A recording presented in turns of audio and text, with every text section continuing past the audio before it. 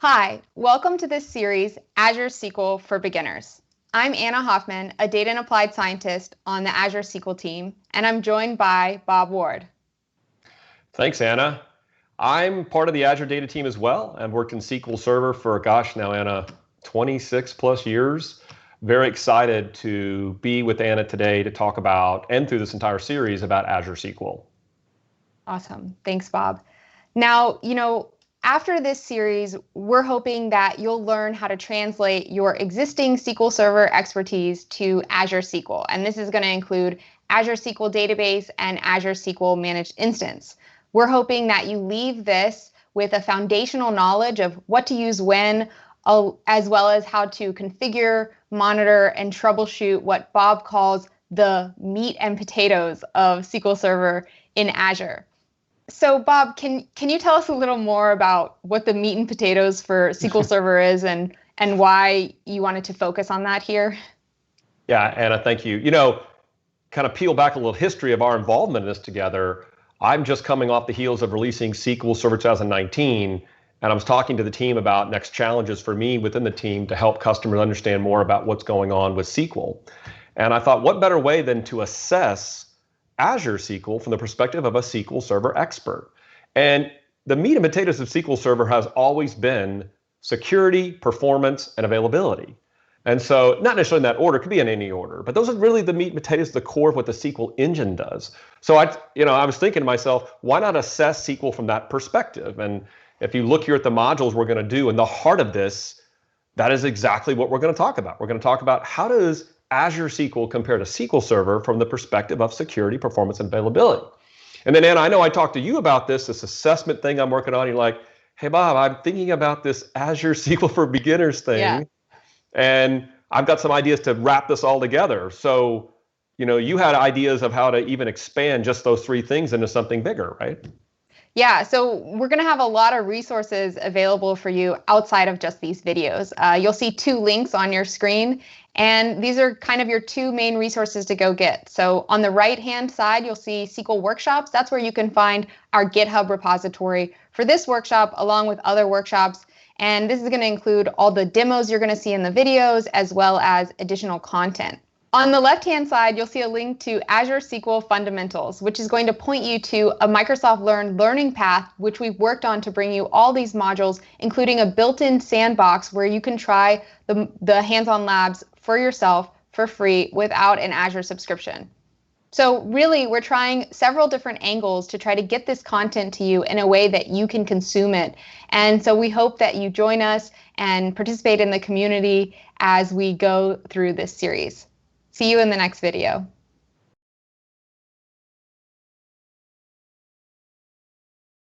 Welcome back. Before we get into the meat and potatoes of Azure SQL, we thought it'd be nice to start with an introduction with a history of how Azure SQL came to be. And throughout the rest of the module, we'll cover overview of the various deployment options and then some comparison between those, especially how it relates to the different service tiers and purchasing models. Now, as we start to think about the history of Azure SQL, Bob, you've been around a while. Can you tell us a little bit about, the history of Azure SQL as you've seen it?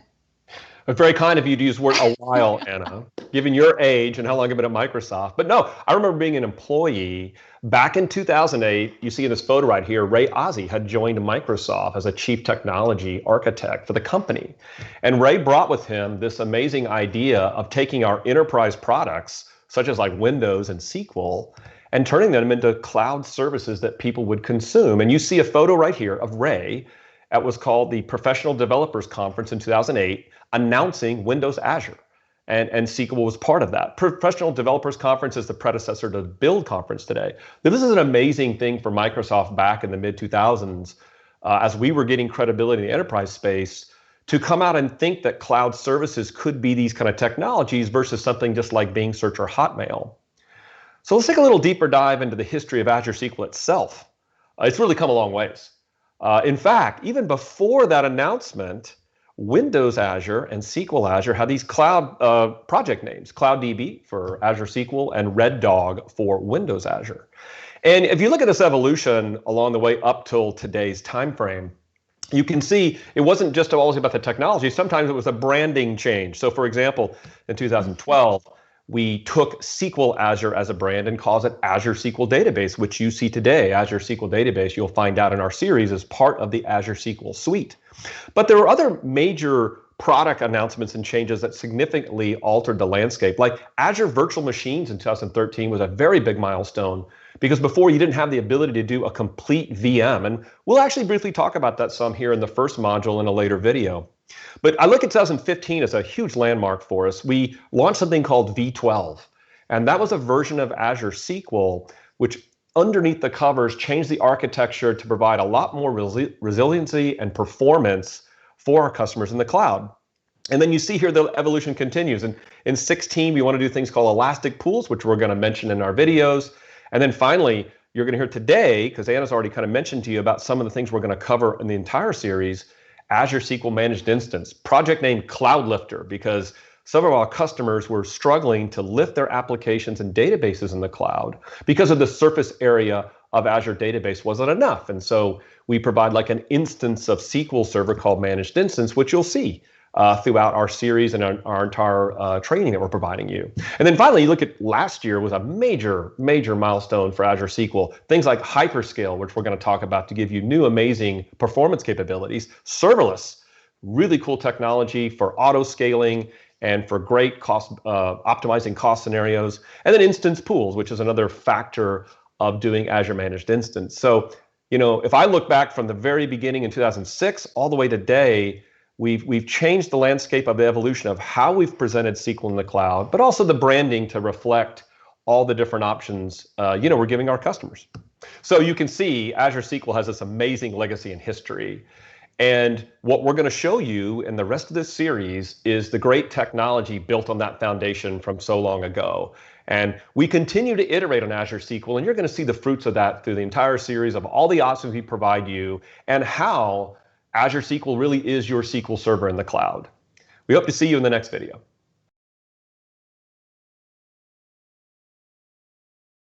Welcome back.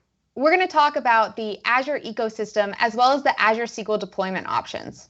Before we get into the deployment options, we thought it would be important to kind of get a general understanding of the ecosystem that's available. You know, as Anna was building this series, I kind of coined this term ecosystem because I wanted you to understand the different parts of Azure that are kind of independent of Azure SQL, but yet integrated. So for example, in order to use or deploy Azure SQL, you need to have an account and a subscription. And you'll see that those are things that allow you to control how often you can deploy Azure SQL, how much you pay for Azure SQL, those kind of type things. The portal is going to be a visual interface, both through a browser, actually there's a phone app for it, or a Windows app that you're going to use to interact and do various things with Azure resources. The marketplace is where you're going to choose various products or services, and you're going to find out the various Azure SQL options you're going to pick from the marketplace. Now, as programmers, you want to interact with Azure resources always with some sort of API or command line interfaces, and Azure is going to provide that. We're going to give you and show you throughout this series how to use different APIs, not just T-SQL, but APIs outside that to interact with Azure resources and command line interfaces, such as the IaaS CLI and PowerShell. The Azure Resource Manager is a very important part of the infrastructure of Azure, and it's a powerful resource that developers like us use for Azure SQL to deploy things and manage things within the entire Azure infrastructure. And you'll see elements of that as we show you how to look at things like activity logs or monitoring and so forth. Well, speaking of monitoring, Azure has its own monitoring system, and Azure SQL snaps into that monitoring system to show you various things like metrics or even things like audit logs. Now, you're going to deploy Azure SQL just like you might in your data centers throughout the world or even in a certain country. We have data centers that you're going to deploy to. We call these data centers in locations called regions.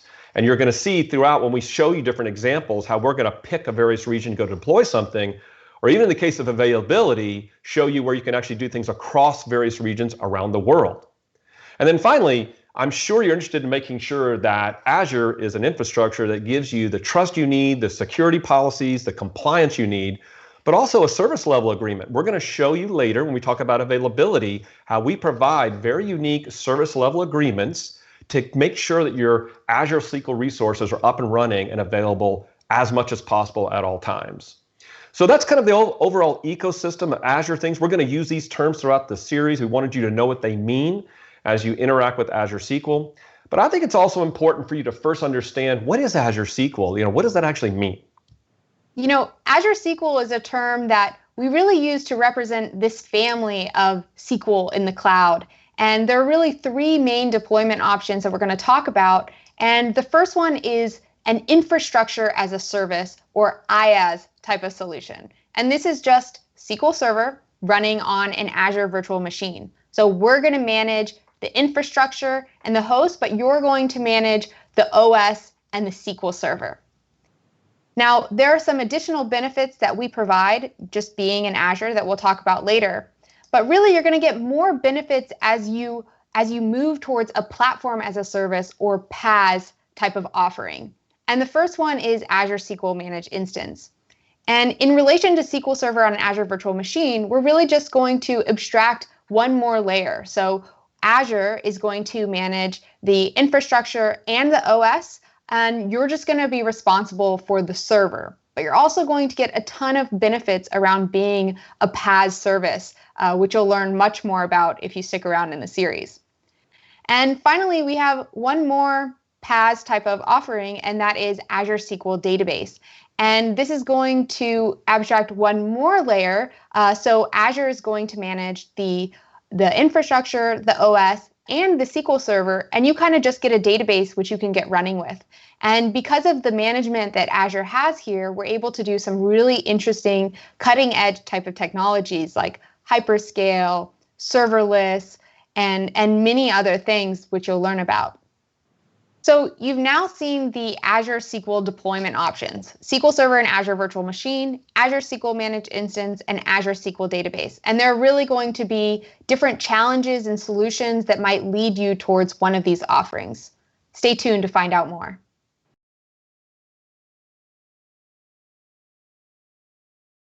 The first deployment option we're going to talk about for Azure SQL is SQL Server on Azure Virtual Machines, which is going to provide the promise of the cloud and allow you to have OS control.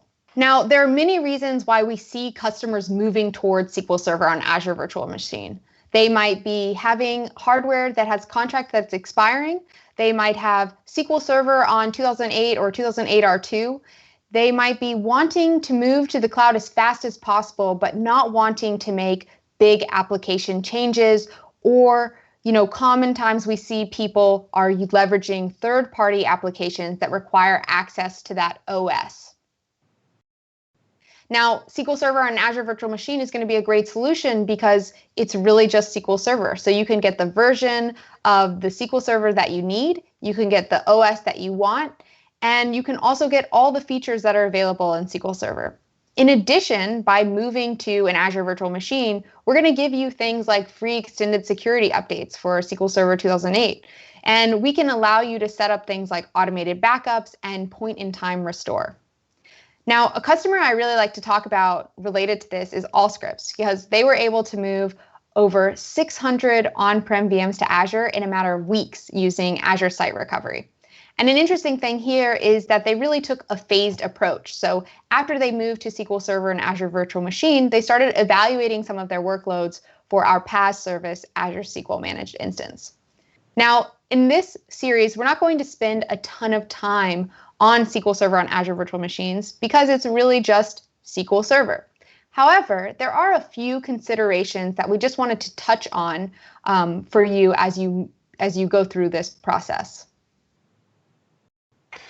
So in this series, as Anna mentioned, we're not going to go into all the depths of Azure Virtual Machine because the focus is going to be more on the differences and similarities between Managed Instance and Database to your SQL Server environment. But there are some important points that you need to know because you are deploying SQL Server in the Azure infrastructure. So first of all, when you're going to deploy a virtual machine, just like you're used to doing something at, say, Hyper-V or VMware, you're deploying these things now in our data centers. So we're going to give you interfaces to do that. First of all, you're going to be able to deploy SQL Server through what we call the Azure Marketplace, which I've mentioned before, through the ecosystem, pre-installed versions of SQL Server, both on Windows and Linux, available to you.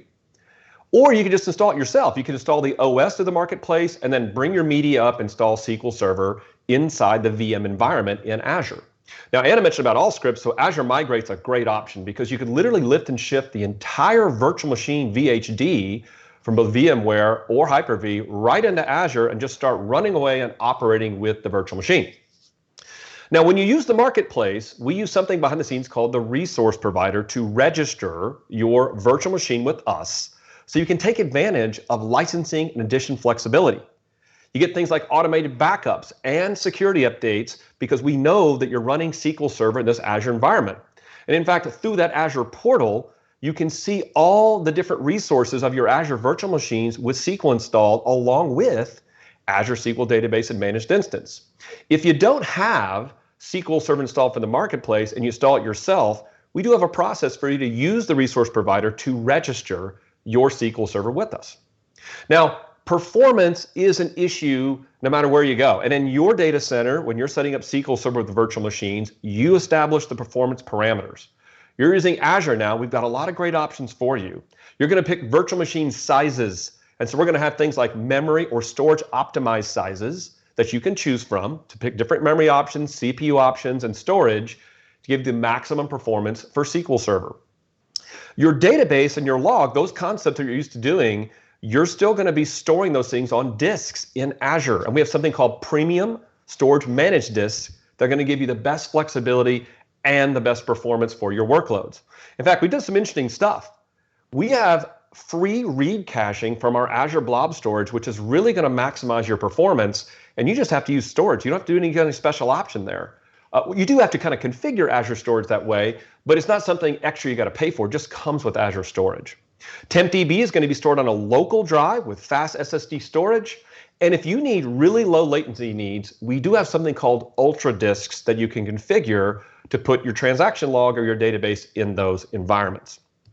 Now, you have to set up networking somehow because remember, you're running your VMs inside the Azure ecosystem and infrastructure. That's okay. We have virtual network environments for you to integrate not only your virtual machine with other Azure resources, but even with your on-premises assets, could be your application, your tools, whatever you need to do.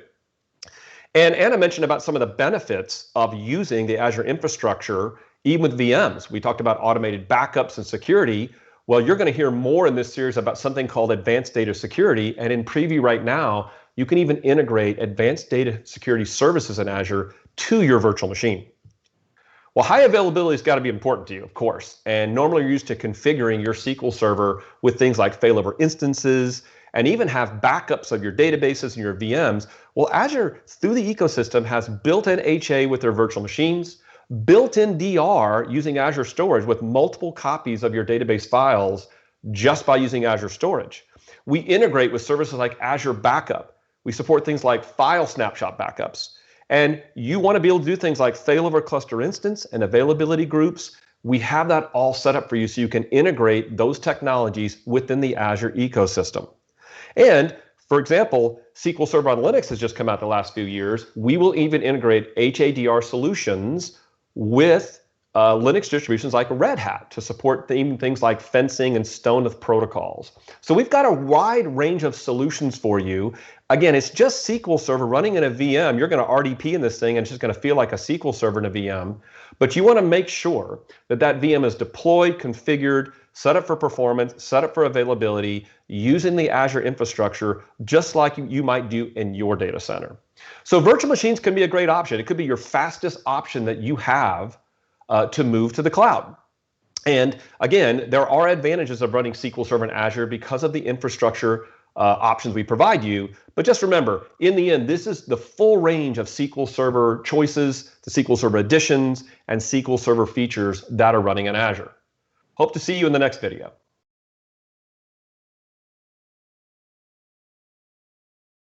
Welcome back. Now, we've talked about SQL Server on an Azure virtual machine, and that's what's known as IaaS, or Infrastructure as a Service. As we move towards Azure SQL Database and Azure SQL Managed Instance, we're moving towards Platform as a Service, or PaaS type of offerings. So we wanted to take the opportunity to kind of break down the differences between IaaS and PaaS. And I think, one big difference before we get started is that in IaaS, or in this case, SQL Server and Azure Virtual Machine, there are a lot of things that you can configure yourself, just like in SQL Server. But with PaaS, there's a lot of automation and help that we can provide. Now, if we look at some examples, when we talk about business continuity and high availability, sure, you can set up an availability group, but that takes some time. You could also do things like set up some sort of long-term backup retention policy or system. But again, that's going to take some configuration on your end. With Azure SQL PaaS services, we can help you set up these things pretty much automatically. With automated backups, we can give you 3 replicas that are geo-distributed without you even having to say that. We just take care of that for you. And with geo-replication, with a few clicks of a button in Azure SQL Database, you can set up geo-replication so you can have read replicas in your region or across other regions. With Azure SQL Managed Instance and SQL Database, you can also set up auto failover groups so that in the time of a disaster, we can automatically fail you over to another region without you having to change any connection strings. In addition, while you can scale Azure virtual machines, even sometimes with a point and click in the portal, Azure SQL Database and Managed Instance offer different scaling options that make things easier. For example, Azure SQL Database offers serverless, where we even do auto scaling of your applications as your CPU demands increase from your application. Azure SQL Database and Managed Instance from a PaaS service offers a versionless SQL Server. It's kind of hard to put your mind around a versionless SQL Server, but no longer do you worry about any updates to SQL Server or anything in the back end for the operating system. We completely manage all updates and changes to SQL and enhancements, and we're constantly feeding in fixes and enhancements to the service on the back end. And then finally, built-in intelligence. You might go out there yourself and try to set up systems to do things like automatic indexing. But imagine if we in the service in the back end could look at your application, recognize patterns of performance enhancements, and automatically recommend or even apply indexes to your environment. Those are just some of the other examples that PaaS provides. Think about this. Think about the fact that you can set up a virtual machine, get some advantages of the Azure infrastructure, but all the different things you need to do yourself in the VM to make it available and performant and secure. Whereas platform as a service, that's the promise of it. We are going to manage things, give you recommendations, provide automation to really, quite frankly, let you focus on the things that are most important to make your database application successful in the cloud. Look forward to seeing you in the next video.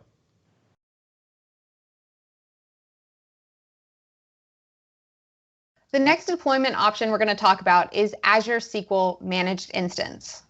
Now, there are many reasons that we see customers wanting to migrate to Azure SQL Managed Instance. The main one is they want to migrate to Azure and they want to remove some of that management overhead and stress with regards to some of the PaaS capabilities that we've talked about, but they might have restrictions. Maybe they need instance scoped features. And when we talk about instance scoped features, we really mean features that are really scoped to the server as opposed to the database. And this includes things like Service Broker, SQL Server Agent, CLR, machine learning services. And so these are just a few of the reasons why we see customers, moving towards Azure SQL Managed Instance. If you think about some of the key features of Managed Instance, first of all, just consider, as Anna just described, the surface area of SQL Server. We originally called this the Cloud Lifter project, and eventually it Managed Instance because you are literally going to be interacting with a SQL Server full instance with that feature set outside the scope of just a database, but we have managed functionality like built-in availability groups, security, and some of those kind of type things. So we're giving you the best of both worlds. We're giving you a SQL Server instance with PaaS managed capabilities. And there's some great differentiators. So first of all, one of the really amazing aspects of using Managed Instance to help you get to the cloud is online migrations. We're going to use database backups and restores and log shipping technology to allow you to do a fairly seamless online migration from your on-premises environment. And as we mentioned, we're going to give you full managed continuity for business availability with things like replicas and failover groups to almost simulate a scenario of an automatic availability group even across regions. So if you think about Managed Instance overall, this is going to be the best of a SQL Server that you're used to using. We're going to manage underneath the infrastructure and the virtual machines, but you're going to go into Management Studio and it's going to feel and look just like a SQL Server. But again, behind the scenes with those great managed capabilities. And a customer that we like to talk about that has moved to managed instance is Komatsu, because they were able to, easily migrate a large database without any code changes to Azure SQL Managed Instance and pretty much immediately see some significant cost reduction and performance gains. So whether you're someone like Komatsu who's looking to easily move to the cloud and see things like cost reduction, or you're looking for more of the PaaS capabilities while still getting that vast SQL Server surface area, Azure SQL Managed Instance might be the right option for your scenario. Stay tuned for the next video.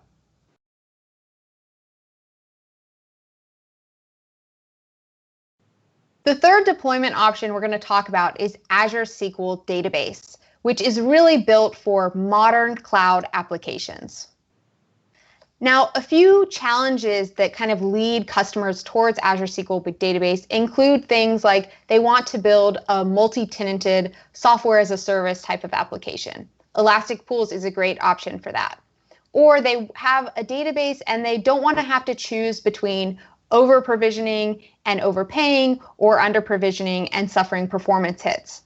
We might also have customers who want to scale independently their compute and their storage, or they just want to start integrating other Azure services with their applications. All of these challenges or opportunities might lead someone towards Azure SQL Database.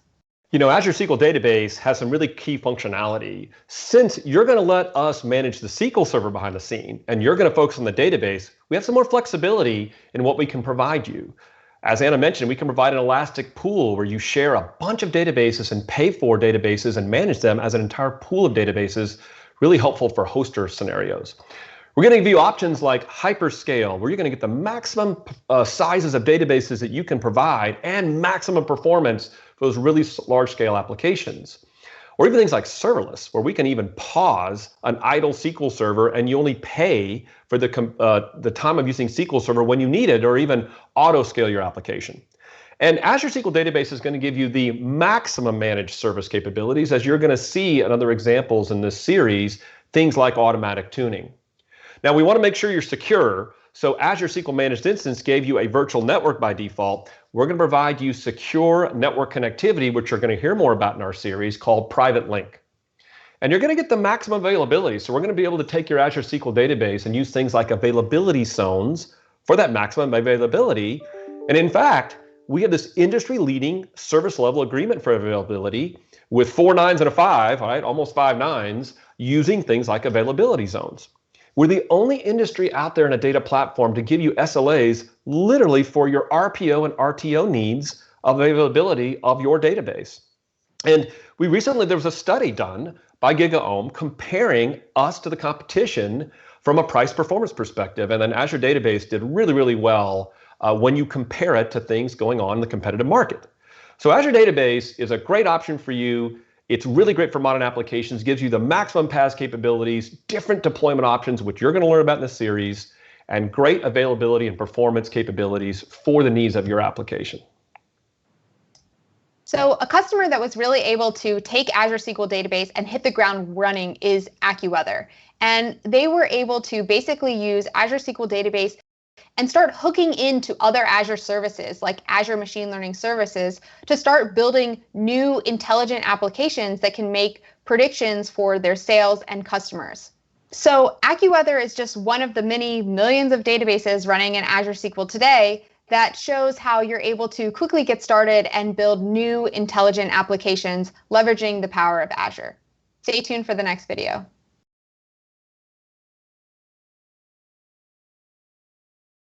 So now that you're familiar with the options in Azure SQL, we thought we'd take a deeper look at the differences between Azure SQL Managed Instance and Azure SQL Database.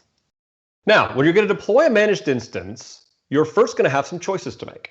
You can deploy a single instance, which is like a single instance of SQL Server, get these capabilities of your surface area, your virtual networks, all the management capabilities, and then you can deploy databases within that instance. Now that deployment time, as we're going to talk about more in this series, that actually can take a while a little bit because we're deploying what we call an entire ring for you for your instance. So we have this option now in preview called an instance pool, where you can pre-provision the instance, and then now an instance pool deployment is going to be much, much faster. It's going to be a more cost-efficient migration scenario because, for example, you're going to be able to host smaller numbers of cores in these instance pool situations. Currently in public preview, so you start with an instance, you pick an instance pool, and then what you're going to do is you're going to dive into what you call service tier choices for deploying a managed instance. And when we look at the service tiers for managed instance, it's a pretty easy decision. There are two options available: general purpose and business critical. Now, most of our customers are running on general purpose, but some of our customers have really extreme requirements that they need around recovery or latency, and they want to take advantage of a readable secondary, which we'll talk about. So those are kind of the main decision points between general purpose and business critical. Now, when it comes to purchasing options, there's only one model, the vCore model. So you don't have to make a choice there. And this is going to let you scale independently your compute from your storage. Now, when we talk about general purpose, you'll hear me talk about remote storage. And what I'm saying here is that your data and log files are going to be stored in remote storage where your TempDB is going to be running on local SSD. To compare that with business critical, everything is going to be running on local SSD. And when we talk about IOPS, and this might be a new term to you, this is I/O per second. You're going to get better IOPS from business critical. Additionally, in-memory OLTP is only available in the business critical tier. So if that's something your application or workload requires, you're definitely going to want to consider the business critical tier. And finally, what happens in the back end is we basically deploy an availability group for you. We'll talk more about the details later, but basically we have 4 replicas for you, and one of those we actually allow you to leverage as a readable secondary. So if you want to separate your read and write workloads, this can be an interesting space with business critical. So for Azure SQL Managed Instance, you really have 2 options: general purpose, which is going to be best for most of our customers, and business critical for if you need low latency, the readable secondary, or a really fast recovery. Stay tuned for the next video.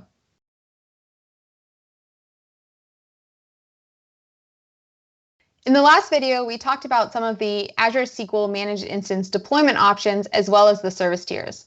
In this video, we're going to dive into the same thing for Azure SQL Database. Now before, when we talked about managed instance, your first choice was to choose a SQL instance or an instance pool. For database, you have a similar choice. You're going to pick a single database with several different options, which we'll talk about, or something called an elastic pool. An elastic pool is something we developed several years ago, especially for hosters that have a scenario where they have a large number of databases they want to provide for their customers, but want to share resources and cost amongst those databases. So again, you first pick a single database or an elastic pool, and then you need to make another choice. And before, with managed instance, you pick a vCore purchasing model. Well, for database, you actually have 2 choices for your purchasing model. You have something called a database transaction unit model, which is one of our earlier models we first released with what was called SQL Azure back then, where you pick things based on what's called a database transaction unit measurement and different tiers within that. And the vCore model is actually what we recommend. So you picked your database or a pool. Now you pick your purchasing option. And if you choose the vCore model, then like managed instance, you're going to have service tier choices.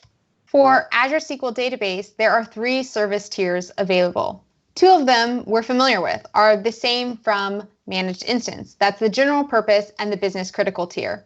And the same sort of recommendation and guidance is going to go along here.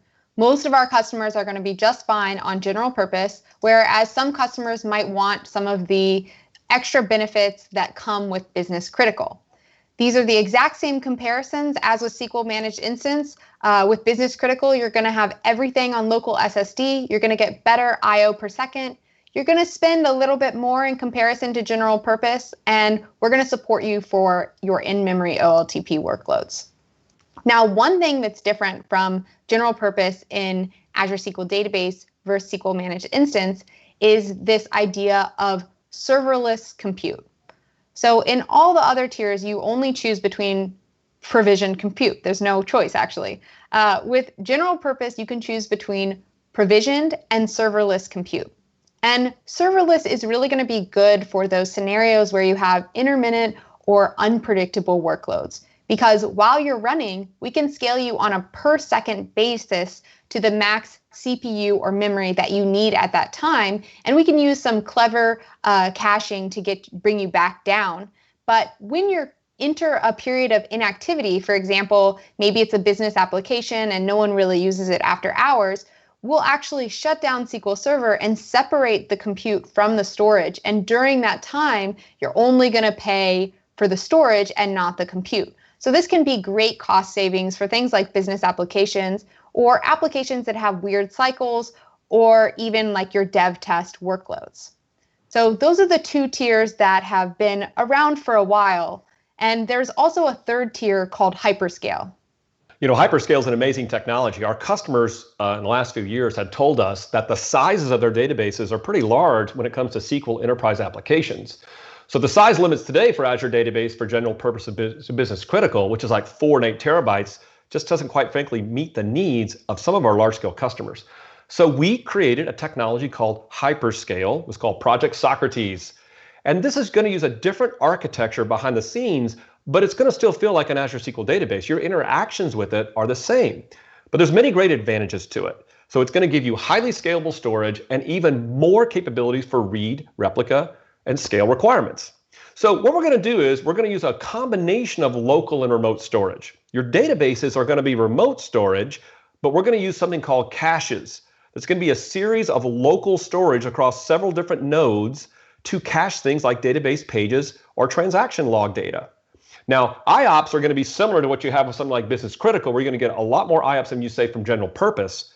But here's the key. You're going to get unlimited storage. Today, we support even up to 100 terabyte databases in hyperscale. We expect that to even go further. Scaling operations are constant. As you're changing your scaling needs for hyperscale, the time it takes to scale from a couple of CPUs to 80 CPUs is a kind of a constant time. And one of the best benefits is your ability to get more replicas. So by default, you don't even have to have any replicas. As you choose replicas, you get higher availability, but you can even get up to 4 read replicas in a read scale fashion from hyperscale. So you see, hyperscale is kind of that third option from general purpose and business critical that is really meant for that scaling need for our Azure SQL Database customers. Now, one possible last choice you may have to make is hardware choice. So if we try to abstract you from that, but you may have some choices you need to make to take advantage of modern hardware platforms in Azure. Yeah, and really today, at the time of this recording at least, the main hardware choice for you is going to be this Gen 5 hardware. But what you'll see over time is that we're always going to be adopting the latest and greatest hardware that can give you additional capabilities. On the right, you'll see some options that are currently available in preview. And you can expect that over time, these are going to change. You might see Gen 7, Gen 8, or even a different naming system. So just know that we're going to keep evolving this hardware to give you the latest and greatest capabilities as far as getting you more storage or getting you more vCores. So now you've seen some of the different options that are available for Azure SQL Database, whether it's the DTU or the vCore model, or the service tier, or the hardware choices. A lot of options, but really we're just trying to make it so you can get exactly what you need when you need it. Stay tuned for the next video.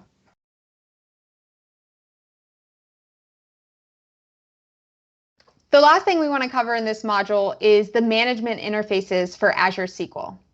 Now, what we mean by that is that there are different ways for you to interact with Azure SQL. One of those ways is the Azure portal. And what you're seeing here is the Azure SQL unified experience, where we've kind of tried to bring that what to use when you've seen throughout previous videos into the portal itself. You know, we want to make sure you have the tools you need. So all of you probably watching this are used to SQL Server Management Studio, and SQL Server Management Studio is completely compatible with Azure SQL Database and Managed Instance. In fact, Azure Management Studio understands it's talking to an Azure SQL database and provides only the options you need.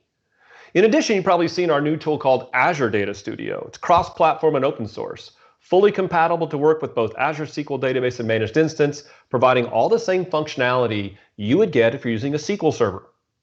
And finally, many of you like me are command line driven. And all of our tools and interfaces that you're going to use are going to be supported across any client operating system you need.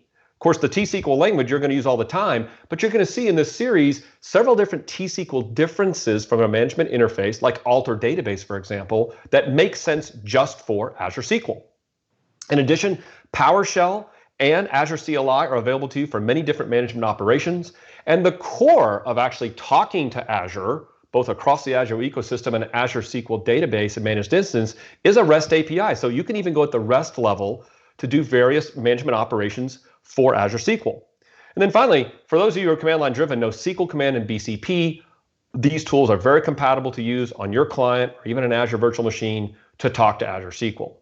So you've seen your choices for management interfaces. You got the portal, which is new to you maybe, but it's going to give you a lot of different options to do many different things to manage Azure SQL. You've got the familiar tool of Management Studio, our new Azure Data Studio, lots of command line choices, the T-SQL language. We think we've given you just about everything you need to manage Azure SQL resources. See you on the next video.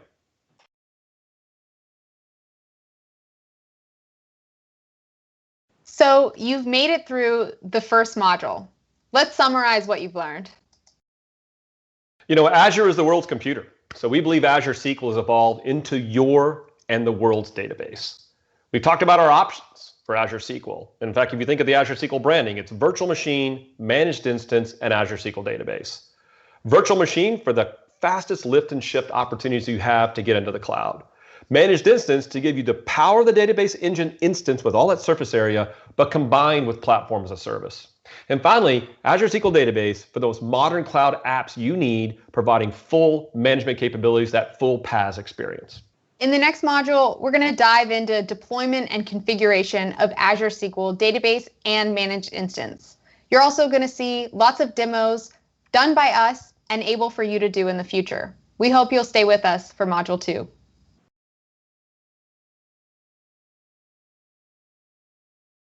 Welcome back.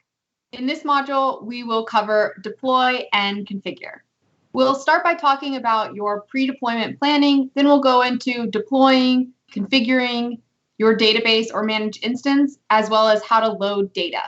So the first part of pre-deployment planning is figuring out what you're going to do in Azure.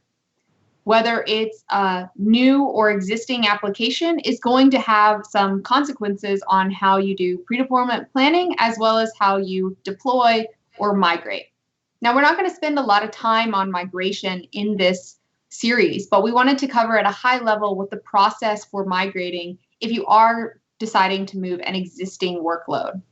First, you're going to go through a pre-migration phase. And in this phase, you can use various tools that we'll be sure to share links to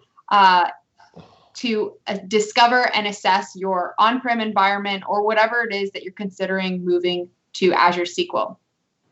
In the next phase, you'll actually migrate, and you'll see we have some options using things like the database migration service to actually help migrate you in an online fashion. And in that way, you can only be offline during the cutover period. Lots more information on this that we will share. And finally, after you migrate, there are a lot of testing and things you should do to make sure you're getting the most out of Azure SQL, as well as that everything's functioning the way that it should. So this is just a high-level overview of the things you might need to think about if you're actually migrating your database, not to mention your application, to Azure. Now, once you've kind of made that decision, the next thing you're going to have to do is go through some of the decisions that you saw in the previous module, but figure out what you're going to do for the specific scenario. So one of the first things you're going to do in this pre-deployment planning phase is decide, how am I going to deploy this? Am I going to use like command line interfaces? There's something called Azure templates you can use, which is very interesting from a command line. Or am I just going to use the portal interface itself? Next, you're going to figure out what kind of option you're going to deploy. Are you going to pick a managed instance? Or are you going to use an instance pool? Maybe you're going to do Azure SQL Database and pick serverless or hyperscale. So you need to take a look at what we discussed in Module 1 about the different options and capabilities these different deployment options provide, and then make a decision on which target you want to go after. Next, you're going to pick a region in the Azure ecosystem. We talked about that a little bit. And there's several decisions that could dictate on which region you pick. It could be the location of your application. It could be what's best for your network considerations, Or it could even be, in some cases, certain Azure SQL options are only available in certain regions around the world. We have guidelines on our Azure website resources on which capabilities of certain Azure resources exist in certain regions. There's tons of regions around the world, so it all depends on your needs. Now, as we talked about in the first module, if you're going to go to Azure SQL Database, you're going to have some purchasing model decisions. Remember, for vCore, that's the only choice you get for Managed Instance. But for Database, you're going to decide, should I use the DTU option or the Microsoft recommended vCore option? Now, once you make that decision, let's say you go to vCore and you're going to use Azure Managed Instance. Then you got to decide on that service tier. We call the service tier also SLO, or service level objective, which gives kind of like SLAs and different resource limits that we're applying to a given tier. So remember, you might pick general purpose or business critical depending on your availability and resource needs for a managed instance. For database, you have the same choices, general purpose or business critical. And remember, for a general purpose, one of your options could be serverless. Keep in mind, things like business critical are important if you're going to use things like in-memory OLTP applications.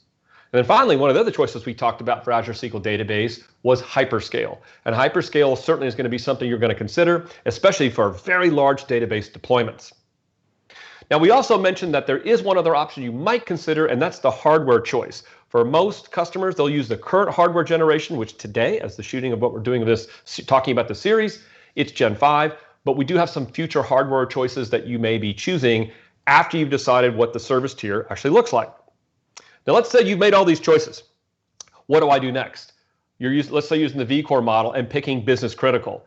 You will have the ability through the CLI or the portal to pick how many cores you want and the size of your data. Now, this decision could be important actually, because the number of vCores that you pick in these different service tiers can actually dictate several other things you may not be familiar with, but it's important for you to know. And we call those resource limits. And there are several different resource limits as a SQL Server expert you may be used to that are going to be applicable to your service tier choice or vCore choice. For example, you're used to memory resources for a SQL Server from an operating system or a virtual machine perspective. We will limit the total amount of memory that the SQL Server can use, either for MI or database, based on those choices we said in the previous screen. Well, there's the number of vCores you pick, business critical, general purpose, could dictate how much memory you get, or even the maximum size of your transaction log, and even things like transaction log rates. The size of TempDB is also dictated by these choices. We have a complete table in our documentation that goes over all these details of things like max concurrent workers, and even your choices of backup retention, because we have things like long-term backup retention that are only available in some situations. So as you make these different pre-deployment choices, you need to decide what is the right model for you, look at your resource limits, look at the capabilities, and mix this together to decide, which way should I go when I'm going to deploy a managed instance or an Azure SQL database. We've talked about the options. We talked about, Anna mentioned the fact that you might do a new deployment or you migrate an existing SQL Server deployment or even third-party applications, databases. And then you need to go through this phase of deciding how you're going to deploy, whether it's visual, what are your options you're going to pick? Are you going to pick managed instance? You're going to pick database? Are you going to pick various service tiers? What are the resource limits to them? Are you going to pick various hardware options? And go through that exercise of taking your time to ensure that the target you pick is the best. But hey, here's some good news. We're going to show you in part of this series how when you make a choice, there are options you have to move to a different choice depending on your availability and performance needs. So I hope you join us for the next video.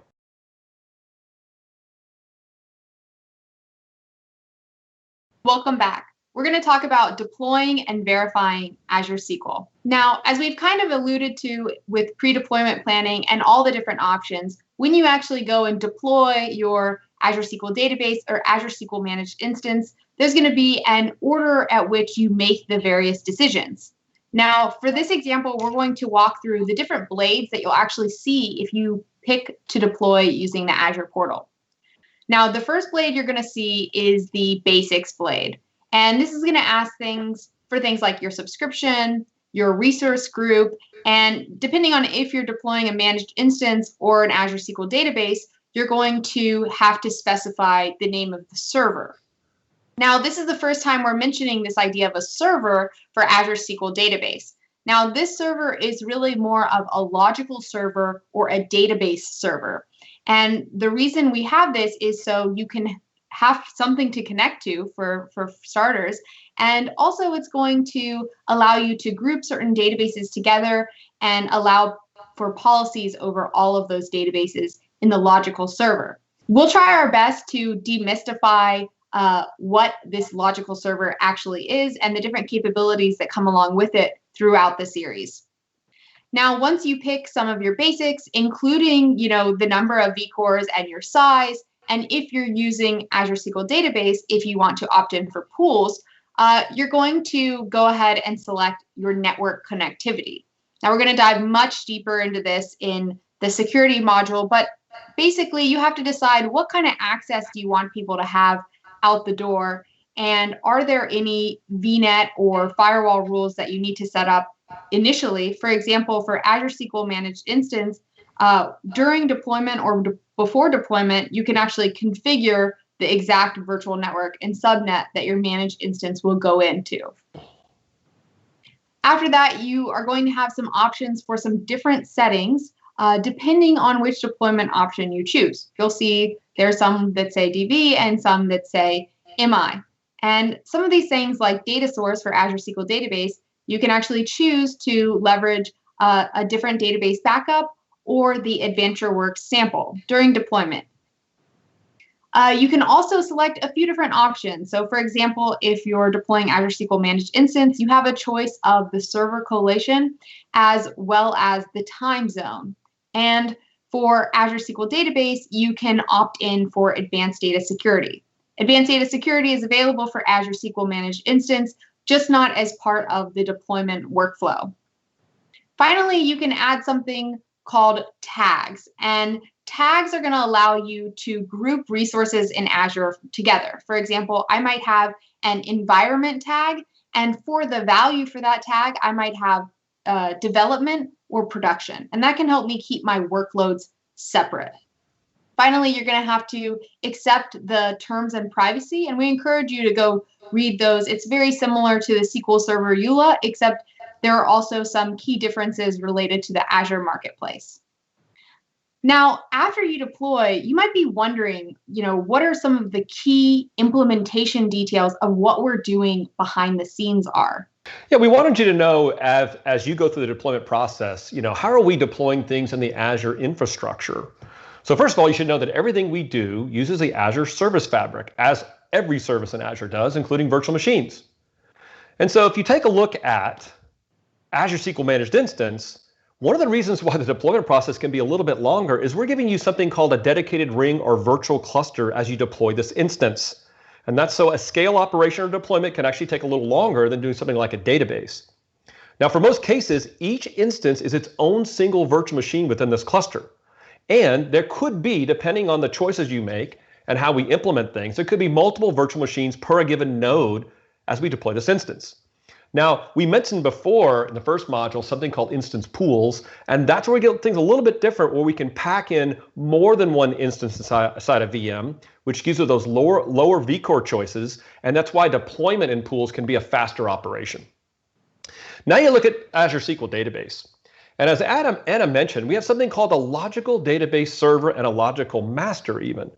Don't think of this as an actual physical SQL server, although we really do use a SQL Server instance behind the scenes to deploy your database. In fact, aside from some smaller choices in a subcore model, say in the D2 model, we deploy a dedicated SQL instance behind the scenes for your Azure SQL Database to keep you isolated and performant.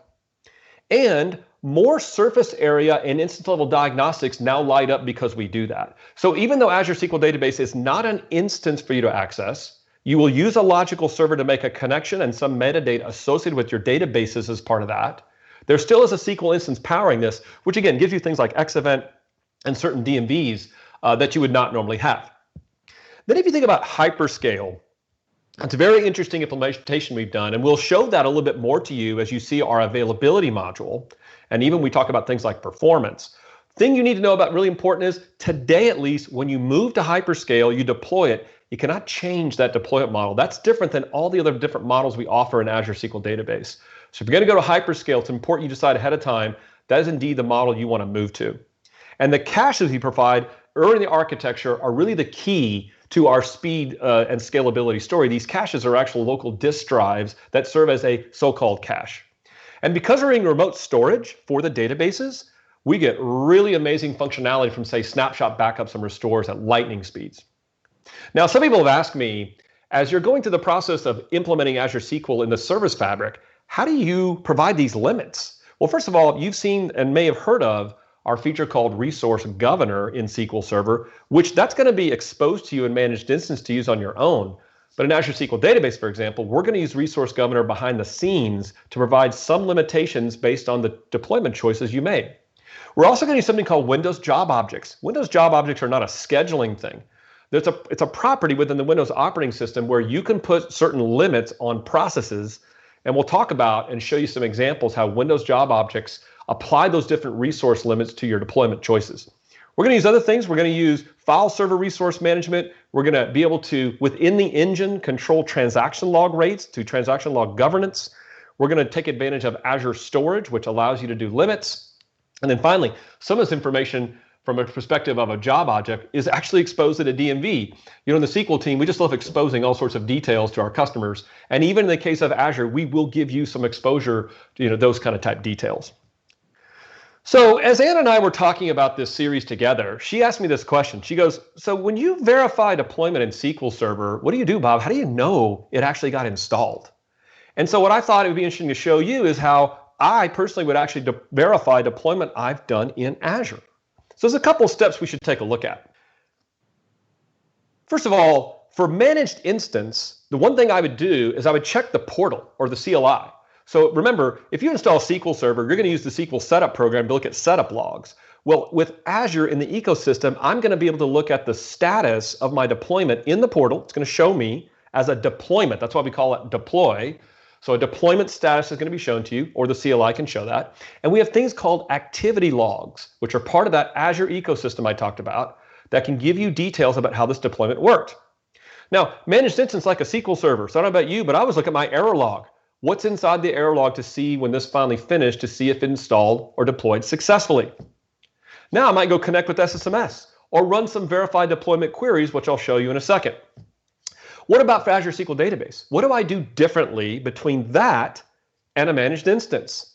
Well, guess what? It's exactly the same, except we don't expose the underlying error logs of the instance to you in Azure SQL Database. So you're going to use the same process that you're going to use with Managed Instance, though, to do these verified deployment steps. Now, what about connecting with SSMS? You've deployed Azure SQL, you're ready to go. How do I do it? We're going to show you some examples. But you know how simple it can be? You get your connection with a network to the internet through its Azure virtual machine, or are you doing it from your own on-premises? You're going to get the name of a server to connect to, whether it's your Azure SQL Database logical server, or it's going to be your Managed Instance. You're going to use the credentials you supplied during deployment, and you're going to be able to just connect to that Azure SQL Database or Managed Instance. Now, what I usually do with a SQL server is I run a few query examples. So these are the kind of queries I run just to kind of check my deployment, whether it's looking at the version of the deployment, looking at the different databases like the system databases, looking at various objects to make sure these catalog views are working properly. Now, there's a series of DMVs I often use to look at schedulers or the properties of the operating system, or even just show me the background tasks that are running. I want to make sure Lazy Rider is running on my server. This is going to look very similar to you as a SQL Server deployment with a few differences. You're going to be able to use server property to look at the specific engine addition, which is going to show you, is this a database or is this Managed Instance versus a SQL Server? And then finally, we're going to start showing you in this series how we have some diagnostics that are specific to Azure. And here's a couple examples of some DMVs that we would use that are very specific to the Azure deployment. And we'll show you some examples of what that actually looks like. Yeah, just to summarize what we showed you, Anna showed you the deployment experience as though you were in the portal, the different choices you make, just like you were installing a SQL Server. Then we talked about some of the implementation details behind the scenes so you can have an idea of how we deploy things within the Azure Service Fabric and the different virtual machine details and how we limit certain resources. And finally, we kind of gave you our perspective of how we would verify deployment, whether that's using activity logs or things within the Azure infrastructure, or just running some queries from SSMS to see what this Azure SQL deployment looks like. Looking forward to talking to you in the next video.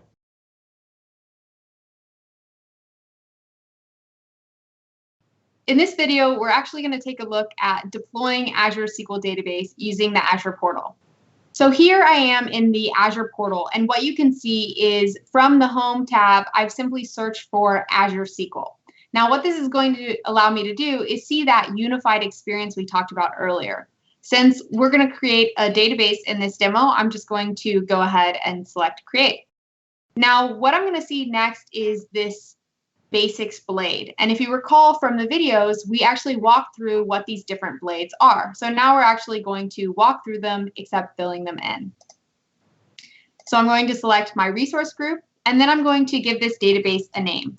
We're going to use the AdventureWorks sample, so I'm just going to go ahead and title it AdventureWorks plus a unique character or string of numbers.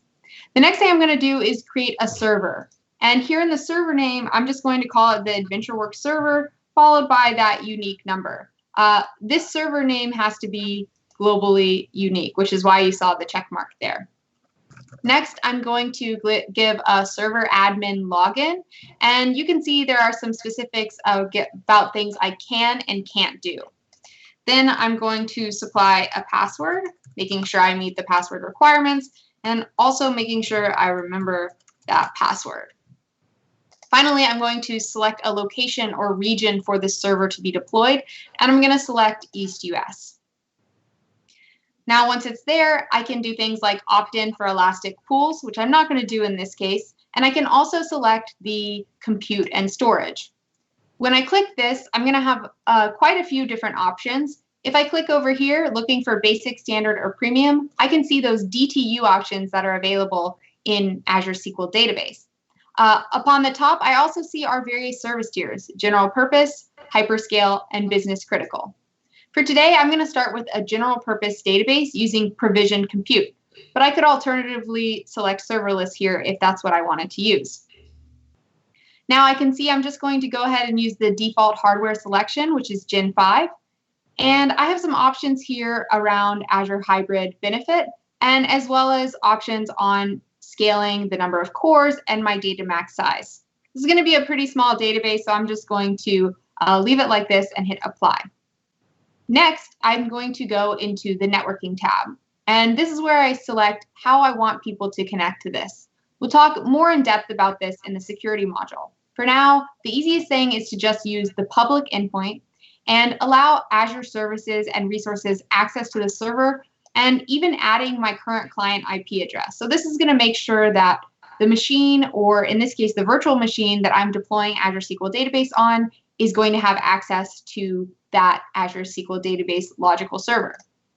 Now, in additional settings, you'll see I have options for a backup or a sample database. I'm going to use the sample, and the sample is AdventureWorks LT. Notice that I cannot select the database collation here, and the reason for that in this specific case is that it's already defined by this sample. I also have an option for advanced data security, and I'm going to go ahead and start that free trial. Finally, I have tags, which I think I mentioned that I can do something like select an environment and refer to this as my development environment. This is going to help me group things when it comes to billing and subscription management. In Review and Create, I can review all the options that have been selected and go ahead and select Create. Now, this is going to initialize and kick off a deployment, and this will take about 2 to 3 minutes. Now, once the deployment is complete, I can look at some of the deployment details, like what was deployed and the status of it, or any details if something goes wrong. I can also download this. Since everything went well, I'm going to go ahead and go to the resource. Now, once I'm in the resource, I'm seeing a lot of things which we'll learn more about as we go throughout. The main thing I want to grab here is the server name. So I'm going to go ahead and copy that, and that's how we're going to actually connect to this database server in SSMS. If I switch over to SSMS, I wanted to give a brief reminder of how you might connect using other SQL Server deployment options. For example, on this virtual machine that you see, I have SQL Server 2019 deployed. So you might be familiar with Windows authentication, and I can just deploy to the local instance by using dot. So I'm going to go ahead and connect, And under databases, you'll see I also have the AdventureWorks database deployed. Now let's take a look at connecting to a managed instance. I have one stored here, so I'm just going to go ahead and connect to that. Notice I'm using SQL Server auth and go ahead and connect. And now right off the bat, what you can tell is there's a little bit of a difference in these little icons. And in the databases for managed instance, what I'm going to see is I'm going to be able to see all these system databases. And if I expand that for SQL Server, I'm going to see something similar here as well. Now, the final option I wanted to show you is connecting to that database server we just deployed. So I'm going to go ahead and paste that in here, that AW server 0602.database.windows.net, and I'm going to supply my password. And there are a few options I have here. I can choose to actually connect to a specific database. As you'll see in later modules, sometimes you might only have access to a specific database as opposed to the whole logical server. So I might want to specify that here. For now, I'll just connect to the whole logical server. And I'm going to go ahead and select connect.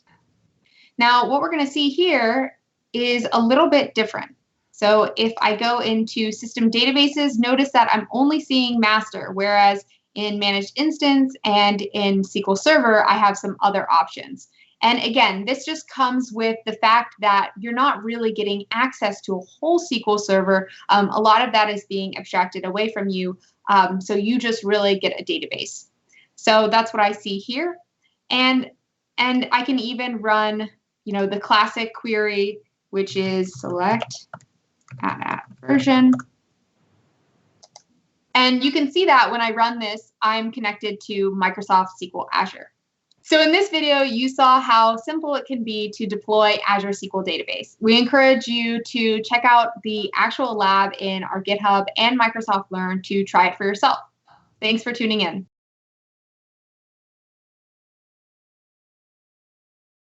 In a previous video, we talked about how you might be able to run some queries, some T-SQL queries to verify your deployment of Azure SQL. Thought I'd show you some examples of that. Right here, I'm actually using the tool Azure Data Studio, and I'm connected to an Azure SQL database. In fact, if you go right here in the screen, change connection, you can see how you yourself can connect an Azure SQL database. I'm using the logical server, my SQL login, and you can even choose directly a database to connect to. So one of the things I love about Azure Data Studio is the capability of something called a T-SQL notebook. And so I'm using a T-SQL notebook here, which is a combination of markdown text and T-SQL code in form of cells. So this is showing an activity that you yourself can get access to, the resources we provided to you to try to run deployment verify queries against Azure SQL Database. So the first thing I'm showing you is a query of the popular select at version. You saw Anna do this with Management Studio.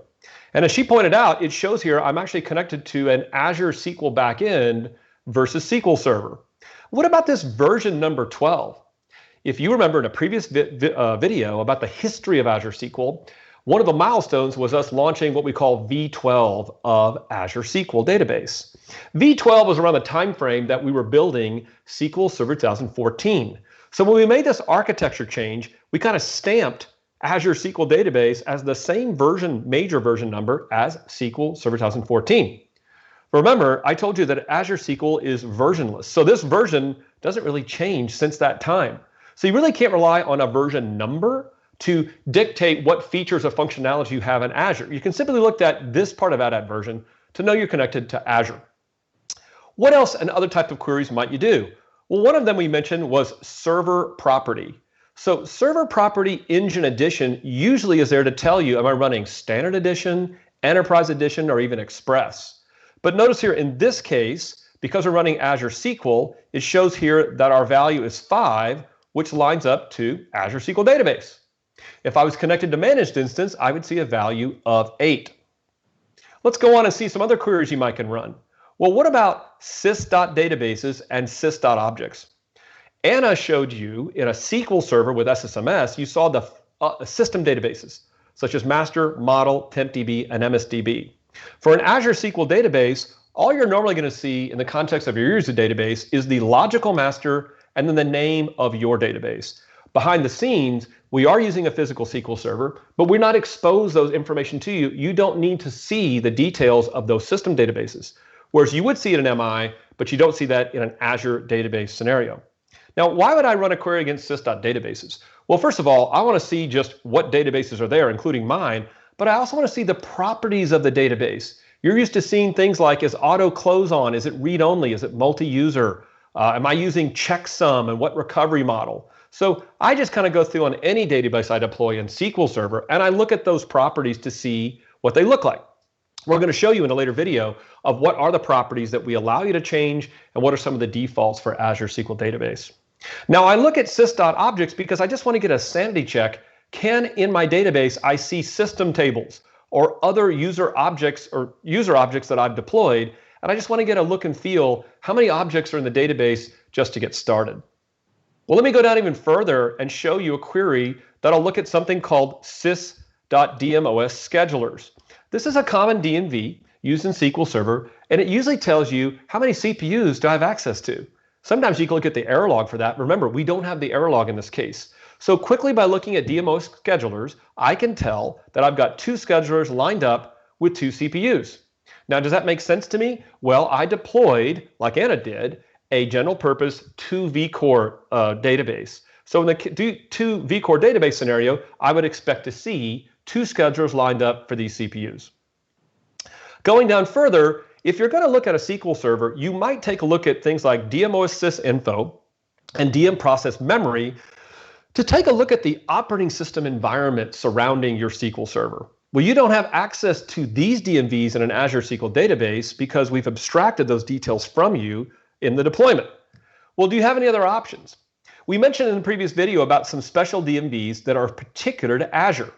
One of them is called DM User DB Resource Governance. And if you look at the output of this DMV for this database, you're going to find some interesting piece of information.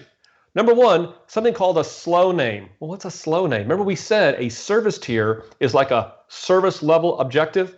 Well, you can see kind of the code name here. This is a general purpose database using Gen 5 hardware with 2 vCores.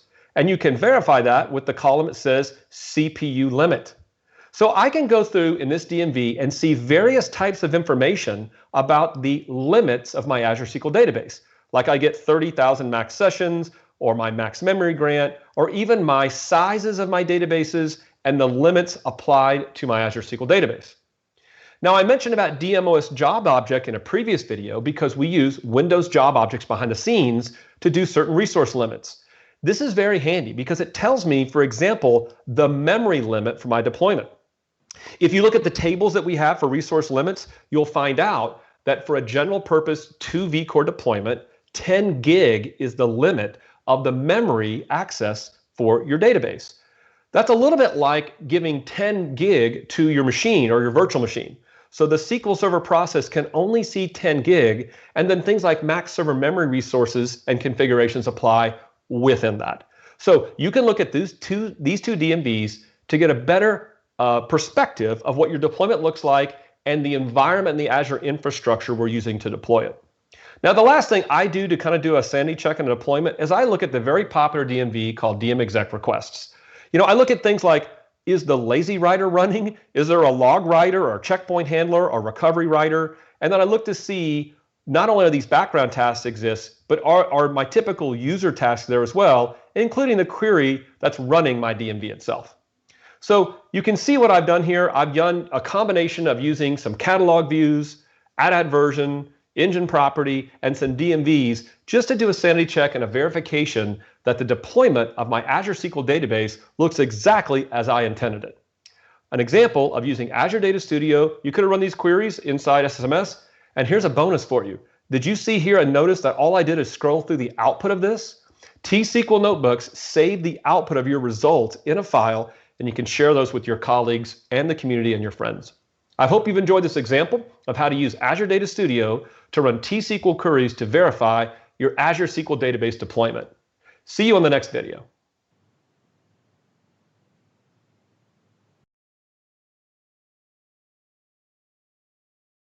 After you've deployed and verified your deployment of Azure SQL Database or Azure SQL Managed Instance, The next thing you might do is configure your server or your managed instance.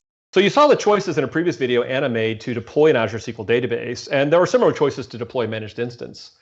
I thought it might find interesting about how to compare configuring a managed instance or an Azure database or logical server with configuring a SQL server. How do you compare and contrast these things? Well, first of all, consider managed instance. Remember, this is a SQL instance.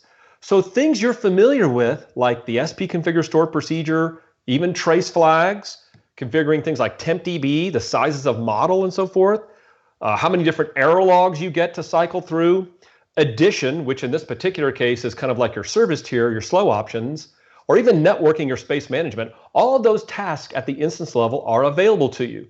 In some cases, there are some limitations. For example, you don't get to restart your managed instance, so you can't pick a configuration option that requires a restart.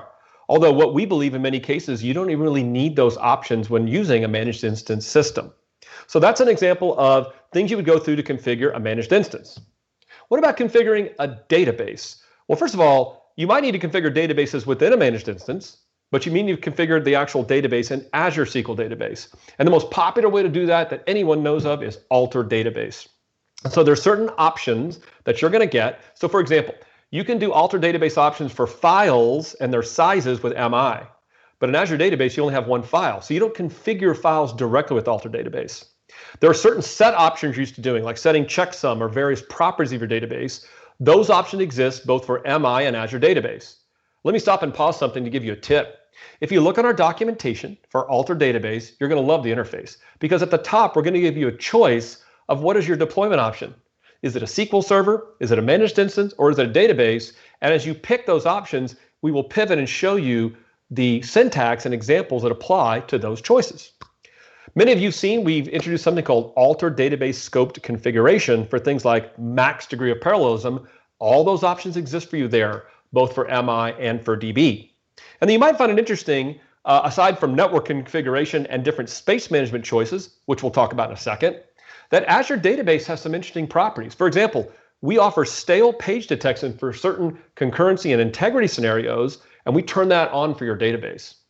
And there are certain default options that we put on for an Azure SQL database that you may be familiar with. For example, read committed snapshots on by default to actually help with locking scenarios. Azure databases, and even in managed instance, only support the full recovery model. So that's on by default and cannot be changed. But we're going to light up checksum for integrity. We're going to turn on query store, which we'll talk about in other modules for performance. And we'll even put on by default transparent data encryption and the new feature called accelerated database recovery. So these are the default options that are kind of nice for you that we just light up for you to give you that more managed experience. Now, I thought you might find interesting that if you're configuring a SQL server with a tool like SQL Server Configuration Manager, you might be used to some things like starting and stopping the service, or turning on locked pages in memory with certain options, or instant file initialization, or even file stream. We restrict those choices from you. Now, some things like locked pages in memory, we're studying for the future. Should we enable this by default? And do we even need to do that in our infrastructure? But Anna mentioned about server collation. You can pick that in an NMI deployment, but you can't change it past that point. So it's kind of important you make that decision up front of what you're going to use. All these other options like alter server configuration, where you might use it for like NUMA deployments and so forth, none of those kind of type things make sense in a PaaS environment, so we don't turn on and don't allow the T-SQL syntax. Now, you may be used to things like mixed mode security or log on auditing with SQL Audit or Server Proxy. None of those things really apply or are allowed to be configured in managed instance, but you have to ask yourself, does it matter? So mixed mode is on by default because you have to supply a SQL login when you deploy. You're going to see in the security model, we're going to allow you to do Active Directory authentication, so you're going to get that world together. And logon auditing is done in SQL Audit for a SQL database, but you're going to find out that we're going to give you some options in managed instance that are going to feel more like a SQL server. So if you think about these all combined, you're going to perform some of the same tasks you're used to in configuring a managed instance, like you do a SQL server with some differences. You're going to configure databases very similar like you use in SQL Server, but there's some things at the instance level with tools like a SQL Server Configuration Manager that just don't make sense in the Azure world. Now, we mentioned before in this configuration task, you may have to consider things like space management. So we thought we'd take a second and explain some of the differences between space management in Azure SQL Managed Instance and Database versus SQL Server. For example, when you picking the storage capacities for a managed instance to based on what deployment option you pick, you're picking the max storage for the entire instance, not for the database. So vCores can actually affect this, and in the case of business critical, in order to meet our SLAs and because you're using local storage, you actually have a little less space than you would have in a general purpose scenario. The databases that are created use model, but the models are slightly larger and they're configurable in these scenarios with managed instance. You can alter the size and number of files, but you don't place files in physical locations in Azure Managed Instance. But you have to ask yourself, does it matter? If you have the performance you need, the various IOPS options and latencies, placing files in physical storage are actually one thing that we're doing to abstract you. It's one of the benefits of platforms as service. Now, many of you have used SQL for a while or used to running out of space. And so an 1105 error, which is the most common error in the world to run out of space in a database, it still applies. But what if you ran out of space for the entire instance, as I told you is one of the ways of configuring your managed instance? You get a slightly different error to say, hey, you've run out of the max capacity of your managed instance. You've got to actually give it more space. Now, one of the interesting aspects of using managed instance is that databases for general purpose are on Azure storage, not local. As it turns out, there are some options where you can increase the size of your files on those Azure storage options and get better performance depending on that size you're picking. What about Azure SQL Database? Is it similar or different? One difference that I've noticed when I'm looking at it is I'm always looking at things like sys.databases for max size of my files. So when you deploy an Azure SQL Database, you're going to pick something called data max size. That is the maximum possible size of a single database file that applies to Azure SQL Database. But what you might find a little bit interesting is if you pick a really, really large size, we don't deploy a file immediately of that size. We may grow into that. So the max size in a catalog view may not be exactly data max size, but it'll grow into that size. Hyperscale, as we've talked about, that architecture is a lot different. You don't even pick a size. Hyperscale just creates a database of 40 gigs and just grows itself automatically. And again, you're going to see in the architecture, that growth's not going to affect you because we're using Azure storage for your databases, but a series of caches to support performance in each part of the tiered architecture of hyperscale. Now, transaction log maximums can be a little bit different in this space. They are actually 30% above your data max size, and that's the max you need.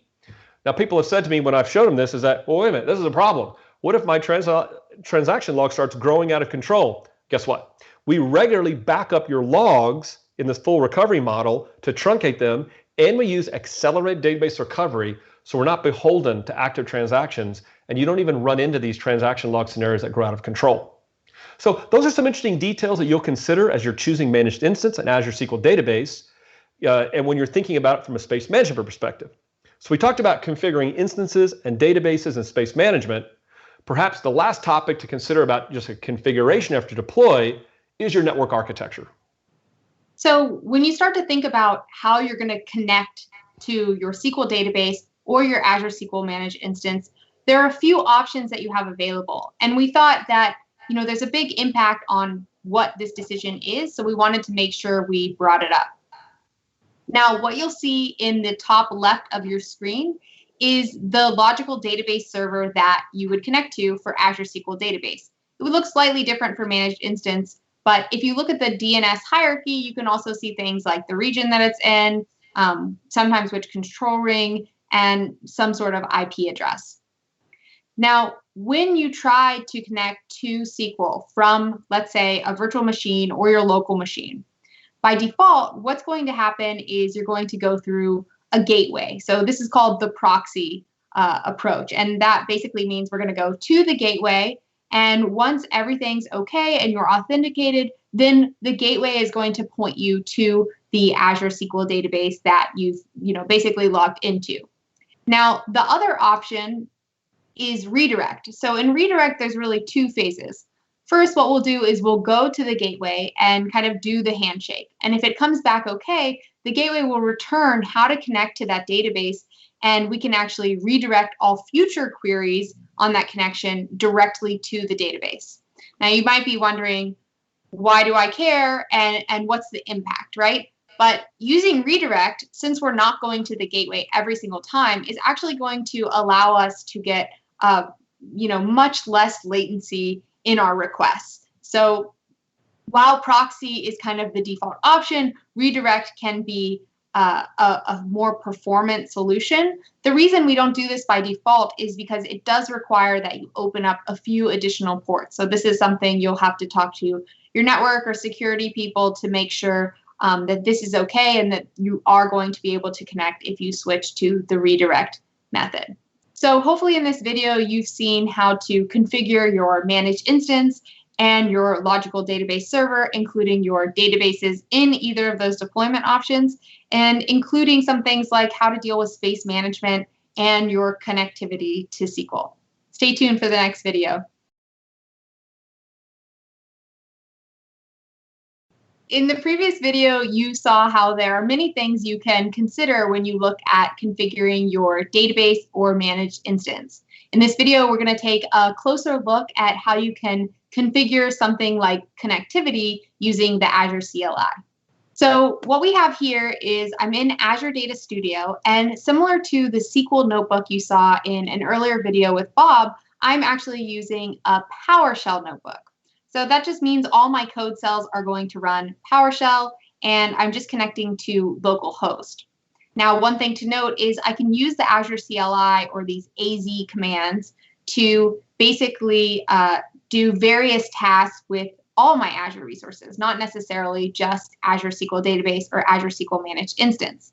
And I can use this in the Cloud Shell, which you'll see in a later module, or I can use the Azure CLI in something like PowerShell like we're doing here.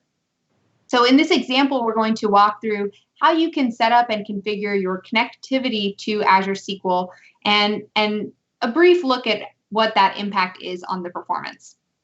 So first, what I'm doing is I'm using AZ SQL Server connection policy show to get the current connection policy to my Azure SQL Database logical server. So what you see is I got the default response. This default response means that for services within Azure, I'm going to use the redirect method, but for services outside of Azure, I'm going to use the proxy method. Now, for this little test that we're going to do, we're going to update the connection policy to proxy. So basically, we want everything to go to the gateway and then go to the database. So what I used is AZ SQL Server connection policy update, and then specified the proxy policy type. And then I'm just, printing out that connection type to confirm that it worked. So now that it worked, we can do kind of an unofficial test to see how it affects performance. So in SSMS, I'm just going to create a new query where I select all from saleslt.product, and I'm going to include client statistics. Now I'm going to run this 10 times, and then we can get a good average to see what our network latency is. So now that it's run, I can go into client statistics, and down at the bottom, I can see the wait time on server replies. Now, if I scroll all the way to the right, what I'm going to see that on average, the wait time on server replies is about 50.67 milliseconds. So basically what this means is it can be an indication to the network latency that I'm seeing. So now if I switch back to Azure Data Studio and we kind of remember that number of 50 milliseconds, what I'm going to do is update the policy to redirect. So remember, in redirect, we're going to go to the gateway the first time, but then we're going to go directly to the database after that. So what I've done is use the same command to update the connection policy to redirect, and then I'm just printing out the connection type to confirm that that worked.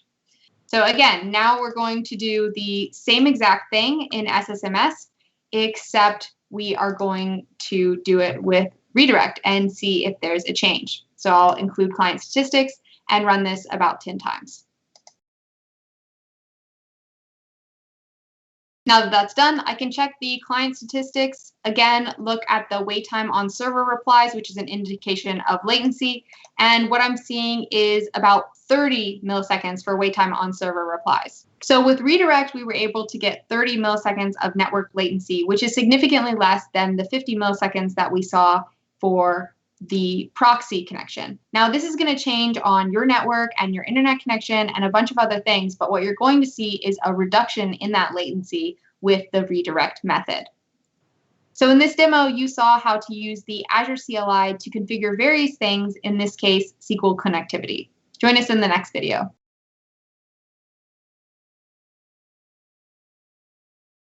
Once you've configured your Azure SQL Database or SQL Managed Instance, the next thing you might think about is how you're going to get data in there. There are a lot of options available, and some of these might look familiar to you. For example, you can use BCP, and this is going to allow you to connect to Azure SQL from on-prem or to connect to Azure SQL from an Azure virtual machine. You can also use things like bulk insert, except instead of pointing from on-prem files, you're pointing from something like Azure Blob Storage. There are various options available. One that you might not have known is that you can actually use Spark connectors to connect to Azure SQL Database. You can also, using the portal, create copies of your database using database copy, and this is also supported in some of the CLI options. The last point I wanted to mention is that in Managed Instance, you can actually restore a database natively from a URL. Now, these are just some of the options, but there are some various things you need to consider when you're choosing which option and choosing how to load data. Yeah, Anna just mentioned the fact that you could use bulk insert as a T-SQL option with Azure SQL, but if you think about it, you don't have access to the file system like you do on your servers, so you would be using Azure Blob Storage as a URL in those cases, and we fully support that. But also just consider the fact that it's going to be much more efficient for you to load your files into Azure Blob Storage using various tools Azure provides. It's much more fast, much more seamless. And of course, you might want to keep these files in Azure Blob Storage for other purposes and a repetitive mode of trying to maybe do ETL jobs and so forth.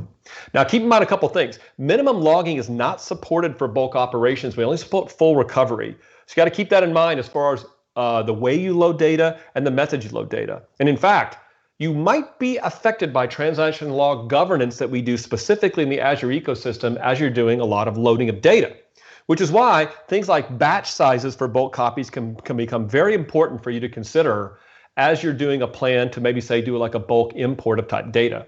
And then if you've seen column store indexes, specifically clustered column store indexes, that can be a much more efficient option for loading data. And in some cases, if column store is the right choice for you, can avoid some of these governance and transaction log modes. So we've covered some of the options of loading data in Azure SQL, whether it's popular programs you've used like BCP, using bulk insert, using SSIS, even the new Azure Data Factory. And I mentioned about Spark connectors. Keep in mind you can do database copies. You can also do restores with Managed Instance from a database that you've backed up with copy only. And keep in mind those special properties of doing, especially like doing bulk import scenarios, to make sure you're using the right batch size to avoid governance problems, and to be more efficient by using Azure Storage as maybe a place where you're keeping a lot of your native files, and then use that as your central repository to go do loading your data into Azure. I hope you've enjoyed this brief video talking about loading data, and look forward to talking to you in the next video.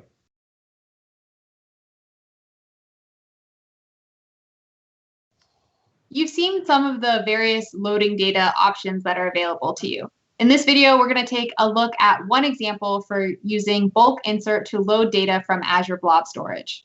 So we're back in Azure Data Studio, and you can see this time I'm using a SQL notebook, and I'm just connecting to my logical database server as well as the specific AdventureWorks database. Now, what I'm going to do is just walk through the various steps that are required to doing a bulk insert from Azure Blob Storage. Now, many of these things should be relatively familiar to you in T-SQL. It's just slightly different as we authenticate and get data from Azure Blob Storage. So the first thing I'm going to do is create a table. It's going to be hard to put data anywhere if there isn't a table for it to go. The next thing I'm going to do is create a master key, and this is going to allow me to create a database scoped credential. And this is just going to depend on how you've configured your Azure Blob Storage for access. Now, what I'm doing here is I'm creating that database scoped credential, and there are a few things to be aware of that you don't get tripped on. So, for example, there's this thing called a shared access signature. And you can generate this using various methods, but one is using Azure Data Explorer or the Azure portal. And basically, you generate this from your Azure Blob Storage so that you can, or in this case, we can connect to that data and actually pull it down. Now, one of the gotchas is that you want to make sure you remove the question mark that is present at the secret at really all of these secrets. So just make sure you remove that. Now, the next step that I'm going to do is I'm going to create an external data source. Now, if you've worked with SQL Server 2019 or seen some of the Poly-based demonstrations, this is kind of similar to what we're doing there. So we're going to create an external data source called dataset, and we're going to specify the type as blob storage, and we're going to reference the location of where that data is and the credential which we created in the previous step. Finally, we're ready to do our bulk insert. So I'm going to kick this off, and it takes about a minute to run. So I'm going to talk to you about a few of the tips that I've added in comments of this section. One tip is setting no count on.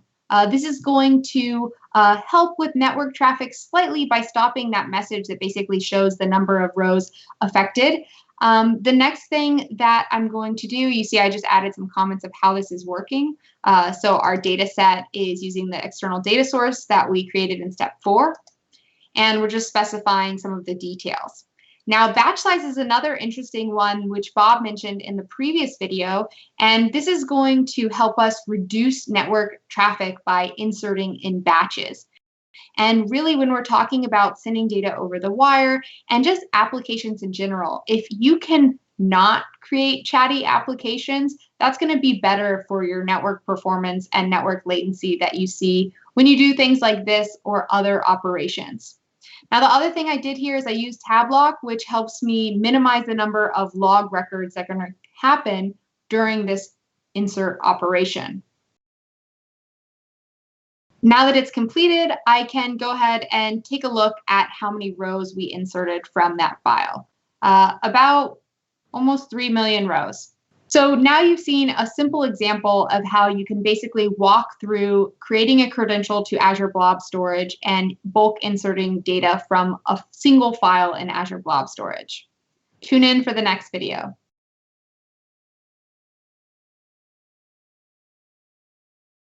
So if we think back on the module that we've just completed, you've really learned a lot about deploying and configuring Azure SQL Database or Azure SQL Managed Instance, whether it's planning your deployment before deployment or planning your migration, through deploying with various options, through connecting and verifying using things like SSMS and Azure Data Studio.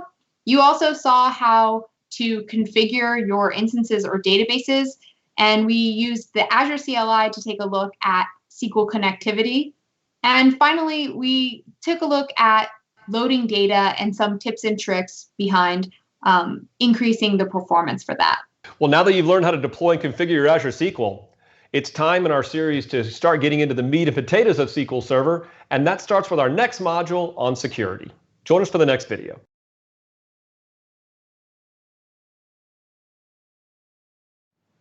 Welcome back, and welcome to the third module where we're really going to dive into security.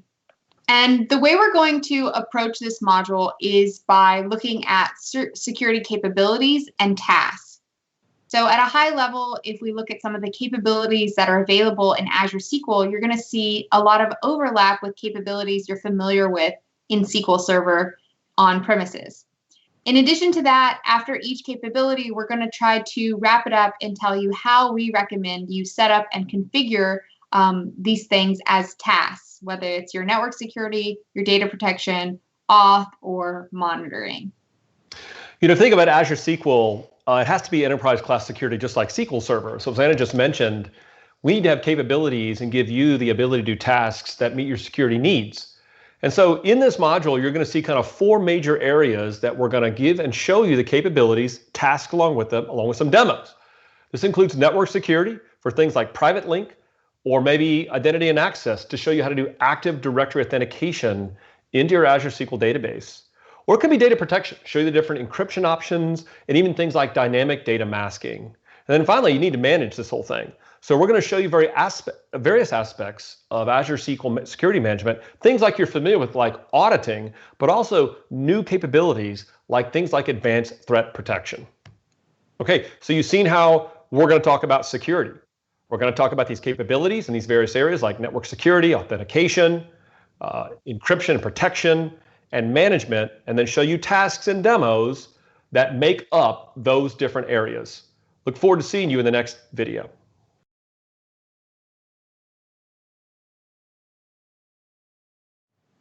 One of the first lines of defense is your network security. So we're going to spend some time talking about the different options and how networking works for Azure SQL Database and Azure SQL Managed Instance.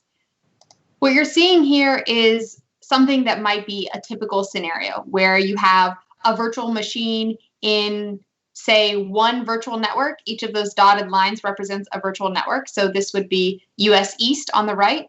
You might have another virtual network with other things like Azure VMs in it in US East, but in a different virtual network, and that's on your top left.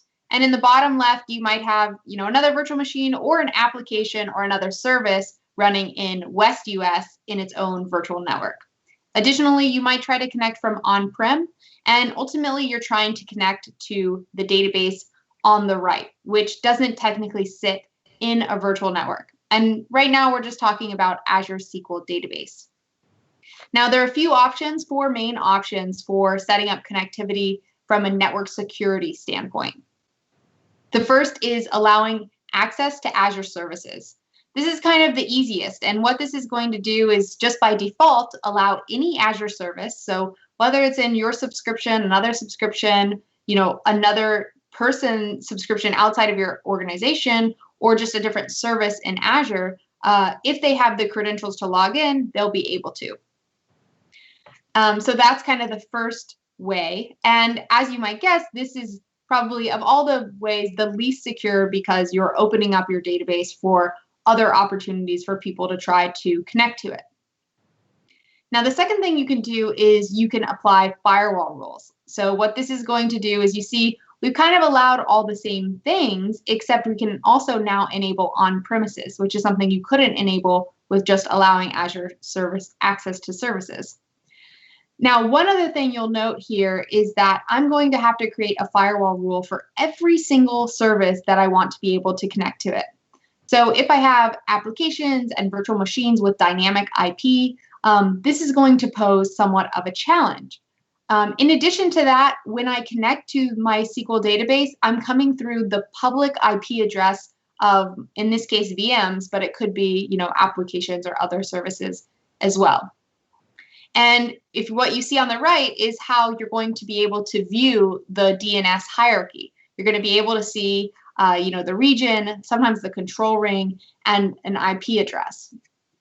So kind of the next level of security that you can do, which also helps from a management perspective, is virtual network rules. Now, a few things that you'll notice have changed here. I'm no longer connecting directly from a service to a database. And the reason is I've given a virtual network rule to this main virtual network in East US on the right, and basically said anything in this virtual network can connect to that logical database server. So that's going to allow my Azure virtual machine that's in there, and it's also going to allow it to connect from the private IP address of the virtual machine.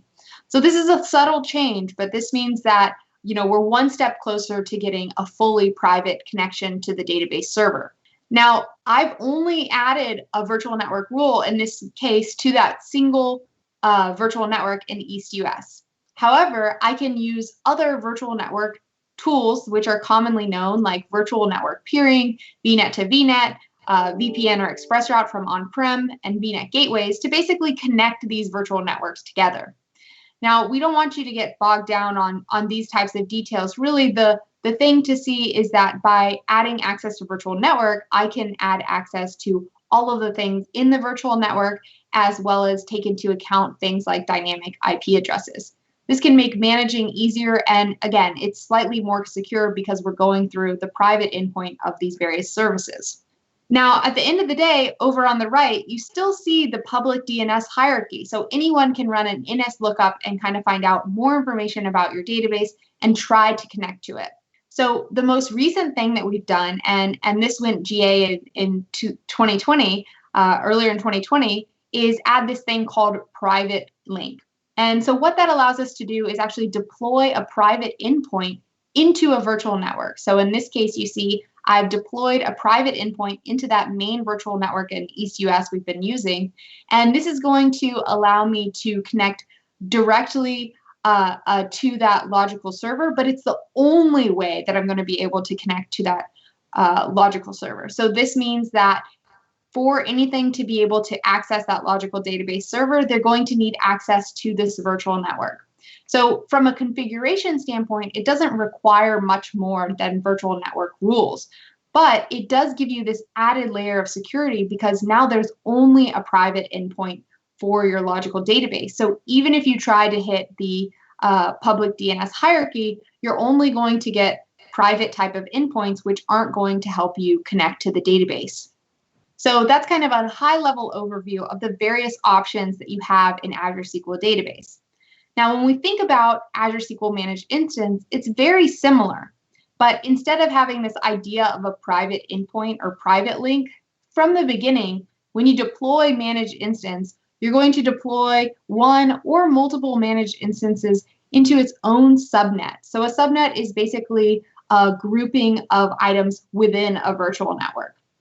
So you're able to deploy your MIs into the subnet and access them right off the bat through a private endpoint. So there are some options for Azure SQL Database. For Azure SQL Managed Instance, this is kind of required to get started.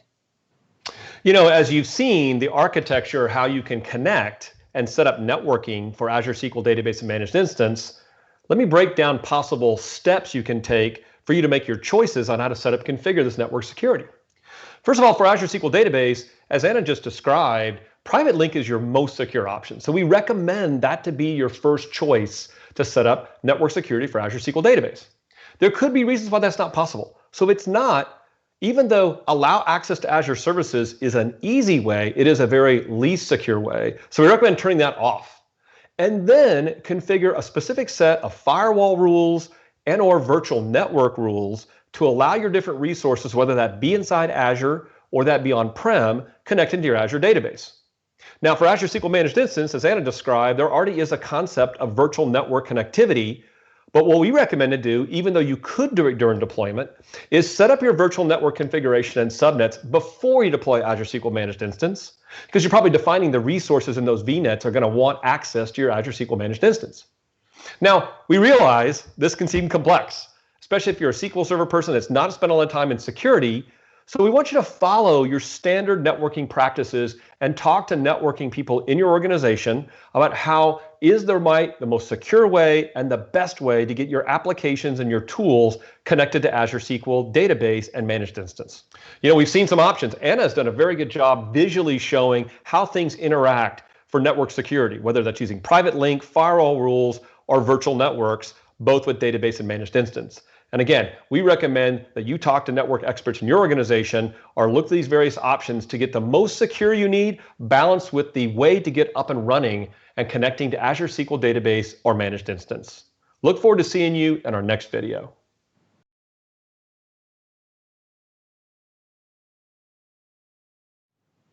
Welcome back. We've shown you some architecture diagrams of how network security for Azure SQL Database and Azure SQL Managed Instance works. Now we're going to take a look at how you actually implement and verify each of those different options. So here I'm in the Azure portal and I've navigated to my logical SQL server, so my logical SQL database server. And if I scroll down on the left, I see a lot of options, but the one I want to look at is firewalls and virtual networks. Now you'll see a few options that are selected by default here. One to point out is that connection policy we've talked about recently is set at the default. And the other that we set up during deployment is allow Azure services and resources access to the server to on. And we also added our client IP address. So this is currently how we're connecting. And like we learned, turning this to no or off is a more secure configuration. Now, since I've already added the IP address of the VM I'm connecting with, I should just be able to set this to no, save it, and still be able to connect. So we're just going to run that and do a quick test in Management Studio to make sure I can connect. So I'm going to do a new query. Looks like we're able to connect. and run a query. Now, what you're seeing down here is the client net address. So basically, from DM exec connections, I'm able to identify what IP address I'm connecting to Azure SQL Database with.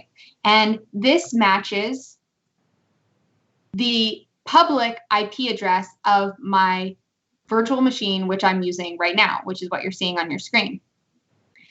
Now, the next option that we talked about is actually using virtual network rules. So I could actually delete this firewall rule and add an existing virtual network. Now, to make it easy, I'm going to call this VM VNet, and I'm going to connect it to the virtual network that this virtual machine is deployed in. So if you remember the architecture from before, this is just going to make it easier for me to connect. I'm not going to have to add anything else. The other thing you'll notice is I had to enable the Microsoft.SQL service endpoint on that virtual network. And that's just going to let the virtual network know that this is going to be something that's allowed, that we're going to be able to connect to SQL services from this virtual network. So I'm going to hit OK, and it's going to validate that, and then we'll be able to save what we've added. Now that it's done, I can go ahead and save my changes. And ideally, even though we've turned firewall rules off, well, we've deleted all our firewall rules, we should still be able to connect because we're in this virtual network. So I can switch back to SSMS, and I'm just going to create a new connection, new query, and we see we're still able to connect. Now, the difference that we're seeing is now I ran the same command to get the client net address, and it's coming back as 10.0.0.4. Now, you might have an idea of what this IP address is, but what it is it's actually the private IP address of this virtual machine I'm connecting to with Azure SQL Database. So that means now my connections went from coming through a public IP address to coming from a private IP address. So this is really a step in the right direction. But the other thing that we can use is this thing called NSLOOKUP. And NSLOOKUP is going to be able to tell us for a given database logical server what the DNS hierarchy looks like from a public standpoint. And so when I run that, you'll see a few things. One is the name. And so what you're seeing here is some actually pretty interesting information about where this database is deployed. So CR5 might indicate control ring 5. We're getting indication of the region where it's deployed, as well as a public IP address and some information about the data slice within the control ring of where this database might be located. Now, this is a lot of information that we might not want to be publicly available. So even though we're connecting from a private IP address, information about the public DNS hierarchy is available on our server. So the next thing I can do is set up private link. So to do this, I can simply go into the Azure portal and search for private link. And what you're going to see is there are several services that support this idea of a private endpoint. So this is not just an Azure SQL Database thing. This is available for other types of resources as well. So I'm going to go into private endpoints, and I'm just going to select add. And similarly to deploying an Azure SQL Database, I'm going to be given a similar blade to follow. Now I'm going to call this my AW server, just the name of the server, and then PE for private endpoint. I'm going to put it in the same region as my Azure SQL Database, but I could technically put it in another region as well, because it's just going to be a pointer to the database. From here, I can specify which resource to connect to. So you're seeing all the different options available, but I'm going to select SQL. I'm going to select the server we want to do, and that it is a SQL server, and that's really my only option here. Next, in configuration, I'm going to specify the virtual network I want this deployed in. And just for ease of use, I'm going to put it into the same virtual network that my virtual machine we're connecting to now is. That's just going to make it so I don't have to add any additional rules. My virtual machine and this private endpoint will be in the same virtual network. I can also choose to integrate it with a private DNS zone, which I've gone ahead and created here. If Finally, I can add tags like we learned about in an earlier module, and add this again to my development environment. I can hit review and create and go ahead and spin off that private endpoint. Now, this is going to take a minute or so while it deploys. So once it's deployed, you'll see a similar screen as to what you see after you deploy something like a database or a managed instance, but I can go ahead and go to that resource. And sure enough, what we'll see is that it's linked to my Azure SQL Database logical server, and it now has its own private IP address. So now if I go back to SSMS, I should be able to refresh my connection and still be able to connect. And sure enough, we see that I can do that, and I can even run the same query that we ran before, but I'm not going to see anything different here. And the reason is we're still connecting from inside our virtual network, similar to our virtual network rules. So since my virtual machine and my private endpoint are in the same virtual network, they can communicate using things like a private endpoint here. Where we are going to see a change is if I switch back over to the command prompt and run that same NS lookup. So notice I'm not changing anything from the previous one. We're going to see something very different. So what we're seeing here is we're definitely seeing less of the public DNS hierarchy. We're not seeing the control ring, the data slice. We're not getting any information related to that. And we're even only getting a private IP address, which isn't going to do us much use here. And one of the beautiful things about private link is that there's no change to your connection string. So you notice we set this up and we didn't have to start, connecting to private link in the name or an IP address. In fact, you cannot connect. You can only connect using the standard way to connect, even if you weren't using private link to begin with.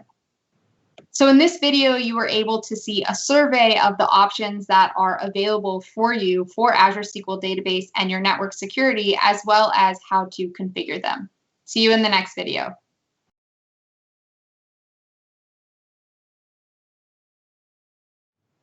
So in the first section of this series, you learn about network security. The second aspect of Secure with Azure SQL is identity and access management. So far, when you've seen some demonstrations from Anna, you've seen her go into the portal, deploy an Azure SQL database, and even set up network security. What you might not have noticed is the fact that she had access to Azure. How would you get access to deploy an Azure SQL database before you even get security to log into SQL Server?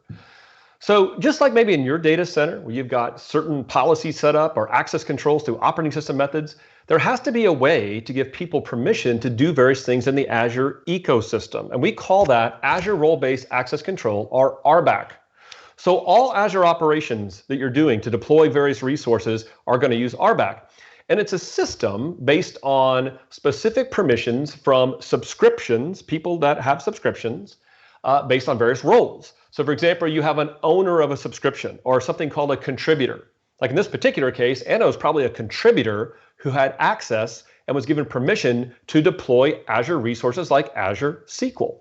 So Azure RBAC is separable from the SQL security system that you would give authentication rights to log into a SQL server, but it's going to give you all those rights and accesses to control and manage Azure resources in kind of a separation of duties concepts from deploying and managing Azure resources to the SQL Server security system itself. You can use the Azure portal or CLI to go through and use RBAC type policies and systems. Now, what we've done for you, instead of you creating specific roles for Azure SQL Access, we actually have some built-in roles. You could be a SQL database contributor, which is going to give you specific rights to deploy Azure SQL Database, or even a managed instance contributor to deploy managed instance. We even have a SQL Security Manager role where you do not have access to deploy things in Azure for Azure SQL, but you have certain rights to audit access to things going on in the Azure ecosystem for Azure SQL. So once you get past that, you get the traditional process and capabilities you need to learn about authorization to do authentication into Azure SQL. And this is going to feel very familiar to you and feel very similar to SQL Server. The very first thing you need to think of is mixed mode authentication. We talked a little bit about this in the earlier module. Remember, in SQL Server, you have two types of modes. You have Windows authentication or integrated security and SQL authentication. Because the fact that we require a SQL Server login as an admin, and in fact, when you deploy, you get what's called a server admin as that SQL authentication, both for the logical server or for managed instance. And so mixed mode is forced. It has to be. And in fact, this server admin that's SQL is going to be a server level principal for your logical server in Azure Database, and it's going to be a member of the sysadmin role for managed instance. Now, you're saying to yourself, that's interesting, but I need Windows authentication. I need that integrated security authentication. And so we supply and allow you to do Azure Active Directory authentication for administrators and for logins. So this is what it looks like for managed instance. For managed instance, in addition to that SQL login that's a sysadmin, you can create an Azure Active Directory server admin as well, and that becomes a member of the sysadmin role. You, in addition, can create logins just like you're used to today with SQL Server for SQL logins, or Azure Active Directory logins just like you would for Windows logins. You then can go through the process of creating database users that are mapped to these logins. And we even support the concept, like in SQL Server, of a SQL Server contained database system. Now, what does this look like for Azure SQL Database? Well, very similar to MI, you can create an Azure Active Directory server admin that'll be just like that SQL admin you created in the beginning when you deployed Azure SQL Database. You also can create SQL logins, but this is where it kind of diverges a little bit. We have special server admin roles in the logical server that are going to allow certain logins to manage logins or to manage databases across your logical server. Now, you could create database users mapped to these logins as well in Azure Database, but here's what we recommend. We have the concept of contained database users without creating a contained database, and they could even be Azure Active Directory users. So think about this scenario here. You got capabilities for authentication just like you do in SQL Server, but what you're going to end up using is Azure Active Directory as that integrated type mode. Now that you've seen what the capabilities look like for authentication, what do? So remember, when you deploy, you're going to choose your SQL Server admin. But after you deploy, you could actually add an Azure Active Directory admin, both for MI or Azure Database. And then just like with SQL Server, what do? Well, admins that you've authenticated can now create other users or other logins. And then once you're done with that process, you grant access to SQL Server within this system, just like you would a SQL Server, whether that's using roles, whether that's granting specific authentication to objects, to logins, or to users. So think about what we've talked about in the concept of identity and access management. You need Azure RBAC to first, it's kind of chicken the egg concept, right? You need Azure RBAC to get rights to do things with Azure. Once you've got that down and deployed resources, then you're going to use SQL Server authentication methods, are slightly different in some cases with MI and database, including Azure Active Directory authentication. And then it's going to feel just like a SQL Server. You're just going to grant that access to the objects you need based on roles or based on logins that you've created or based on database users. I look forward to seeing you in the next video.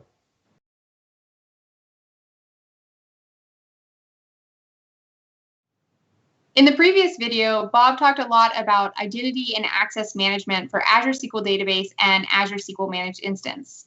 In this video, we're going to take a deeper look at how you can configure some of these things and start to give people access. What you're seeing here is the Azure portal, and specifically, I'm looking at the logical server for my database. Now, on the left-hand side, you're starting to get familiar with some of these options, but under settings, there's an Active Directory admin.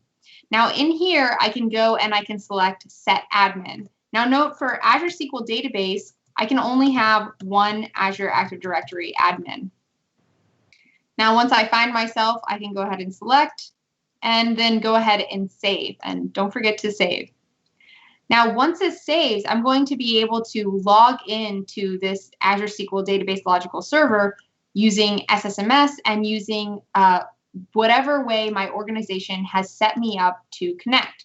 So for example, in here, you can see that there are few options: universal with multi-factor authentication, Azure Active Directory with password, and Azure Active Directory integrated. Now, depending on how your organization has configured your environment, you might be able to authenticate with any of these methods.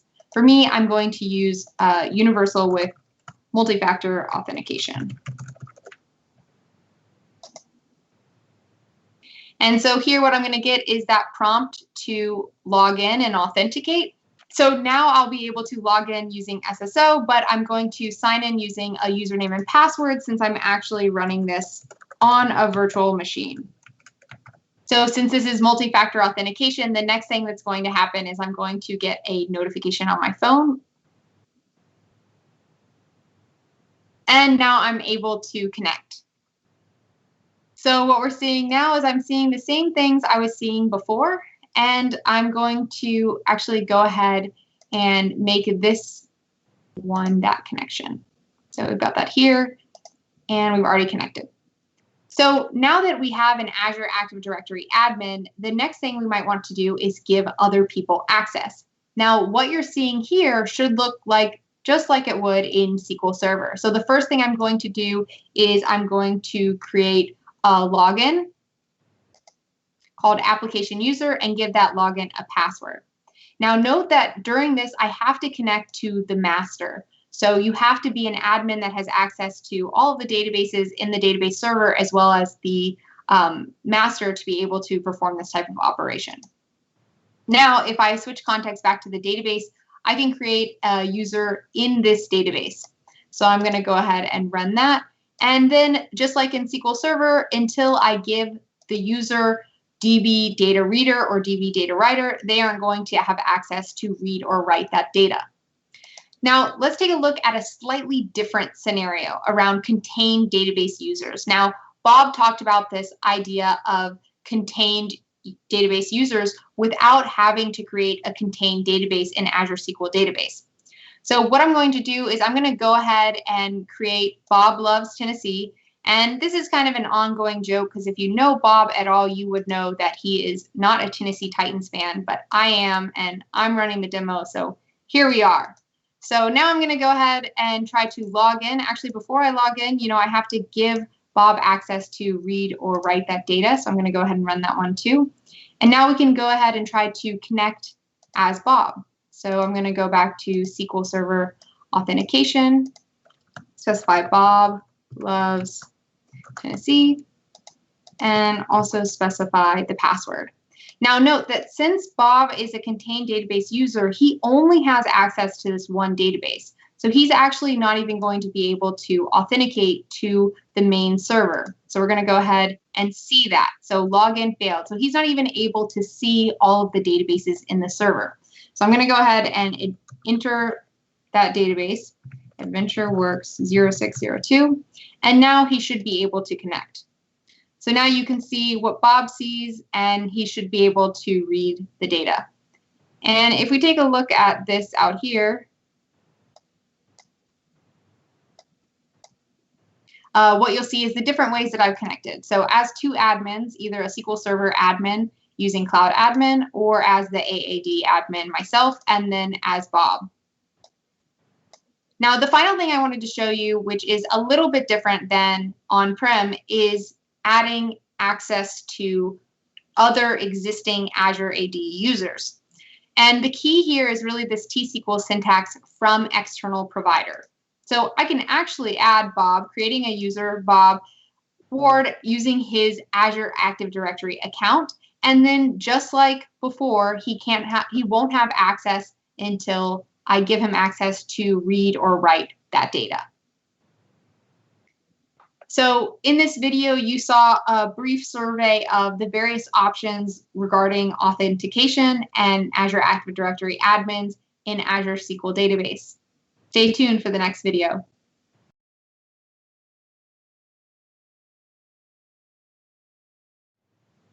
The third topic we're going to cover is data protection.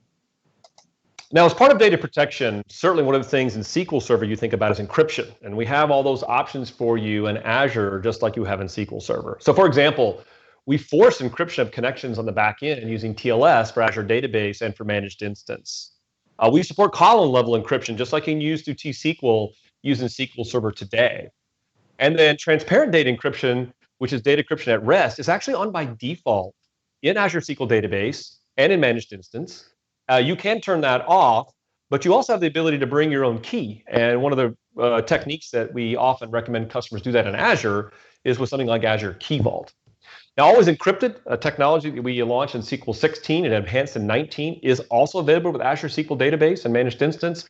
We don't have secure enclaves yet available in the Azure space, but the entire always encrypted suite without that is available. And that's an interesting option for you to consider for a complete end-to-end encryption scenario where the application itself, really holds the ability to do all the encryption, also helping prevent things like man-in-the-middle attacks. So encryption is a big part of the data protection suite, and we offer all the options that you would want and get in SQL Server with Azure SQL. But the next part of doing protection you might consider something called dynamic data masking.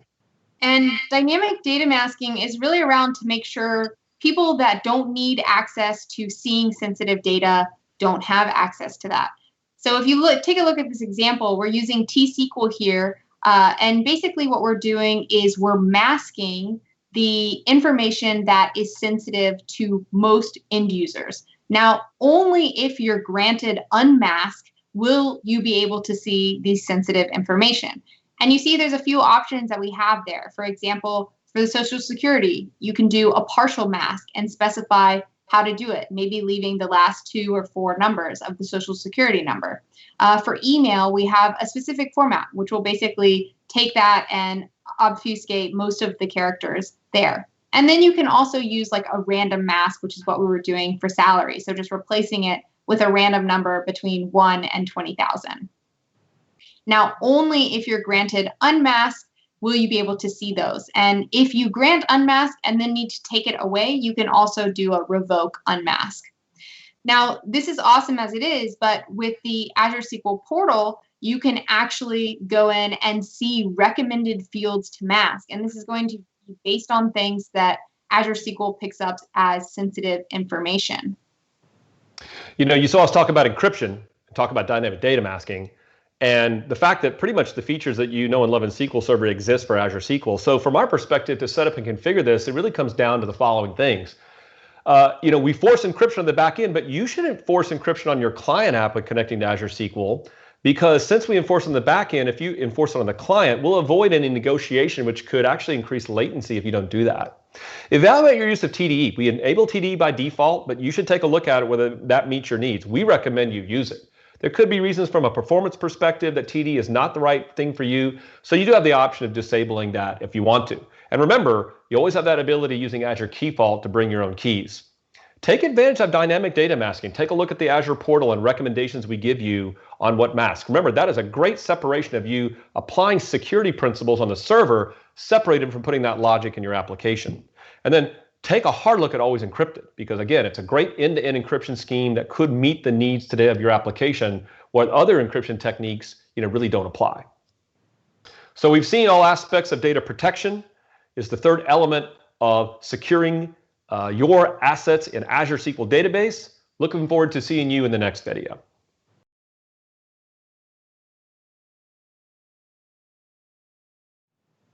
In this very short demo, we're going to show you how you can confirm TDE is enabled for your database and set up some other options. Here in the portal, we're looking at my Azure SQL Database, and down on the left, I can go down to the security section and select TDE, or Transparent Data Encryption. What I can see is for all new databases, this is going to be turned on by default. So this is simple enough. Now, if I go to the Azure SQL Database Logical Server, and I scroll down to the same section under Transparent Data Encryption, I have a few other options.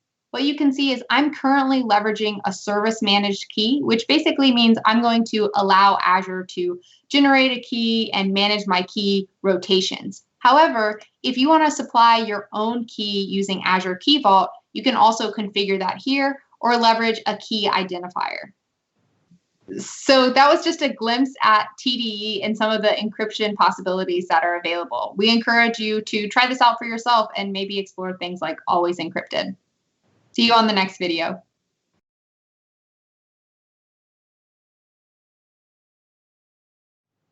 So the fourth area of security for Azure SQL is security management. And it all starts first with auditing in Azure SQL. Now, first of all, we've talked about the Azure ecosystem and things like RBAC. So you're going to want to monitor Azure level activities outside of Azure SQL. And you can do that with Azure Monitor Logs. You have that capability through Azure Monitor. Now, with the Azure Managed Instance, it's going to feel a lot like SQL Server. You're going to have access to the SQL Server audit functionality, just like on SQL Server on-prem, with a few differences. Number one, you're used to storing your Azure SQL audit logs in your private file system or on a network share, but you don't have that with Managed Instance. So you're going to store these logs in Azure Blob Storage. And since we're integrated with the Azure ecosystem, you're going to also be able to store these audit logs with Azure Monitor and even Event Hub for streaming. Now, when you create a SQL audit, you're used to in SQL Server supplying some decisions that if an audit doesn't work, like what do you do?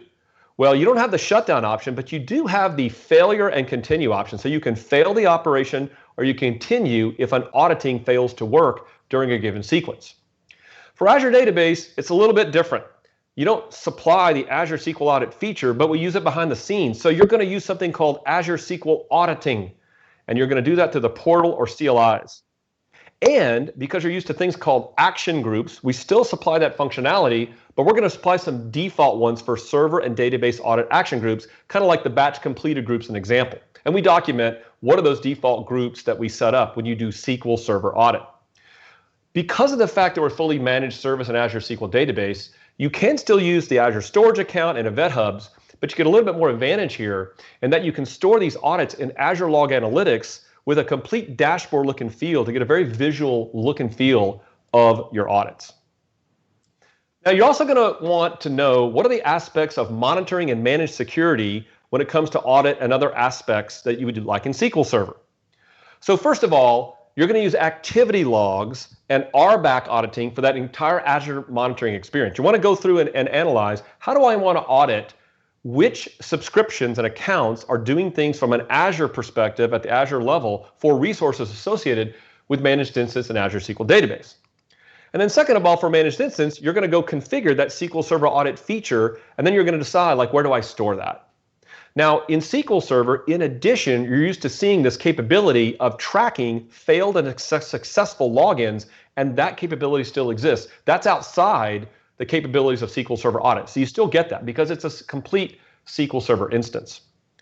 For Azure Database, you again can configure Azure SQL Auditing feature as I described, but you do have some other capabilities that are specific to Azure Database. So for example, there's a DMV called Sys Event Log. In there, you can see and track the number of successful or failed connections or the number of connections that were blocked by a firewall. In addition, because we're connected with the Azure monitoring system, you can see these same type of data through Azure metrics or even through alerts. So you can, for example, set up alerts to see, oh, I saw a bunch of failed connections or people blocked by a firewall on my Azure database. I need to get alerted that that's going on in my environment. Now, we're going to talk about in a bit, as part of security management, the fact you're going to have advanced data security with something called advanced threat protection. So you're going to want to set up alerts for that. And all of that being integrated with something called the Azure Security Center. So you're going to have all those type of capabilities. So we've talked about the fourth category of security, which is security management. We kind of dove in about auditing, which is a very important part of how you do things in Azure and with SQL Server, how you audit the Azure level, audit the SQL Server at the Azure Database level with Managed Instance or with Azure Database. And then we talked about these aspects of how you're going to manage and monitor security. You're going to use auditing or other capabilities to monitor failed successful logins and even metrics and use alerting for that type of capability. So those are some of important elements when you think about security management with Azure SQL. See you in the next video.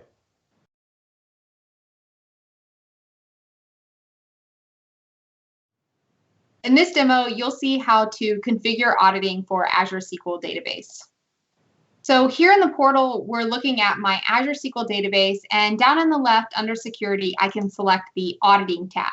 Now, this is where I would go if I want to enable auditing on just this database. However, if I want to enable it on all of the databases for the server, I can go ahead and click View Server Settings.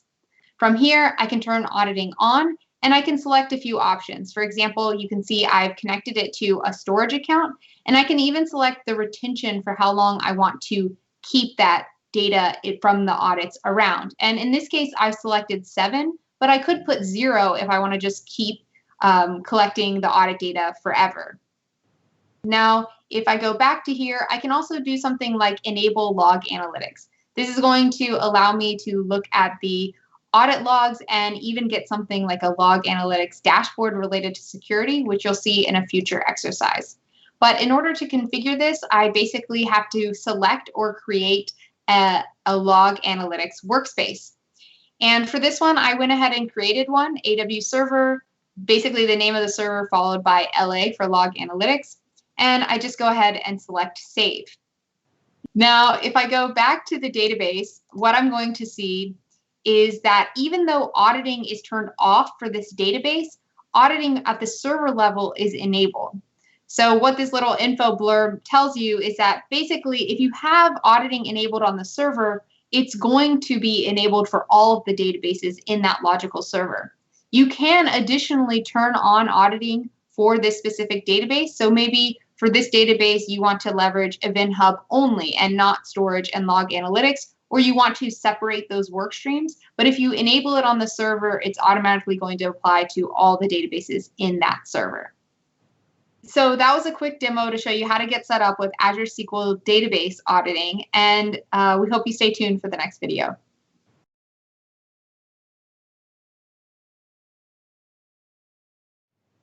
In this video, we're going to expand on some of our previous discussions around security management and dive into a feature in Azure SQL called Advanced Data Security.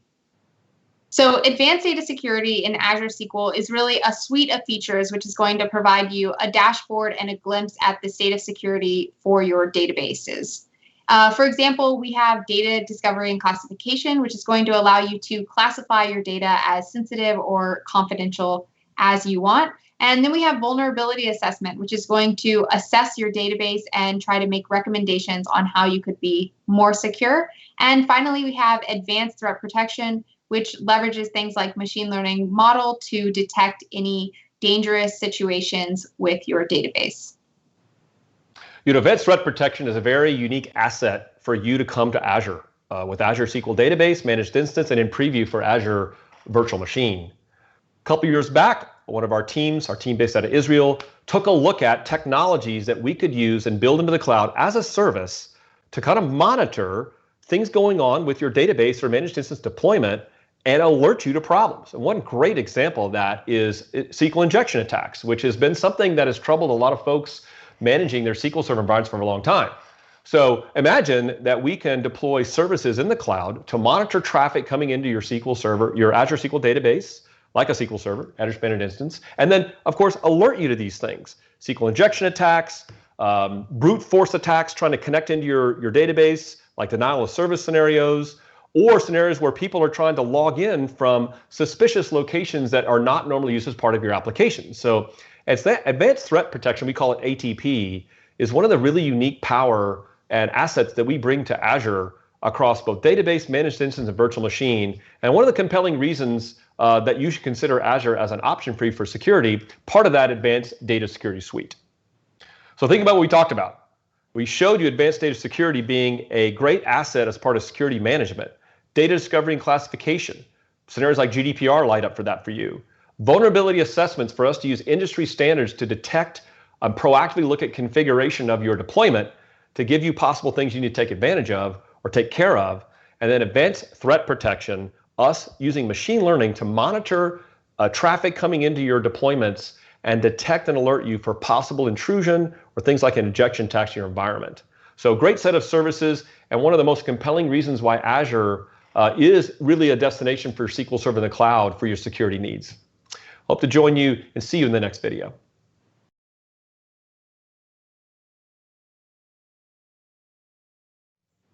Now, our last video, we talked about advanced data security being a suite of features with Azure SQL for security purposes. Let's see it in action. Now, in the portal here, I've got my Azure database that I'm looking at, and I selected advanced data security. And you can see, just like we showed you in the last video, the three pillars of what this provides, data discovery and classification being one of them. And if I drill into this, you can see that by clicking on recommendations, Azure SQL is looking at column names and making recommendations on possible ways to classify your data. And for example, first name and last name may be something that matters for GDPR compliance.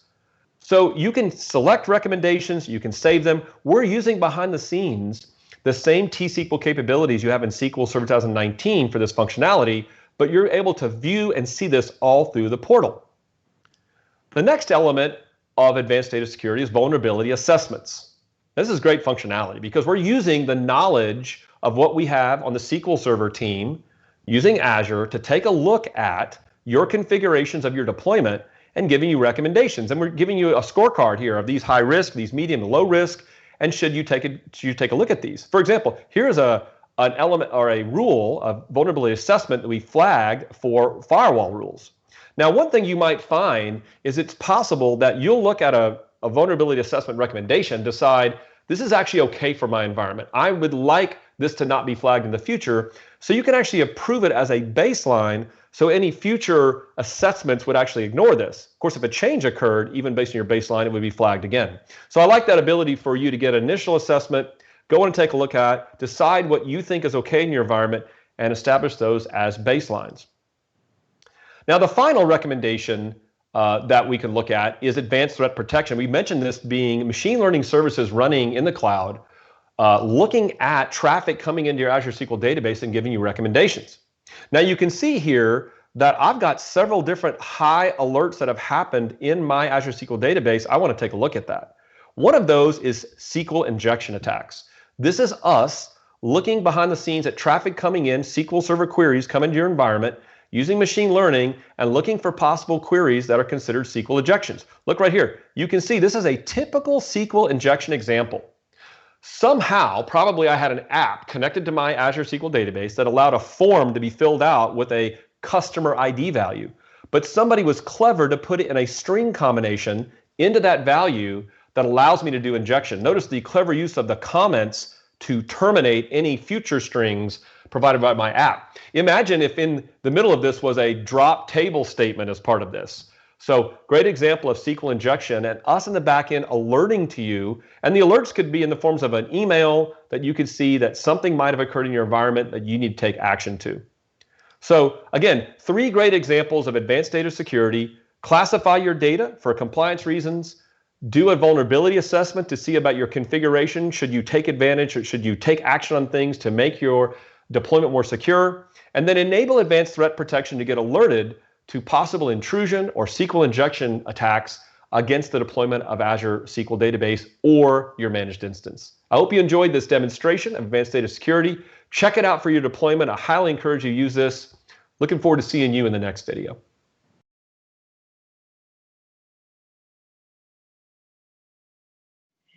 In this video, we're going to take a look at a real-world type of scenario, which will help you kind of apply and combine all the things that you've learned in this module.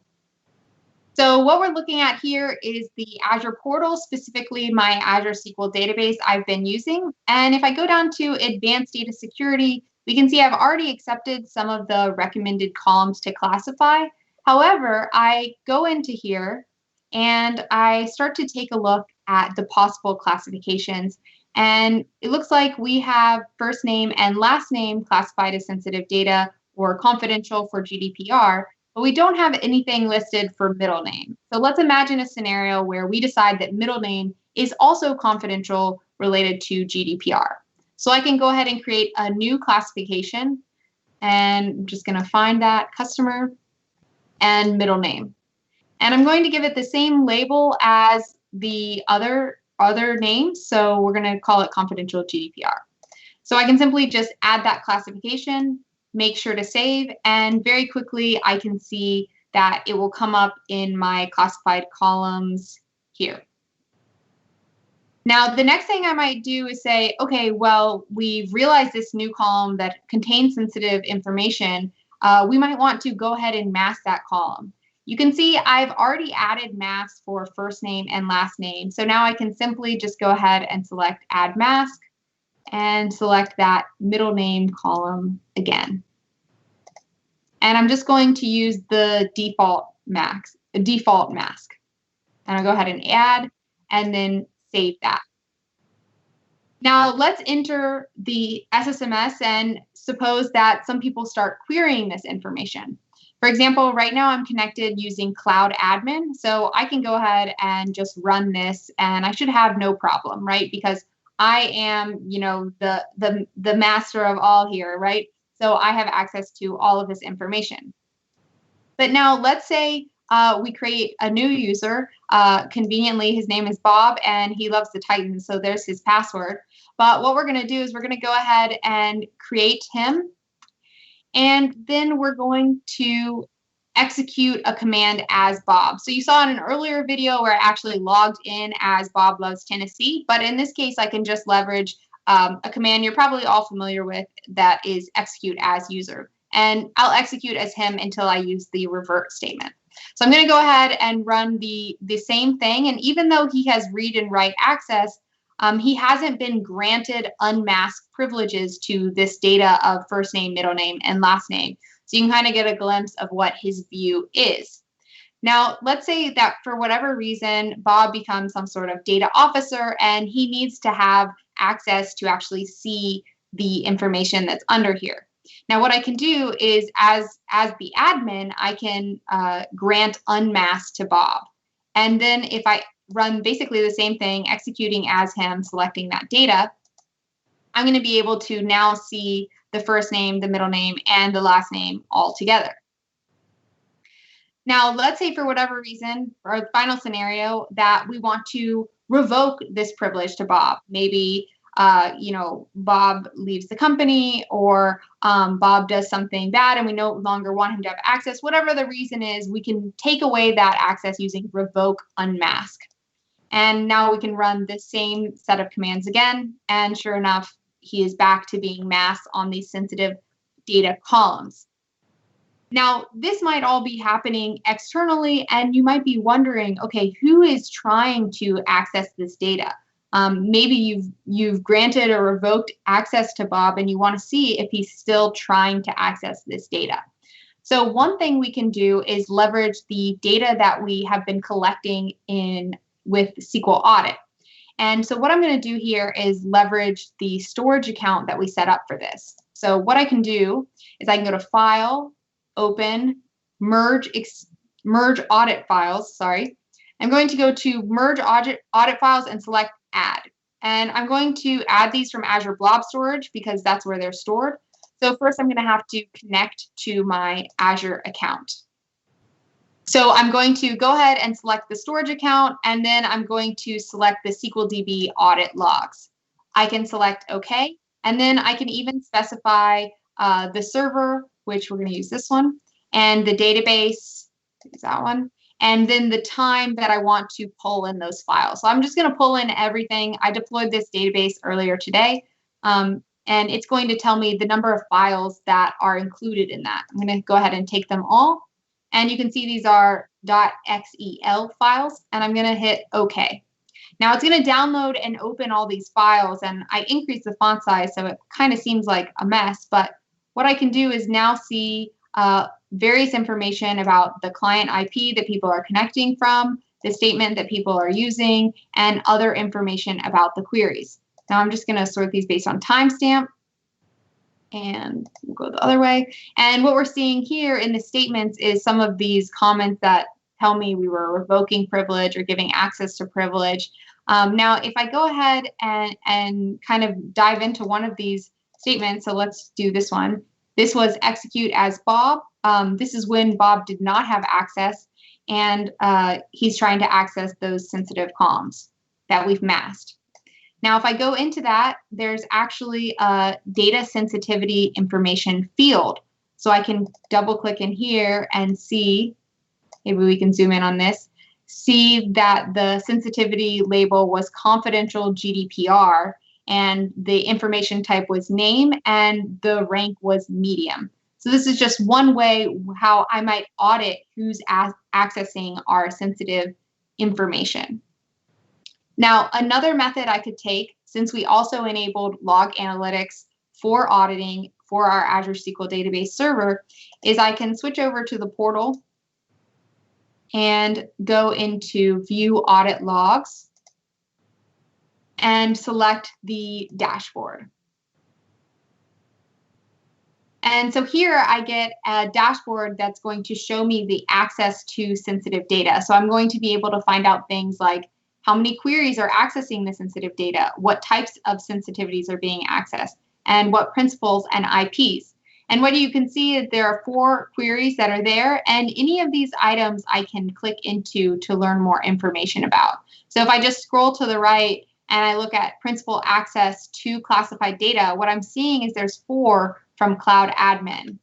Now, the reason Bob isn't showing up here is we didn't actually log in as Bob. We did an execute as Bob. But it's a good example to show how I can dive in. And here, now I'm seeing the logs behind that dashboard, and I can actually dive in and see the queries that were run here. So we can see that, yes, Bob was accessing the sensitive data, but because we execute as user, it's showing up as myself accessing that data.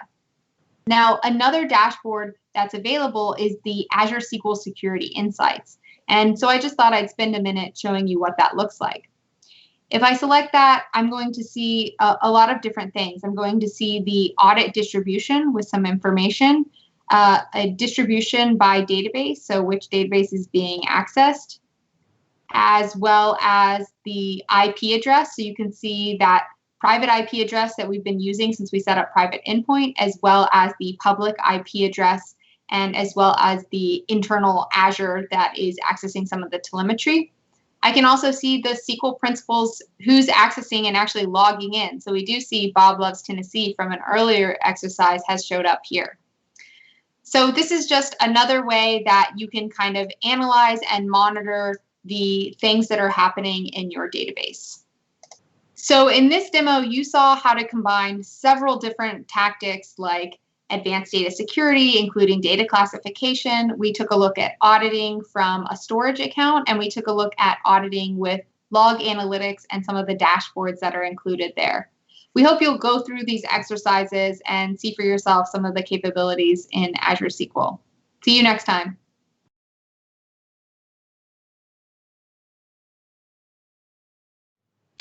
We hope you enjoyed Module 3 of Azure SQL for Beginners, where we covered security, our first aspect of the meat and potatoes of Azure SQL.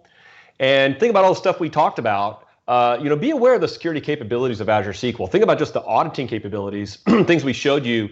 Anna just did a demo showing you, has done a demo showing you about log analytics with dashboard capabilities. Pick that authentication method that fits your organization. Maybe SQL login authentication is right for you.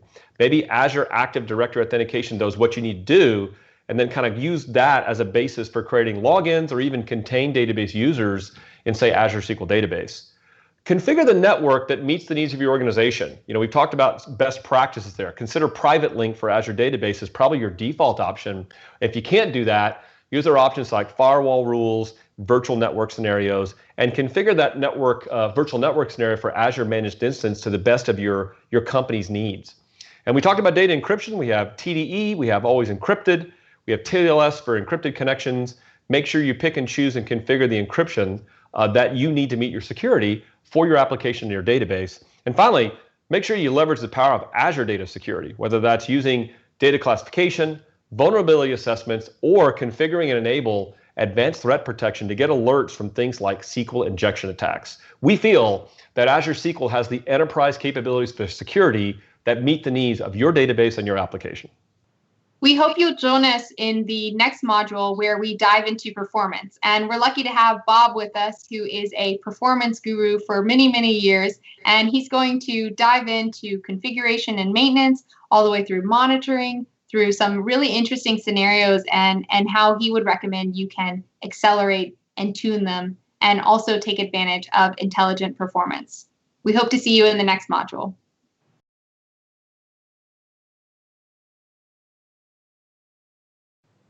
Welcome back, and welcome to Module 4, where we're going to talk about performance. Now, Bob, you've worked with SQL Server a long time. Can you tell us a little bit more about the history of SQL Server and Azure SQL and performance?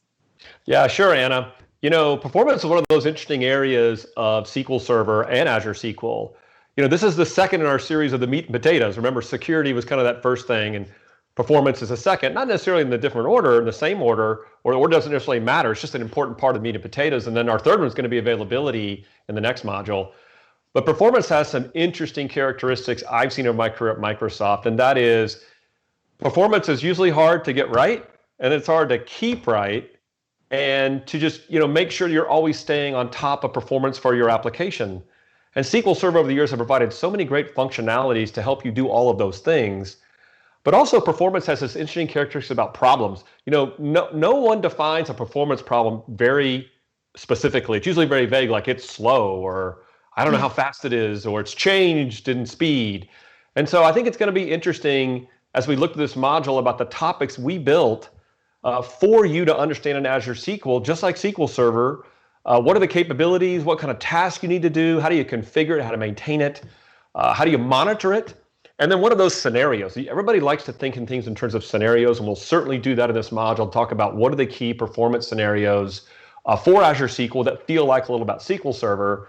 And then what I really love is we're going to kind of go bigger at the end of the module and talk about how can you do things that are really neat in the cloud, to help you tune that performance, accelerate it, and then even some really cool intelligent performance capabilities.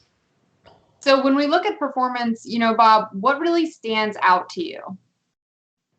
Well, if you kind of look at this slide right here we built, again, like security, we're going to talk about the capabilities of performance for Azure SQL, and then what are the common tasks you need to do to configure and maintain and keep performance well for your application and database.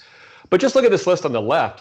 These are things you struggle with and you deal with SQL Server, and it's the same thing you're going to be dealing with Azure SQL. A lot of times it's exactly the same and sometimes slightly different because you're using the cloud, and we're going to get into all those things. But look at the tasks. Those are the same things you're always doing with a SQL Server deployment.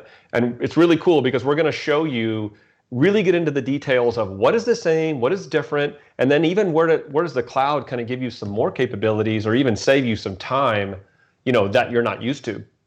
So Anna, let me dive into some of these capabilities and kind of compare them from a SQL perspective. So first of all, when you think about capacities, when you're deploying SQL Server, you care and have to think about CPU, memory, how big my database is. And we did in our early modules, we talked about the different options you get for those kind of capacities and limits. But consider a couple things here. Like Azure SQL Database, if you didn't think it was possible, you can go deploy an Azure SQL Database and get up to 128 vCores, 4 terabytes of memory, and 4 terabytes of database space. That's going to meet a lot of demands for the performance needs of many different SQL deployments out there today. You need something bigger than 8 terabytes, which you can get actually in one of our deployment options. Here's your choice. It's hyperscale. Hyperscale is going to support a maximum of 100 terabytes and unlimited transaction log space. So you really need a big deployment database size-wise. Hyperscale is going to give that to you. And in that managed instance, you are going to get a SQL Server instance capability, but with these kind of type sizes I'm showing on the screen here. So just getting the right capacities early on, we talked about pre-deployment, we talked about the options during deployment, are going to be important. But even as we showed you during deployment and configuration in a previous module, you can change some of this. So if you don't get it quite right, maybe you need to scale up or down what you're doing. We do have options for you to do that as well. The thing about indexes, we support everything you need for indexes. Everything you do in SQL Server today for indexes are going to be there for you. And in almost every tier we have things like column store indexes available to you. Now, MMLTP has been a functionality we've shipped for several releases of SQL Server. It's for those really high-speed, low-latency transaction environments, and that is available in our business critical tier offerings. And we even going to pre-create a memory optimized file group for you, and we're going to give you limits on how much memory you're going to get as part of your overall memory limit for what we call hackathon memory in SQL Server. So you just look at these capabilities right here. It's lining up very much how you do things in SQL Server, tailored to how you're going to configure and deploy in the cloud. Partitions are something that's been used for a lot of different years for SQL Server applications to take large tables and partition them to maximize performance and manageability. You do get partition capabilities. A lot of people I've read out there said you don't get that with Azure, but you do get that with Azure. The difference is you're not going to be placing file groups with partitions in Azure Database, but you can do that in a managed instance environment. And then maybe a lot of you have seen me over the last few years talking about SQL 19 performance enhancements like intelligent query processing. A lot of that functionality is there in Azure SQL. Not every single thing we've done in 19. We're slowly and surely getting those capabilities into the cloud, but things like intelligent query processing are available to you in Azure SQL. In fact, that's an example of something that started in Azure first and then came down to SQL Server. So, and if I think about all these things together, we've got the capabilities I think you need to deploy SQL Server in the cloud. And in several different cases, it's going to be tailored specifically to how you would use the cloud.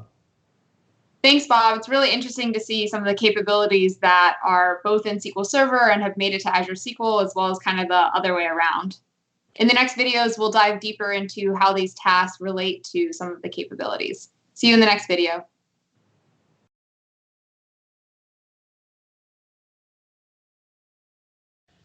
We talked a lot about configuring your databases and managed instance after you deploy. But when it comes to performance, there are other tasks involved for configuring and maintaining that perf.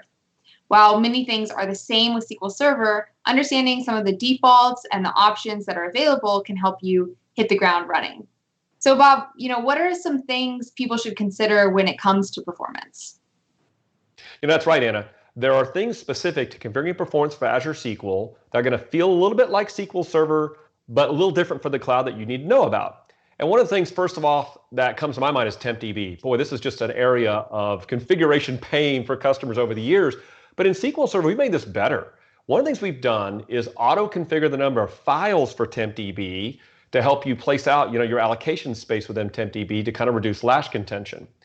And what we've done for TempDB and Azure SQL is we've kind of done similar to SQL Server. We're going to scale the number of files for you depending on how you've deployed. So, for example, in general purpose, we'll scale the number of files depending on how many vCores you've deployed. We're always going to keep TempDB on local SSD drives for maximum performance. And since this gets recreated each time, even if you fail over, it doesn't necessarily matter. They're on these local SSD drives. So don't worry about TempDB IO. We've got that one figured out for you. And a lot of you do that in your deployments. You can get 12 files with managed instance available, so we don't necessarily scale that one for you depending on vCores. Some of the options you pick that we've done with trace flags over the years, they're through altered database options. Those options are appropriately set up for you, just like are in SQL Server, but in MI, you could actually change those. And then finally, the TempDB metadata optimization that's there in SQL 19 is not available quite yet for Azure SQL, but we expect that to be coming soon, both for database and managed instance. Anna talked in a previous module about loading data. This is a very important point. In order to meet our SLAs, we need to use full recovery for Azure SQL databases and in managed instance. And so you cannot use minimal logging for bulk operations. So it's kind of important for you to consider that. And you could run into some transaction log rate governance scenarios. So getting those batch sizes correctly and keeping in mind about bulk import, you need to keep that in mind. Now you can bulk import into TempDB though. That is set up to do minimal logging there, so that's an option for you if it doesn't meet your needs for your database. File groups are interesting. File groups is something that's used a lot for physical placement of files in your SQL Server environment in many cases, but we don't support you going and configuring physical placement of files. Now, we have found because of the performance guarantees we have around our different tiers and options that doesn't really matter. As long as we can support the number of IOPS and latencies for you, having the ability for you to move your files on different drives, not having that in Azure, we don't believe that's an issue for you. In fact, it kind of takes a burden off you. So it is possible that the number of files you do and the size of the files in, say, like a managed instance environment can be important and can affect IO performance. We got some detailed documentation on managed instance on how you can kind of tweak that a little bit because we're using Azure storage in the background, and the number and size of these files can affect and gain you performance. Now, max degree of parallelism is something that is really, really important to customers. And we have all the different options you need with SQL Server and managed instance to go support this. So for example, alter database scope configuration, which we introduced in SQL 16, that is there for you to control max stop. Managed instance supports SP configure just like a SQL Server, so you can control max stop for the entire instance if you need in, say, managed instance. We allow query hints, and managed instance also supports resource governor for you to configure max degree of parallelism. And then finally, resource governor itself as a feature, behind the scenes, we do use resource governor to support some of our limits, but at managed instance, we'll give you access to user-defined workload groups and pools for your own resource governor needs.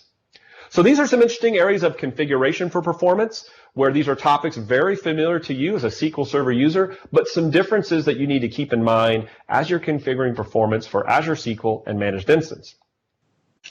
Now, maintenance is really interesting. As I talk with Anna about building, how do people maintain performance for Azure SQL and SQL Server? The two things that come to mind are maintaining indexes and statistics. Well, here's the good news. Everything you're used to using in SQL Server is simply there for you, even automatic statistics being used at database level. So when you think about rebuilding your indexes or reorging indexes or using statistics from an auto perspective or even maintaining your own stats, all those things are capable and available for you in both Azure SQL Database and in Managed Instance. Okay. So in this video, we talked about configuring and maintaining performance. Feels a lot like SQL Server. Differences you need to be aware of when it comes to things even like TempDB, bulk, being able to having full recovery for loading, using the indexes, maintaining statistics. Again, feels like SQL, a little bit different for Azure SQL. Stay tuned in the next video as we continue to talk about how to optimize performance for Azure SQL.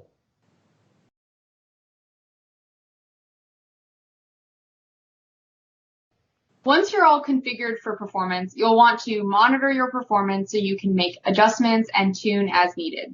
Azure SQL gives us a lot of opportunities to do this. Bob, can you tell us a little bit more about that? Yeah, thanks, Anna. Just like SQL Server, you're going to see some familiar things show up in the monitoring story for Azure SQL. But if you remember back in an early video, we talked about the Azure ecosystem. This is an integration of resources like Azure SQL into the overall Azure infrastructure. So things like Azure Monitor, metrics, alerts, and logs are going to be available to you to look at things that are specific with some SQL type performance information. We'll see some examples of that in demos that we're going to do. But things like dynamic management views, DMVs, extended events, that's sort of like really core things people love about SQL Server. You're going to get access to that stuff, and we're going to talk in more details in a second. Lightweight query profiling, a great new feature in SQL 19 on by default in Azure SQL Database and MI, allowing you to get great information with live query plans against your Azure SQL deployment. And they're used to doing things like query plan debugging with things like set statements, like set statistics time on or set statistics IO on or even set show plan on. All that stuff's there for you because the T-SQL language is almost identical running in Azure SQL. Now, query stores on by default. Query stores on by default, giving you such powerful capabilities just like you have in SQL Server. But what you're going to see later on in this module is because we're going to use the query store behind the scenes, we're going to light up some visualizations in the Azure portal and even some intelligent performance capabilities to give you deeper insights. Now, Bob, this is great. And, throughout this workshop, we've kind of had this fun dynamic of, you being what I call hyper-focused or thorough. And so, when we were looking at this, I know you dove into some of the DMVs and extended events that are available. Can you kind of share with us what you learned and what you found? Yeah, Anna, hyper-focused, that's a very nice thing to say about me, about my thoroughness. Well, honestly, the truth is that as I was assessing SQL Server and Azure SQL, DMVs have been such a part of the history of the product since way back to 2005, SQL 2005. It's really important to kind of know, what is possible for you for Azure SQL like a SQL Server. So first of all, for Azure SQL Managed Instance, you get everything. Every DMV you're used to doing, you get it. Plus, in addition, we have some new DMVs like Server Resource Stats, which is going to allow you to look at almost like some perfmon capabilities at overall usage of your managed instance. For Azure Database, most common SQL Server DMVs available. In fact, with the V12 architecture we did, we kind of lit up a lot of SQL surface area DMVs you didn't have access to before. Not everything is as you have in MI is there for an Azure SQL database, but I would say from my assessment, the ones you really true and need you're going to find are there for you. In addition, DMDB resource stats and Elastic Pool resource stats are also going to give you some kind of like resource usage capabilities, kind of from a polling snapshot point of view, that's really important to kind of monitor the overall resource usage of your Azure SQL database deployment. Now, let's dive a little bit deeper. Things like DMIO virtual file stats, that's pretty important. In fact, that's going to be one of the key elements for you to look at IO latencies in your MI and database deployments. But even DMO's performance counters for the SQL performance counters are available to you both in MI and database for you to look at. And then DM user DB resource governance, that's an interesting one. We're going to look at that later in a demonstration.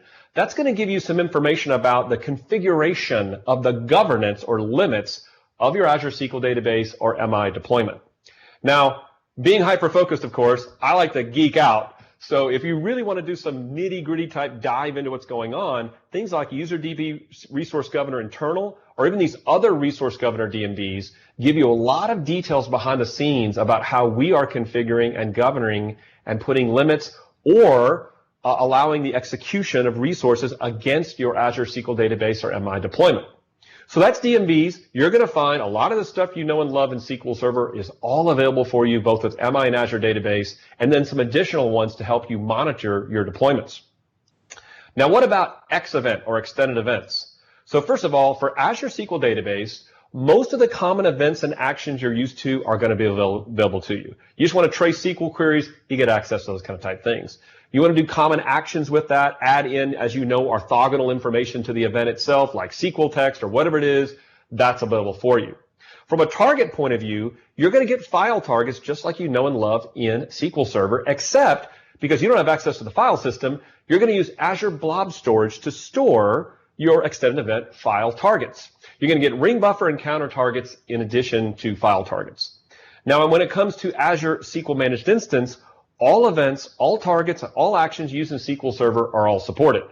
Just like in Azure Database, that file target is going to be redirected to an Azure Blob Storage that you can read later through Management Studio or through System Functions. And then Azure MI is going to support all the events you're used to in SQL Server, but even few specific events that are targeted to the Azure MI deployment.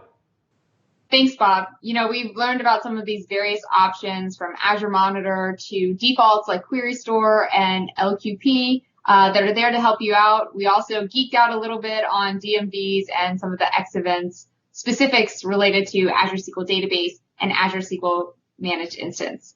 See you in the next video.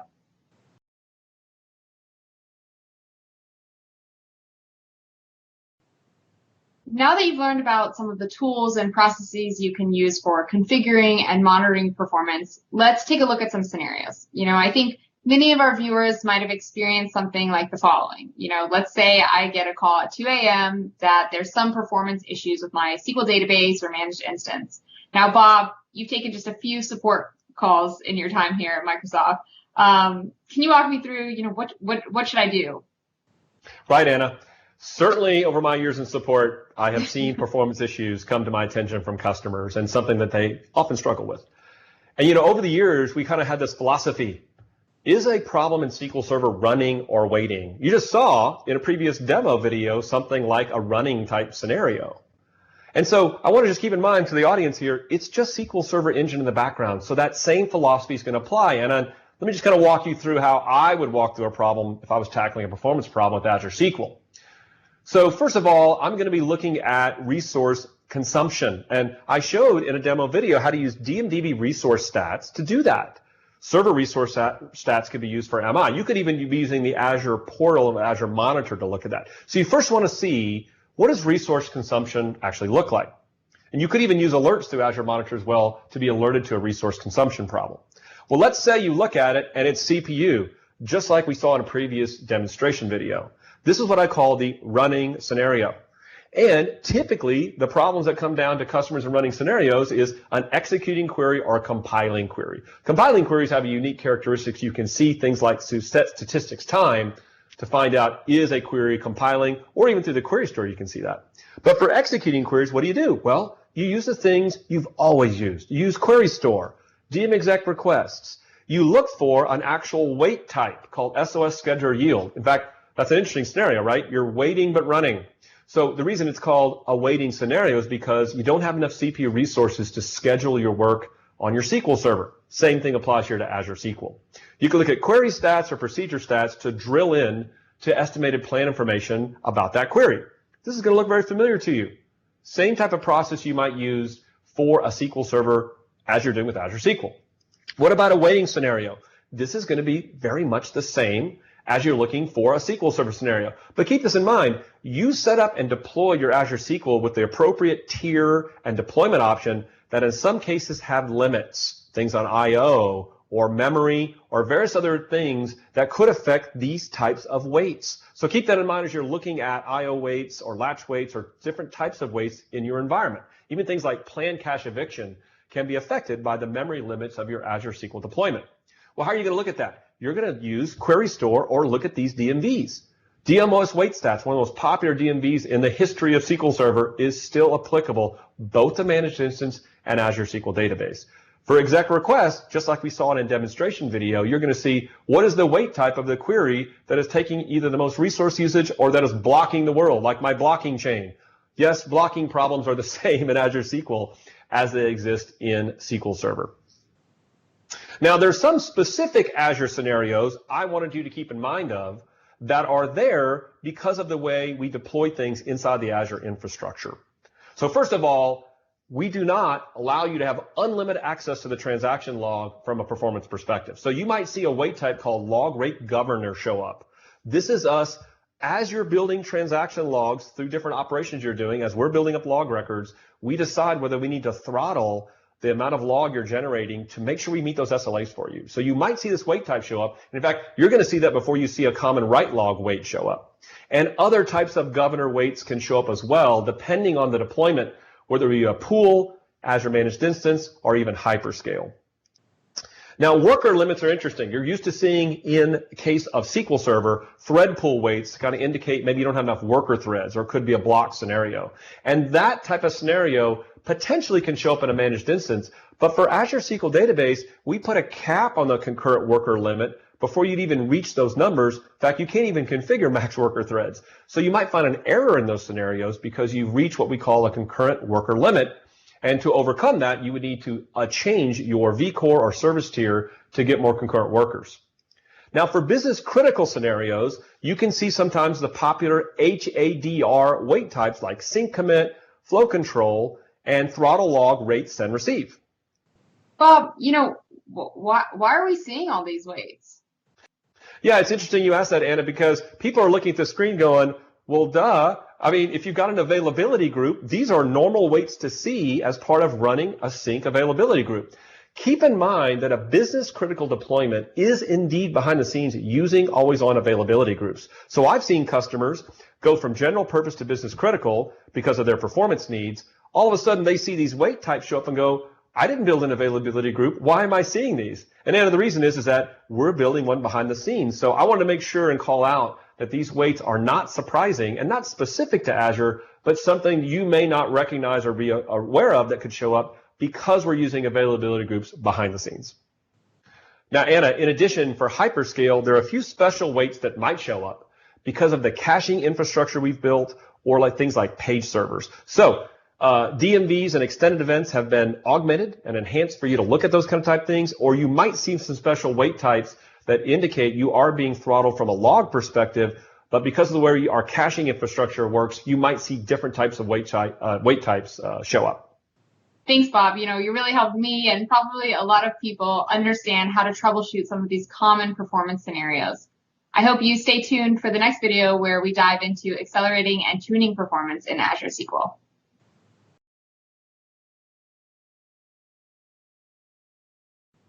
We talked a little bit about how to monitor performance for Azure SQL. Let's look at an example. In this example, I have an Azure SQL database already deployed as a general purpose service tier with 2 vCores. And I'm showing in front of you a very familiar tool to all of you, that is SQL Server Management Studio. And I've got one of those familiar DMV queries up in front of me right here to show you how to monitor active requests for an application.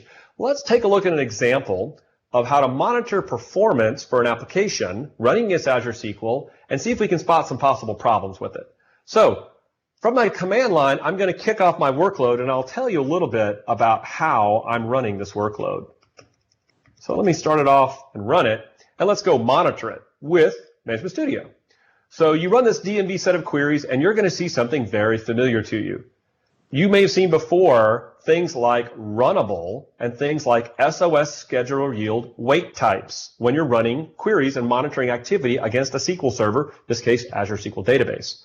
So if you look at this and you want to go look at a different query to see resource usage, we can use the new DMV, DMDB resource stats. This is going to show me on an every 15-second snapshot against my Azure SQL Database, what is my CPU I/O memory consumption, log consumption against my Azure SQL Database? And if I click this a couple of times, you're going to see something interesting about this pattern. Notice here in both these intervals, I'm using almost 100% of the CPU for my Azure SQL Database. You click back again here with exec request, you can see it is still running and chewing up those kind of CPU resources.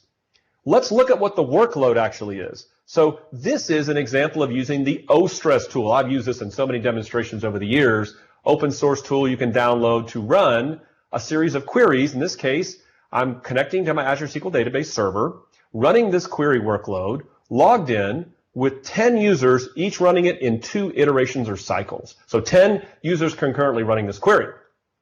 Here's what the actual query looks like. It's not that sophisticated. I'm actually using, in this case, I'm assigning the value to a variable, kind of avoid any latencies from result set processing. So I'm really pushing any CPU resources that this query needs onto the back end of SQL Server, running this in a loop. So I come back over here and I can see the query is still executing, but it's finished now. And if you look at this point, you can see this query has run in 1 minute and 43 seconds. Well, is that bad or good? If you go back and look at the monitoring, the results I had, remember we had a lot of runnable queries and waits on SOS scheduler yield. What does that really mean? So let's go look at the query store in Management Studio. You've probably seen this tool before from SQL Server. And I'll look at my top resource performing queries. In this case, this query ID represents that workload I just showed you. Now, what do the statistics of this query look like? Let's hover over here and look at the plan for a second, and we'll see some interesting statistics for us. Number one, it's been run quite a few times. That's our number one running query on this database. And the average duration is almost like 5 milliseconds. Well, is that a big deal? Well, as it turns out for this workload, that's too slow for me. And based on the fact that I had a lot of runnable status queries with SOS scheduler yield wait types, I kind of suspicious that CPU might be a bottleneck for my application. Query Store can help you further. I can look at query wait statistics and see that sure enough, the top wait type for this application is indeed CPU. So this is really an example of a running scenario where I'm seeing that I've got a lot of running queries, but I'm bottlenecked on CPU resources. I can further prove that by clicking here and seeing that indeed the query waiting on CPU is my workload query. And in fact, I can tell that out of the almost 5 milliseconds, almost 4 of it is waiting on CPU. So another way to monitor this workload besides DMV queries that you're used to or using Query Store through Management Studio is looking at the Azure portal. Remember I mentioned that in a previous video that Azure Monitor can be used to look at your workload, and sure enough, you can see here from Azure Monitor that the SQL workload for CPU is like at 100% during this time frame. This is really awesome. This is Azure Metrics as part of Azure Monitor, automatically integrate with my Azure SQL deployment, showing me almost like a perfmon graph of compute utilization for my Azure SQL Database deployment. One other thing I wanted to show you is that, let's say you want to see a history of compute utilization over time. I can go down here in the portal and click on Logs, and I'm going to automatically, by deploying Azure SQL Database, get a series of log information that's collected in Azure Monitor behind the scenes. And then I can do something called Custo queries. These are queries that allow me to look at metrics, things like CPU percentage against my Azure database over time. And I can see here that yesterday I was running a query and I was getting a similar type behavior for compute utilization. So I can use Azure Metrics to look at things a little bit more real time over like maybe in the last week, last hour, last 30 minutes, or use something like Custo with logging for Azure Monitor to look at the compute percentage or CPU percentage of my application for Azure Database over a long period of time. So here's an example of monitoring with Azure SQL. Look familiar to you? Management Studio, DMV queries, Query Store, all what you're used to. In this particular case, you can see here, we don't have enough CPU resources for this application. I can look at it through DMVs, through Management Studio, or through Azure Monitor and logging. Stay tuned for our next video where we'll see how to scale our application and improve performance.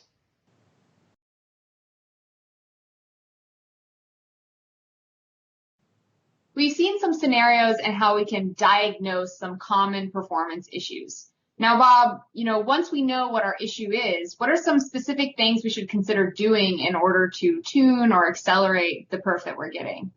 Yeah, thanks, Anna. Certainly some things to consider that are specific to Azure SQL, but feel a little bit like SQL Server. So first of all, you might want to scale CPU capacity. Now, how are you going to do that in your deployment today? Well, if you're running a bare metal machine, you got to get another machine, and you got to migrate your database in SQL Server. In virtual machine environments, often you can stop the virtual machine and change your CPU configuration to get more CPUs. But what if you don't have enough capacity? Again, you might have to actually migrate your database, not in Azure SQL. We're going to provide you Portal, T-SQL, and CLI capabilities to literally scale the number of CPUs up or down for your scenario that you need to meet your CPU demands. Hyperscale is really interesting because it does it in constant time. And in either case, you're going to experience a small set of downtime to do this, but depending on how you're trying to scale your operations, this downtime can be actually quite small. And even things like serverless provide auto scaling of these environments. Now, I/O performance is interesting, and we often talk in terms of IOPS or I/O per second.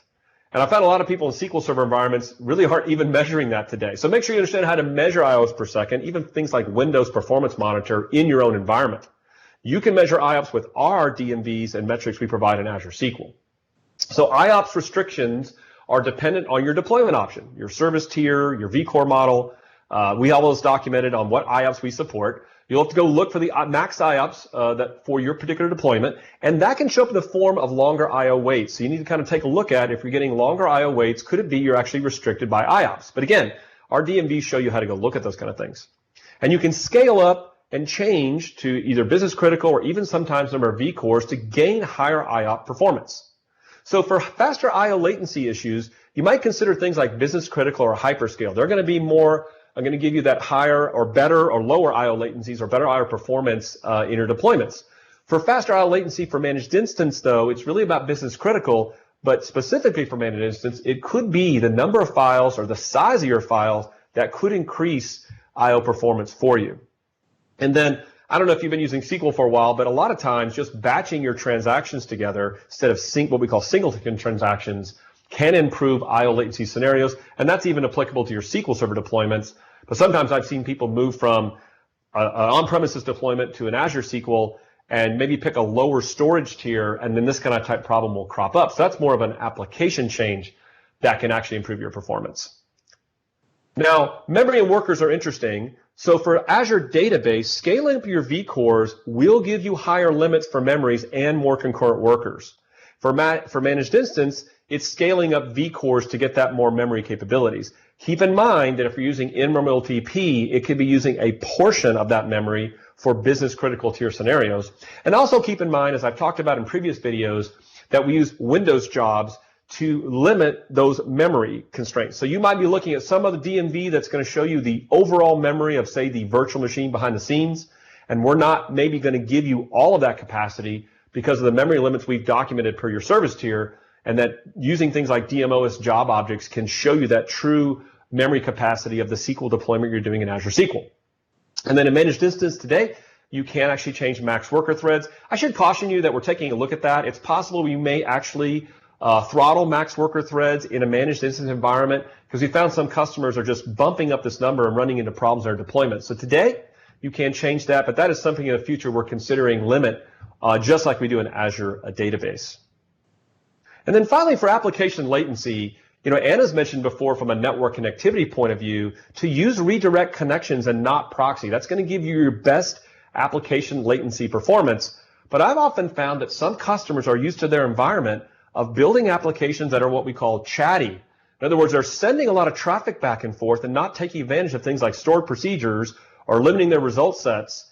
And when they get into an Azure environment, even when everything's deployed in Azure, they're running into some latency issues they would not see in their on-premises deployment. So make sure you take a look at your application. And often, if you're migrating, say, from SQL Server, this is an opportunity for you to go ahead and optimize these chatty application scenarios. So I've shown you CPU, I/O, memory, application latencies, things that are somewhat specific to Azure, but a little bit like your SQL Server deployment. But don't forget that tuning your SQL queries, just like a SQL Server in Azure SQL, is really important. Getting the right indexes, batching applications, batching queries, using stored procedures, parameterizing queries correctly, and properly processing result sets. Those kind of type things I've seen across the years in SQL Server cause customer performance pains. They are no different in Azure SQL. So just keep in mind, your standard SQL query tuning opportunities and activities are still going to be important to achieve the best performance you can get from your Azure SQL deployment. So Thanks, Bob. We've seen some new things that we can consider, but I also really like to call out at the end is that at the end of the day, it is just SQL. So you're going to have to leverage the existing skills that you have in Azure as well. Tune in for the next video.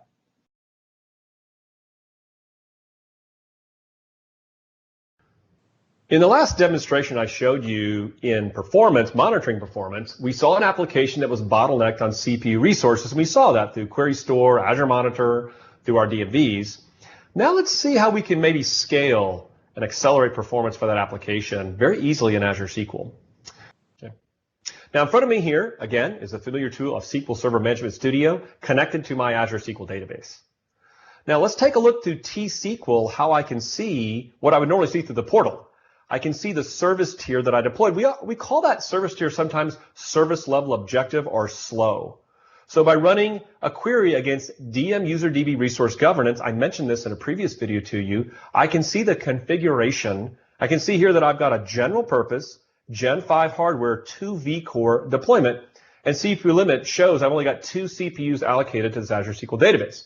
I can even use this database property EX function and also see the service level tier I've deployed. So if I wanted to scale this application very easily, what if I could just like bump up my CPUs? That'd be kind of cool. And I can do that through the portal. I can do it through T-SQL. Notice here that the alter database command in Azure SQL Database has been changed and enhanced to support changing the service objective or the service tier. In this case, I'll kick off this command, and in an asynchronous fashion, I am scaling now my deployment behind the scenes from 2 vCores to 8 vCores to get better performance. So I can see the progress of this scaling operation by using a DMV or even looking at the Azure portal. And I'll go over here. You can tell that I've already scaled. It's that quick sometimes of an operation that already Azure SQL Database has moved my Azure SQL deployment to another infrastructure that supports 8 vCores. Let's look and see how that can maybe improve our performance. So back over here, remember our workload we ran using OStress. I'm simply going to run that workload again. And then I'm going to go in Management Studio and run the same queries that I ran before. So for example, I'll run dmexec requests. And you can see here that I've got more running queries now than before. Still some SOS schedule yield waits, but more running queries.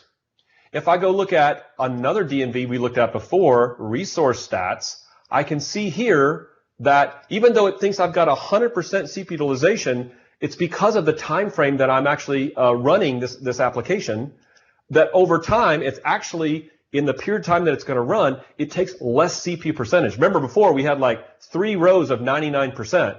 If I go back over here and look at my workload, notice it's already finished. It took 1 minute and 40 seconds before.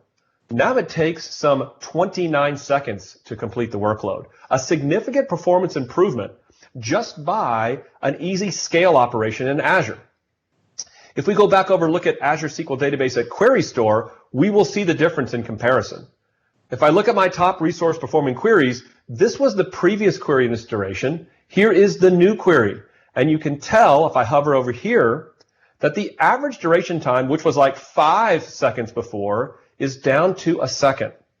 If I even go look at my CPU wait statistics through Query Store as well, and I click on it, I can see that the new query is significantly waiting on less CPU resources. In fact, you can look here in the report and see that the average wait time on CPU is even less than 1 second, less than 1 millisecond in this particular case. So you can see that a significant improvement I have gained by just doing a scale operation in Azure. Another way I can look at the scale of this operation and the speed improvement is going back to the portal. So you look in the Azure portal, you can tell when I ran this workload before of the duration of the CPU utilization at 100%. Here I can tell that it did peak almost 100%, but the duration was much tinier. So you can even see that it's possible for me to even scale this further out by even adding more CPUs to my environment. And guess what? If I pick serverless as my deploy option, Azure SQL would have automatically scaled my number of CPUs up to my max number automatically for this application without me even doing any manual operations. So here's an example of putting it all together. In the first demonstration I've done previously, I monitored my application, saw I was bottlenecked on CPU resources. Second demonstration, I was able to easily go into the T-SQL, up my number of vCores in a short period of time. I was back up and running, ran the same workload, got a significant performance increase, a much shorter duration of running these queries because I'm not bottlenecked as much in CPUs. And again, serverless could be a great option to avoid even having to do this manually. Check out our next video as we talk more about performance for Azure SQL.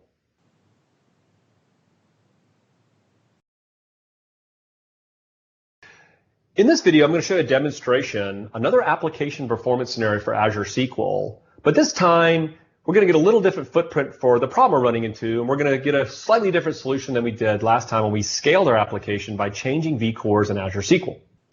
So back again, we're looking at the familiar tool SQL Server Management Studio, and you're looking at a table that I created in addition to what's already in the AdventureWorks sample called order rating. And what we're going to do is we're going to run a small little O-stress test to insert a bunch of rows into this table. In fact, our query looks something like this. Just going to be a loop 500 times, running a bunch of inserts against this table. So I'm going to kick it off and see what behavior I get.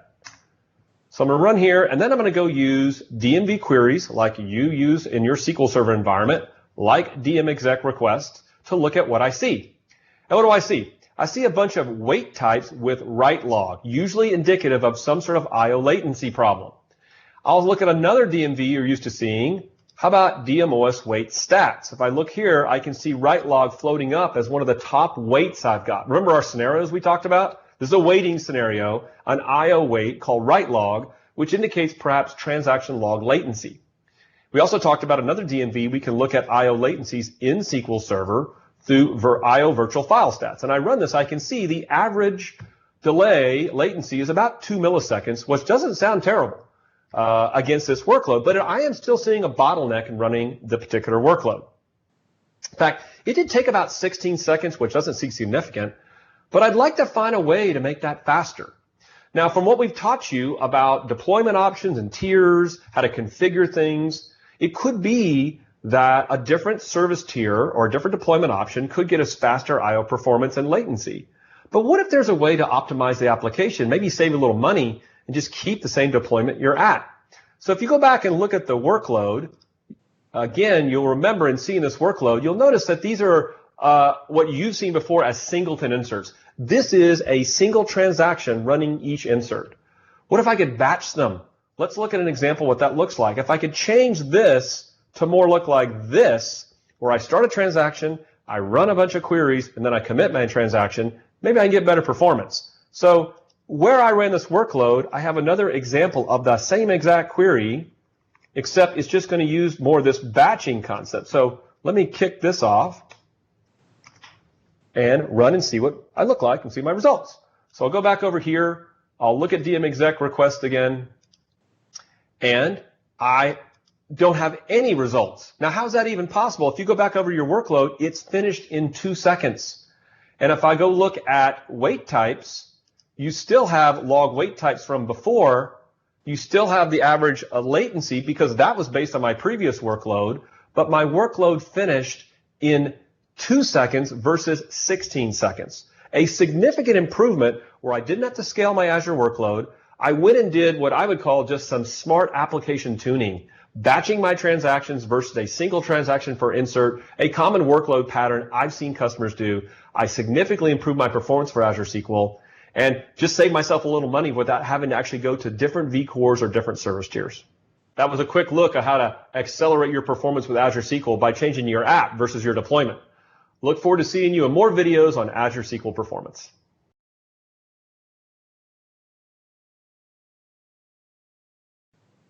The last performance topic that we have is related to intelligence. Now, we saved it to the end because while a lot of these features and capabilities are available in SQL Server today, there are some new capabilities that you get when you can leverage the power of Azure. Yeah, as Anna said, intelligent performance is us trying to help you. You know, we've talked a lot of topics about how to maintain and accelerate your performance, but what if SQL Server and Azure SQL could assist you in the process of making your performance faster? And in these topic of intelligent performance, it really comes to kind of 3 major areas: intelligent query performance, a concept called automatic plan correction, and automatic tuning.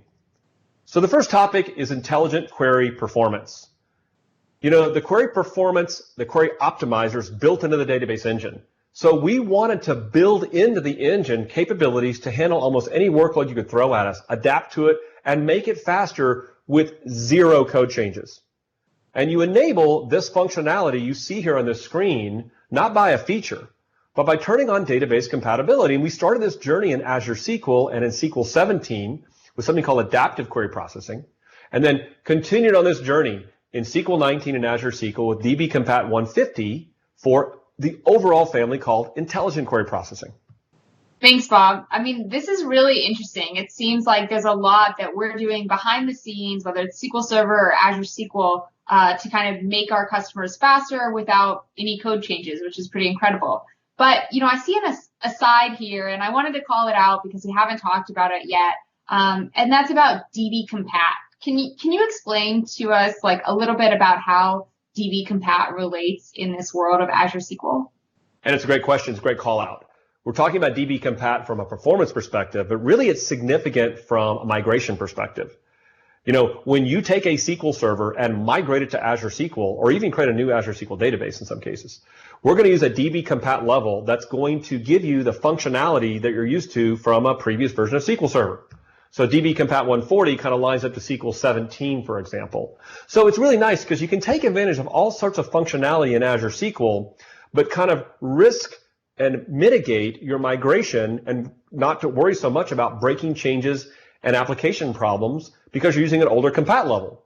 But then when you're ready to take advantage of things like intelligent query performance, you can then change your Compat level. You can do that in the portal. You can do that in T-SQL, do Management Studio, and then all of a sudden now you can light up things like intelligent query processing. So we're kind of giving you the best of both worlds. In fact, it's kind of since we're a versionless SQL server, database compatibility is the way to, in many cases, control the functionality that you might be using in an Azure SQL deployment. Now, the second area of intelligent performance is automatic plan correction, and we introduced this functionality with Azure SQL and SQL 17. So the scenario is that as sometimes a query plan may change on you, you can regress your performance. We call this a query plan regression problem. And sometimes it happens out of your control. So look at this graphic right here. You're running along great with performance. All of a sudden, a query plan gets evicted from cache. A new plan comes in for the same query. Things like parameter-sensitive plans can cause this issue. And performance just really tanks on you, really goes bad. And now you know what to do. So wouldn't it be nice if Azure SQL could not only detect these kind of problems, but fix them automatically?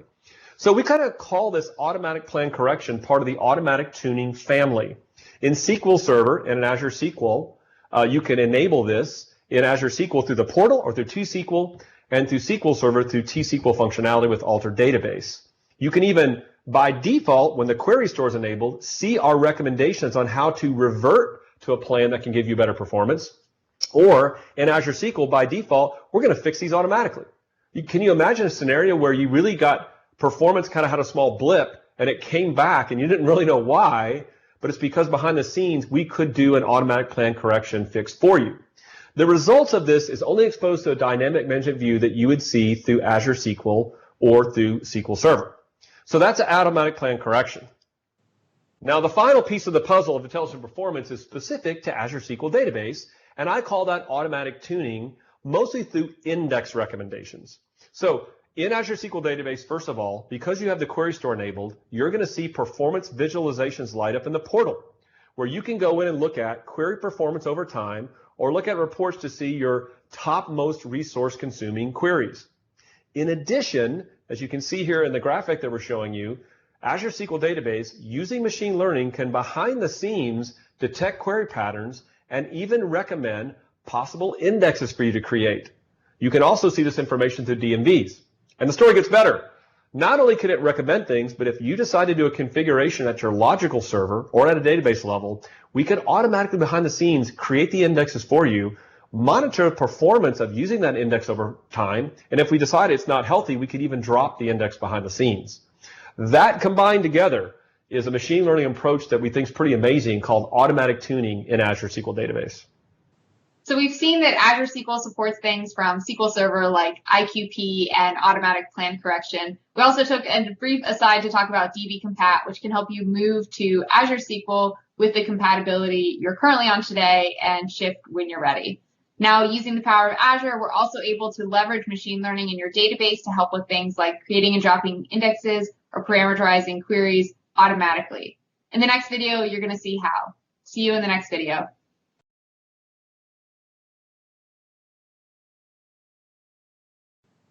This video, let's look at an example of automatic tuning in Azure SQL Database. You're looking at the Azure portal for a database I've provisioned, and you can see here from the Azure monitor, remember we show you Azure metrics in the monitor, that I've got almost 100% CPU utilization for this database. Now, because Query Store is enabled by default for Azure SQL Database, I can get some visualizations that are pretty interesting. I can click on Query Performance Insights, and now for my most resource-consuming queries, I can go now at the query level over time and see which queries are chewing all those CPU resources. So I can click here, then I can go in and look at the actual query text, and then look at this. I can see an aggregation of the resource usage of that query over time and see, in this particular case, all the CPU utilization that it's using. Now going back to Performance Insights, you'll notice here at the top of the portal, it gives me kind of an advice here, an alert saying, hey, we think we can improve your performance. If I click here, I can see recommendations that Azure SQL is doing behind the scenes for my Azure SQL Database based on some machine learning over time. We don't do this like right away. We do this over time to make sure we're giving you the right recommendations. We're using a combination of Query Store and DMVs to see which indexes might we recommend for your environment, or even recommend indexes you should drop to get better performance. Now let's say that you like these recommendations, and so you'd like to automate this. You can click on Automate, and then you can notice here that I can turn on automation for my database. I can use default or inherit from my server to turn on automation of creating and dropping indexes. Imagine a world now where you deploy Azure SQL Database, look at our recommendations over time, kind of trust that we're giving you some good recommendations, turn on this functionality, and watch your performance accelerate because we are now managing indexes for you instead of you having to worry about that kind of functionality. A great example of the power of Azure coming in the form of automatic tuning with Azure SQL Database. In this demonstration, we showed you through the portal an Azure SQL Database deployment where automatic tuning could accelerate your performance through automation and machine learning in the Azure infrastructure. See you in the next video.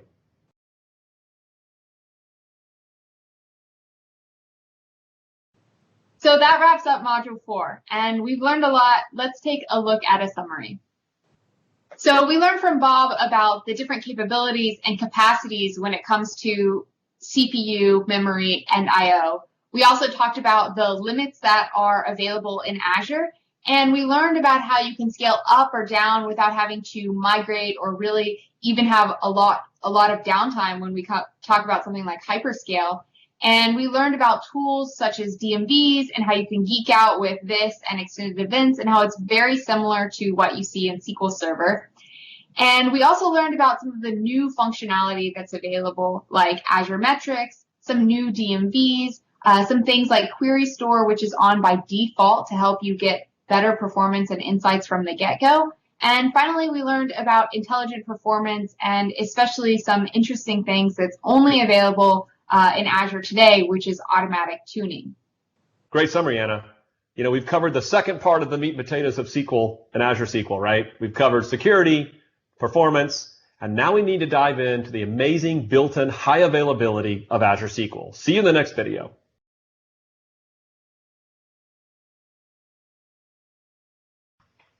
In this module, we're going to continue our meat and potatoes discussion and talk about backup restore, a hot topic when we talk about moving to the cloud, built-in HADR among all our service tiers, and what you get as far as database availability and consistency, which is really important, as well as how you can configure and monitor your availability to get the availability that meets your organization's requirements. You know, the capabilities that we have in Azure SQL for availability, to me, is one of the most amazing stories we've built for the cloud that you should think about. We have automatic backups. We even have the ability to user control backups in the case of managed instance. We have built-in high availability disaster recovery in the form of technology that's going to feel like a failover cluster instance and availability groups. We're going to give you read replicas, even at read scale. We're going to let you go further by protecting your assets in the cloud through things like availability zones, geo-replication, and failover groups. We are going to give you insights into the availability of your database and provide you SLAs not seen anywhere else in the industry to keep your application running at all times. Managed Instance supports even transactional replications for those kind of type needs you want. You're used to using that in SQL Server, and an Azure SQL Database can even be a subscriber to a replication scenario on premises. And then finally, database consistency, which you see a lot in your SQL Server environment, is a great story of how we do a lot of protection and integrity checks behind the scenes for your Azure SQL deployment. And then the tasks you're going to see in these series in our module for availability are going to be very familiar to you, like picking the right deployment that meets your RTO and RPO requirements for high availability. You may have some configuration things you need to do from a high availability perspective. We'll talk about and show you how to do that. And finally, we'll show you some of the tools and techniques you can use to monitor the availability of your Azure SQL deployment. Now we've laid the groundwork for what availability is going to be in this module. You've seen the capabilities we're going to talk about, and you see the tasks that we're going to show you when it comes in terms of availability for Azure SQL. We'll see you in the next video.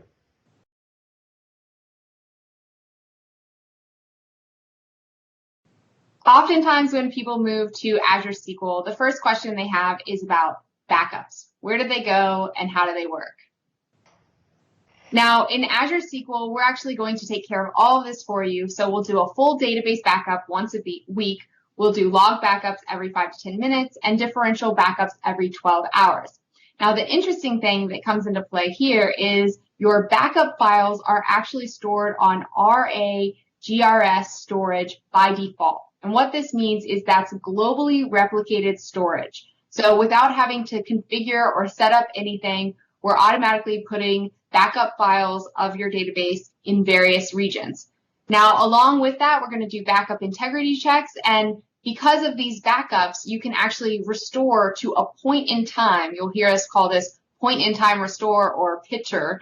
But basically, that means you can have some sort of error. You could even drop a database on accident or some sort of reason and go back to a time before that drop or error or mistake or whatever happened. And one thing that's a little bit different from SQL Server is that we're going to deploy that restore to a new database. So if you do want to get back to your original database connection string or name, you will have to do some changing of names there. Another thing that we offer is long-term retention for Azure SQL Database up to 10 years of backups. And so this means that if you have long-term retention and you have these backups enabled, even if you delete a server, you can go back and restore it.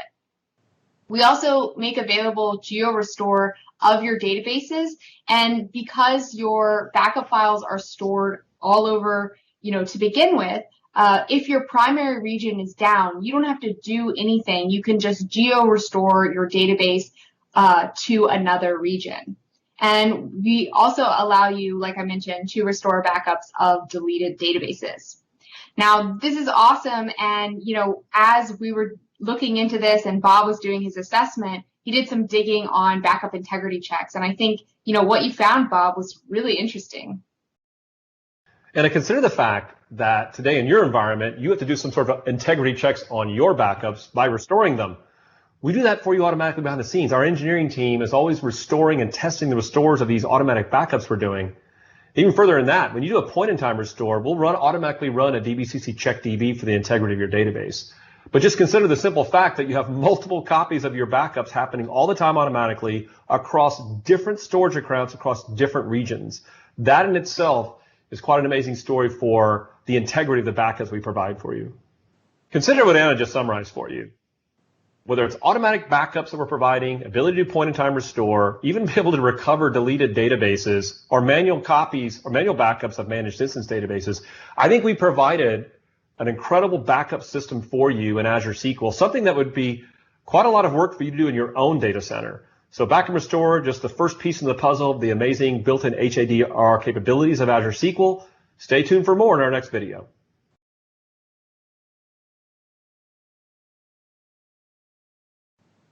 In this demo, we're going to take a look at how you can actually go through and perform a point-in-time restore after an error occurs. So what we have here is I'm in Azure Data Studio and I'm using a PowerShell notebook. So we've seen these before. It basically allows me to combine text cells and code cells. Now, before I get into it, I wanted to spend a second to talk about the process for how we're going to do this. So what happens, and I call this step 0, is some sort of accident is going to happen. Maybe you delete a database altogether, or you delete a table, or you make some sort of other mistake. After that happens, we're going to use Azure Log Analytics to determine the time before the error took place. Then we can use PowerShell to go through this whole process of restoring the database and checking the new database is in the right state and renaming and then ultimately deleting the old database. So that's what we're going to do. So I'm going to hop over to SSMS and I'm connected to my database and I'm just going to show you this table. So you see we can access this sales order detail table, and now what I'm going to do is I'm going to drop that table. So if I run this command again, you will no longer be able to see it. So the table no longer exists. So what can I do? So now that we've dropped this table, we need to figure out how to go back in time. The first thing we need to know is when this table was dropped, so that we can go and restore to a time just before that. Now, I can do this several ways, but what I'm going to do is leverage the Azure portal. So here I am in my SQL database, and on the left-hand side, I can go down to auditing, and I can actually select my audit logs. Now, there are lots of logs that are available, but I can actually leverage some of the SQL auditing capabilities here to understand who has dropped a database and when it happened. So if I go ahead and run this, what you're going to see is I'm using it on the database we saw a drop table for, and we're looking for any statements that have the word drop in them, and then we're going to return the time along with some other information. Now you can see this has happened a few times, or I've clumsily deleted this table a few times. So I'm going to pick the most recent one, and I'm just going to go ahead and copy that time. Now I can switch back to Azure Data Studio, and if you remember, we're using PowerShell in this case, and we've determined the time we want to go back to. Now the next thing we want to do is actually store that as a variable here called before error time. So what I'm going to do is go ahead and paste in that value and just make sure it matches the required format by PowerShell. So that means adding 12 to this 9 to make it, military time, I guess you would say. And I'm going to go ahead and run that. And I actually might want to put it 0.001 milliseconds before, just to ensure that I'm getting the right before this error occurred. So when I run that, now I can go ahead and run this command, and note that we're using the Azure CLI here. That starts with the AZ commands, but we could also use Azure PowerShell, or we could do it straight from the portal using a GUI. So what this command does is it basically says AZ SQL DB restore, and then the destination name for that database. So this database, it's stored in a variable, but basically it's just AdventureWorks followed by the word copy. And then the name of the database we want to restore, which in our case is just AdventureWorks 0602. And then the time we want to go back to. So this before error time, which is going to be, this time up here, 0.001 seconds before we drop the table. Now, what I can do is I can go back to SSMS and actually refresh my databases. And what we're going to see is that it's in a restoring state. Now, this can take a few minutes.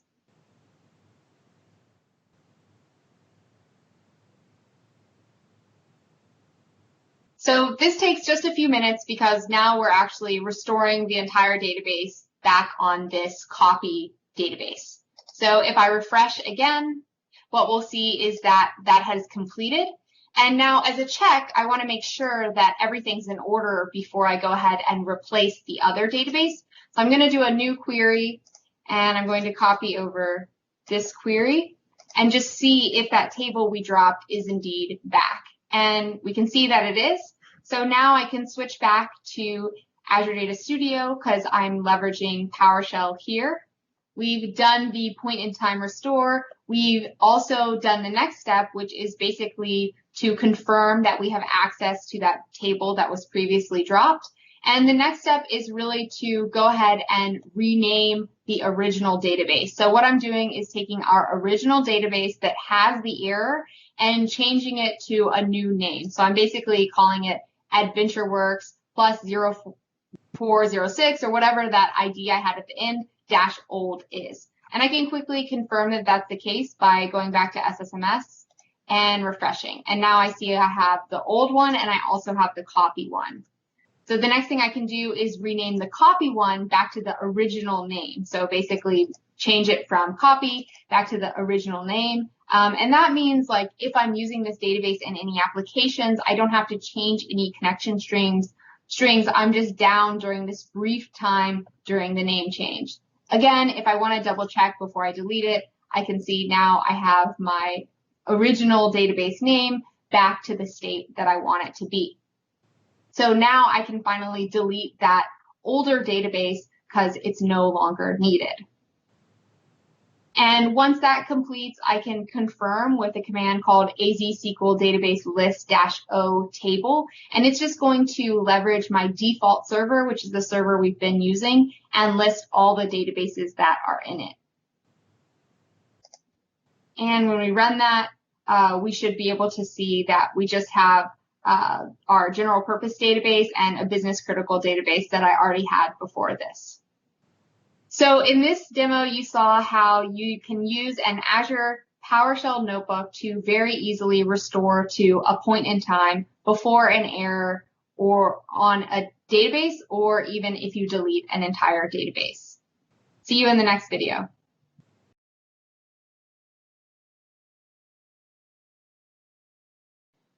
In an earlier module, we talked about service tiers. Now we're going to take a look under the hood and see how the various service tiers provide different levels of high availability. The first service tier we're going to talk about is general purpose. And I just wanted to set the stage with some of the things we already know. So what you're seeing here is an application, you're seeing some gateways and a control ring, and you're seeing a primary replica. Now, what we learned in our connectivity architecture, if you remember way near the beginning of this series, we talked about how you can set up redirect or proxy. So in the redirect situation, you go to the gateway and then straight to the database, and you don't go back to the gateway. And in the proxy situation, you always go to the gateway.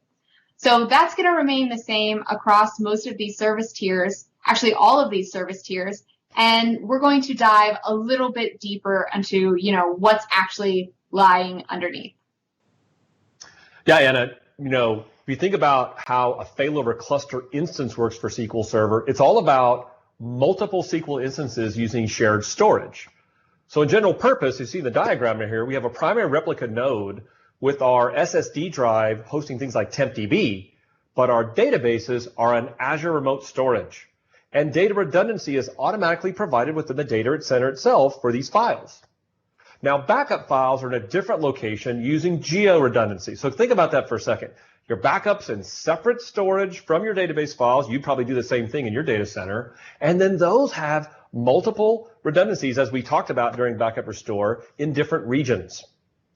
Now, if we need to do a failover, just like a failover cluster instance, what's going to happen is we're going to fail over to a different node with a SQL server that's going to be started on that node, accessing the shared database files from Azure Premium Storage, just like a failover cluster instance, whereas the TempDB is still hosted on your local drive. Now, that recovery time to come back up depends on the spare capacity we have within the infrastructure to spin up another node running a SQL server. Recovery will kick in, but we're using accelerated database recovery, which we'll talk about later to kind of help that process.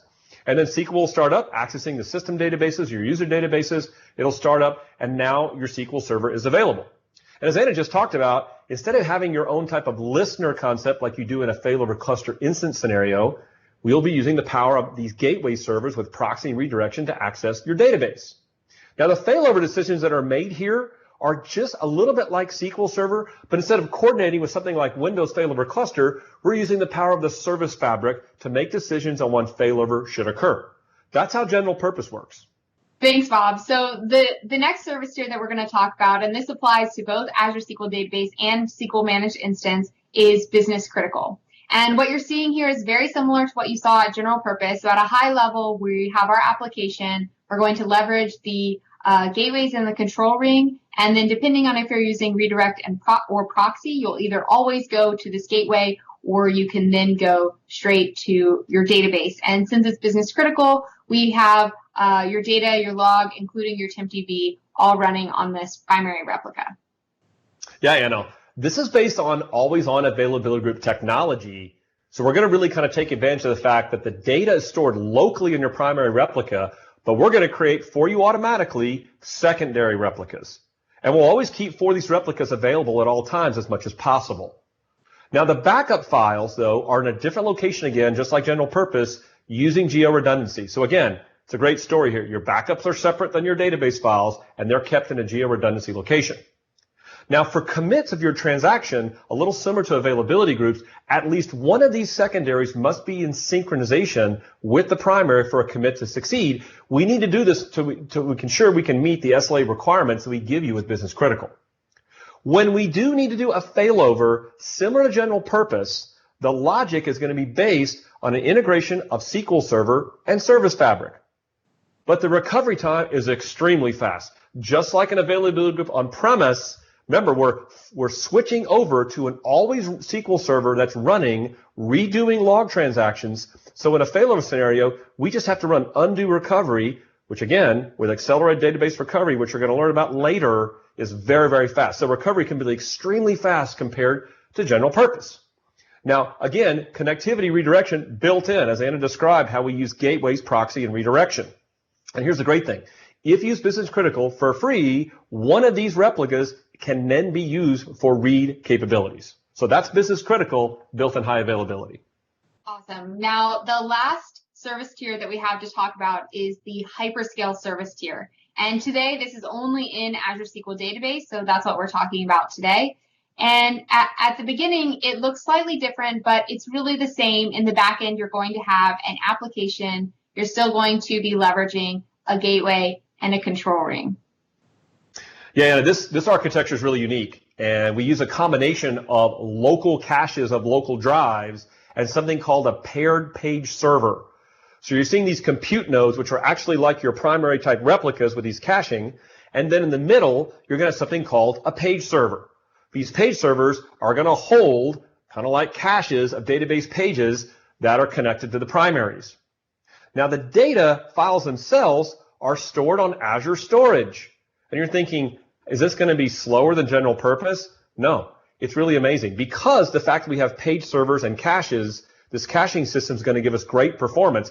But guess what? Since the database and files are on Azure storage, we can take advantage of snapshot technology to make backup and restore extremely fast and not even dependent on the size of these things. You're going to be able to do restores in just incredible time. Now, we have something called a log service. A log service is not like an availability group service, but it's similar in the sense that we're going to use log changes to feed these replicas. Now, if you look at this diagram here, you see primary and secondaries. So you can have 0 to 4 secondary replicas for read, scale, and failover capabilities. Now, hey, Bob. Yeah. Why would we have 0 replicas? What does that even, why would you do that? Yeah, it doesn't make sense. Like, Anna, we showed business critical. We had multiple replicas, and you need that for high availability. But consider this architecture. The data files are on Azure storage, and then we use page servers and local caches for that data.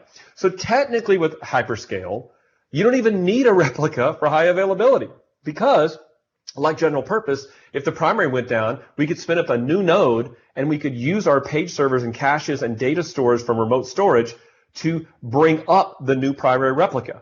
But I'm sure you want better performance than that, so we have the ability to do 0 to 4. So if you go all the way to 4 replicas, you're going to actually have a faster failover experience than if you had 0 replicas. So it's kind of, in a way, if you think about it, combining the best of both worlds from what we've done with general purpose and business critical, giving you maximum performance and scalability. Awesome. Thanks, Bob. This is really interesting. You know, one other comment I have, and I think I had hinted about this before, but it says SQL Server.xc, but it's missing an E. Is there a story there? Anna, you're showing your age once again. SQL Server that word without the E is 8 characters. That's an old DOS restriction. When in the day, when we first launched SQL Server, before you were born, SQL Server names had to be 8 characters. And by the way, you can imagine in our infrastructure, no one in their right mind is ever going to want to go change it past those 8 characters. So yes, it is a DOS legacy that we have the characters of SQL Server.exe. So yeah, great question, and way to show our age differences, Anna. Thanks for adding that to the color of today's video. Yeah, Bob, it was too good not to bring up. So thanks for explaining, for some of us younger folks, we appreciate it. Thanks for joining us in this video where we talked about the high availability architectures underneath each of the service tiers, and we learned a fun fact about SQL Server exe. See you in the next video.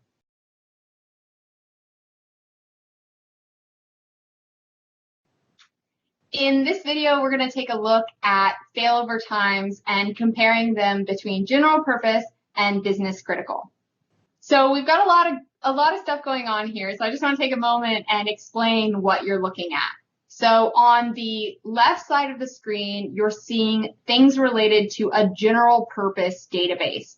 And on the right side of the screen, you're seeing things related to a business critical database. And you'll see I've got a PowerShell notebook for each in Azure Data Studio, and I also have the PowerShell command line open. Now, what I'm going to do is I'm going to kick off a workload, and the workload is here. Bob taught me how to use OStress, and now I'm using it left and right and 3 times on a screen. But what we're doing is we're basically selecting a count from a table. So basically, we're just trying to see, can we connect to this database? So when we initiate a failover, we'll be able to log, okay, are we able to connect to a database? And so I'm just running this once, but on one thread, but 50,000 times. So this will run for a while. And this is my general purpose. Now over here, I'm doing the same exact thing, except it's running on a business critical database. So you'll see here at the end, I'm just outputting it to a business critical folder. So left is general purpose, right is business critical. Now I've configured all these variables to be set up. And what we're going to do is we're going to invoke a failover for our general purpose database, and we're also going to invoke a failover for our business critical database. So this is kind of like we're trying to force a failover to see how long it takes for us to recover. So anytime you don't see this 847 coming, that means we're disconnected. So what I'm going to do is I'm going to kick off each of these at approximately the same time, and we'll be able to monitor what happens. So let me just kick it off. So what you can see is for now, I can still connect, but then there'll be a brief time. So you can see the business critical database, I was not able to connect much sooner. And then hopefully in a matter of seconds, you can see that business critical, I'm already back and running, just a matter of seconds, whereas general purpose is still kind of doing that failover process. And again, this is because the always on availability group that you see in business critical allows you to fail over very quickly, because it's just a matter of changing the pointer to one of your secondaries and then in the back end spinning up another secondary. We can see the general purpose one, still takes less than, I think probably less than 20 seconds, but you all witnessed how quickly that business critical failover occurred. And these notebooks are available to you. We'll share references on how to get access to them. So definitely try it out and see what it's like for you. Now, one other thing I wanted to call out is just that we cannot invoke a failover again within a 30-minute period. So basically, I'm only doing this on the general purpose database, but what we're going to get is essentially a failure saying, hey, you are not able to fail over in this time. So what we see here is long-running operation failed. And like I said, it's just because 30 minutes must pass between forced database failovers. So in this demo, you saw how fast failovers are in general purpose and business critical, but you also saw how much faster, and so with that comes a higher availability that you get with the business critical service tier. See you in the next video. Anna, that was awesome. I still think that's a pretty cool demo. We've seen the availability architectures for all of our service tiers, but there's a few more things to consider, such as Azure SQL Zone Redundancy and the SLA that we provide. Now, if we start with zone redundant configuration, what you're seeing on the right is the business critical architecture, but set up for zone redundancy. Now, today, this is only available in business critical service tier, and it's also free. And to enable it, it's really just a toggle of a button in the portal. So let's take a look at what's different between this and just what you saw before for the business critical architecture. What you're seeing on the right is you see three AZs, AZ1, AZ2, and AZ3. AZ1, that stands for an availability zone. So what this basically means is in a region, there are multiple availability zones. So this could be, think of it as a different campus in a same region or a different building in a same region. So you're able to separate your replicas from a disaster recovery standpoint. So if something goes out in one data center, you're not left without anything because your replicas are spread across these three availability zones. Now you might be wondering, okay, what do I have to set up to do this? Because you see Azure Traffic Manager. But the great news is similar to a gateway, Azure Traffic Manager is actually going to be the one that points you to the different zones and then the gateway in order to get that information to do the redirect proxy connection, very similar to how you saw in business critical before. So zone redundancy is a great way to get that extra level of availability. But one thing to consider is that if you have really latency sensitive OLTP applications, you might want to make sure this is a good fit for you because that sync to a secondary still must occur. Now, as part of our availability story for Azure SQL, and I just showed you how to go further with zone redundancy, is a service level agreement. This is actually a contract we have with you as you sign up for a subscription for Azure SQL deployments, and we make guarantees for the availability of your deployments.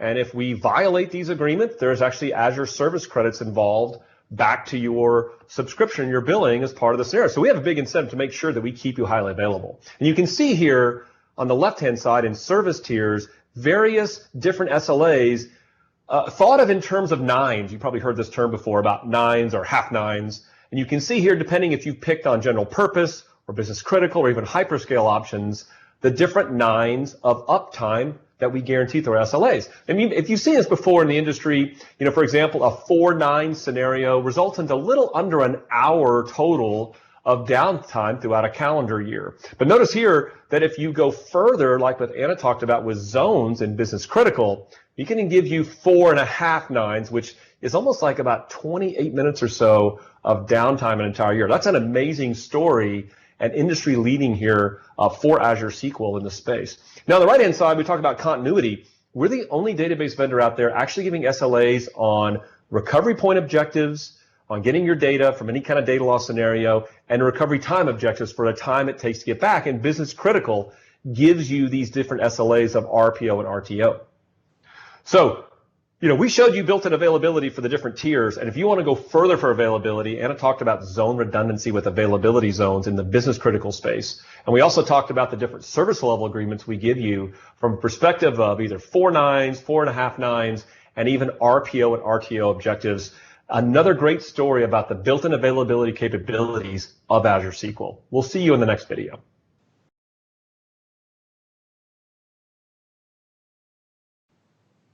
We've talked about the high availability architecture of the various service tiers and how you can go further with zone redundant configurations. Now, there are two different ways to go even further on a global scale. Now, the two options that you have available for you are geo-replication and auto failover groups.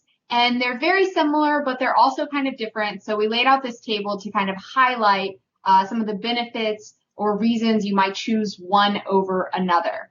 Now, with both geo-replication and auto failover groups, you're able to get read scale across the globe in theory. right? Now, some of the things to consider are that with geo-replication, you can deploy a replica in the same region that you're in today. Whereas with auto failover groups, it cannot be in the same region, and you can only choose one other region for your failover group to be. So for example, I could have my server in East US or databases in East US, and I could have an auto failover group in West US, but that would be it.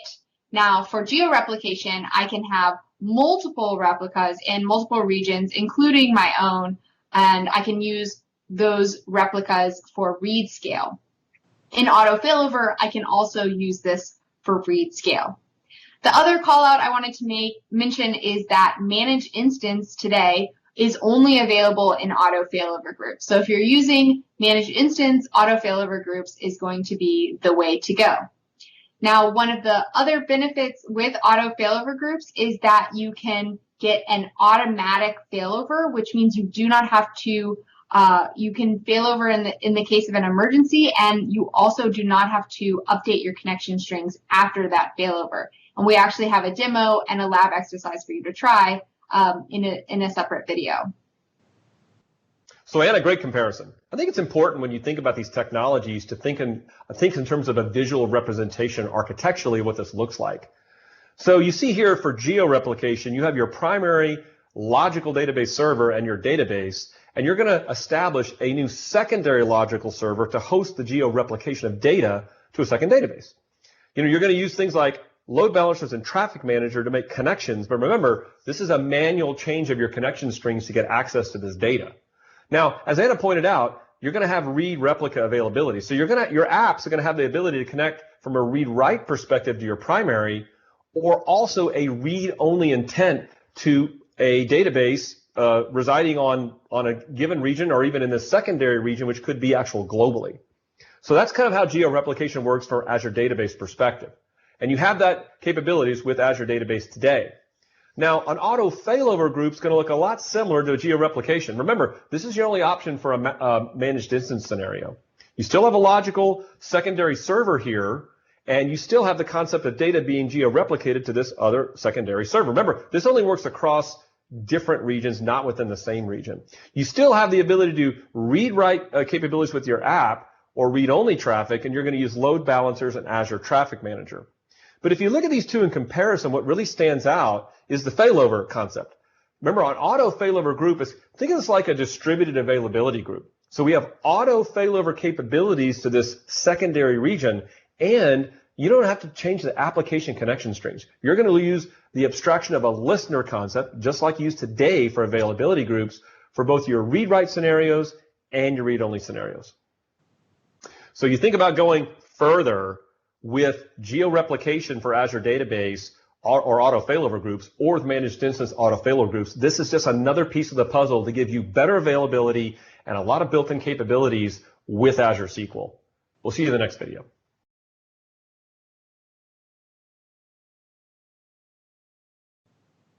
In this demo, we're going to take a look at auto failover groups in Azure SQL Database. Now, we're back in my virtual machine, and once again, there are a few things going on. Ignore this right side for a moment, and we're going to talk about how I set up this auto failover group. Now, in this case, you can see I'm leveraging Azure PowerShell in a PowerShell notebook, and I went ahead and ran these cells just because it takes a few minutes. But what you can see is the first thing that I'm going to do is I'm going to create a new logical server in a different region. So in this case, my primary is in East US, and I'm going to deploy what I'm calling a DR server in East US 2. So I'm just supplying basic information like the resource group name, the server name, the location for the new server, some credentials, as well as the password, which I'm passing securely. So basically, this creates a backup server in that failover region. And the next thing that I'm going to do is create a failover group between those two servers. So the new server that I created is completely empty at this point. Now, once I create the failover group or a connection between these two servers, I can then start to add multiple databases to the failover group, and it will manage the sync between them. In this case, I'm just adding one, that main AdventureWorks database. And we can add it basically by just using this command, add database to failover group. Now, once that completes, it's basically going to restore the database on the other server, the DR server, what I'm calling it in this case. And the final thing that you need to remember is that you're going to have access to that database in the event of an emergency. So you want to make sure, or for even read scale, if you want your application or users to be able to access that server, you need to make sure you have the appropriate firewall rules or virtual network rules in place, as we've talked about in previous modules. So that's what we do there. And then finally, we can start to talk about what the heck is going on the right side. What we have is a simple Java application. And basically what it does is it tries to do an insert on the primary to the failover group. So what you'll notice is it's actually connected to the failover group connection string. So that's that read-write listener or the read-only listener that Bob talked about. And so we're going to try to do an insert on the primary, whatever it happens to be. And then we're going to try to read that insert from the secondary. So we just kind of updated this application, which is included in the sample code. And then I went ahead and ran the application. So it's running now. So now what we can do is we can check the status of our secondary server or our DR server in this case. So I'm just referencing the failover group and then the DR server. And the key part here is I want to grab the replication role. I could also check this in the Azure portal. If I go into my server under failover groups, I can select it. And even on the map, I can see what's in the primary. My East US is in primary, and my secondary is in East US too. And here I'm getting those two read-write listener or read-only listener endpoints. So those don't change. Now, if I flip back to here, we can actually go ahead and use this switch statement to actually switch the primary and the secondary. So I'm going to kick this off, and what you're going to see is potentially for a few moments as this switch occurs, we're not going to be available on either of those servers. But very quickly, what you can see is we were able to get back to running and reading and inserting from both the readable and the writable. And now I can check the secondary, the replication role of the secondary server. And again, I'm seeing that as before, it was the secondary, it's now the primary. And again, also in the portal, if I switch back, I can see that the primary is now that East US, my disaster recovery, what I call DR, and my secondary is in East US. So that's a pretty easy way to kind of see how easily you can set this up. I'm sure it's very difficult to set this up in the on-premises world in your organization to kind of deploy an auto failover group to a whole other region. Now, the last thing we can do is fail back. So I'm going to basically use the switch command again and say I want the original server to be the primary now. So I'm going to kick this off, and I want to show you something else. So first of all, what we'll see in the portal is that we'll see that this failover is happening, so we can track it here. Now, another thing you can do is leverage SSMS and leverage some DMVs. So right now I'm hitting the master in my logical server, and what I can see is a few things here. Let's see. What I can see here is that the replication state is catch-up, which basically means we've been in sync. In that moment where we're down, this would show up as suspended. And the DMV that shows you that is geo-replication links. Now, the other DMV you see below is DM operation status, and this one is actually going to show me that a failover occurred, and it'll show me what the state is, so it completed, and any errors or the start time and the last modified time, which is when it completed. And if we swap back to the notebook and our app, we can see again we momentarily became unavailable, but then we're able to start reading and writing again, and our status of our secondary has switched back to the secondaries. So this is awesome, but one other thing I wanted to throw in there is related to read scale. So let's imagine this was a business critical database. So I basically have an availability group, and in my auto failover group, I also have an availability group. So how many read replicas do I actually have? And there's an exercise you can go through, but basically I'll be able to access 3 readable secondaries in a way. The way I can do that is I can access using the secondary. So these are those listeners I spoke about. So I can use the secondary and that'll be a readable.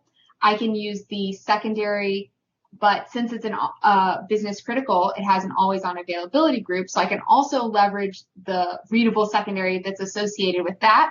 And then for my primary, I can also leverage the readable secondary. And the way you do that is basically by specifying the application intent as read only.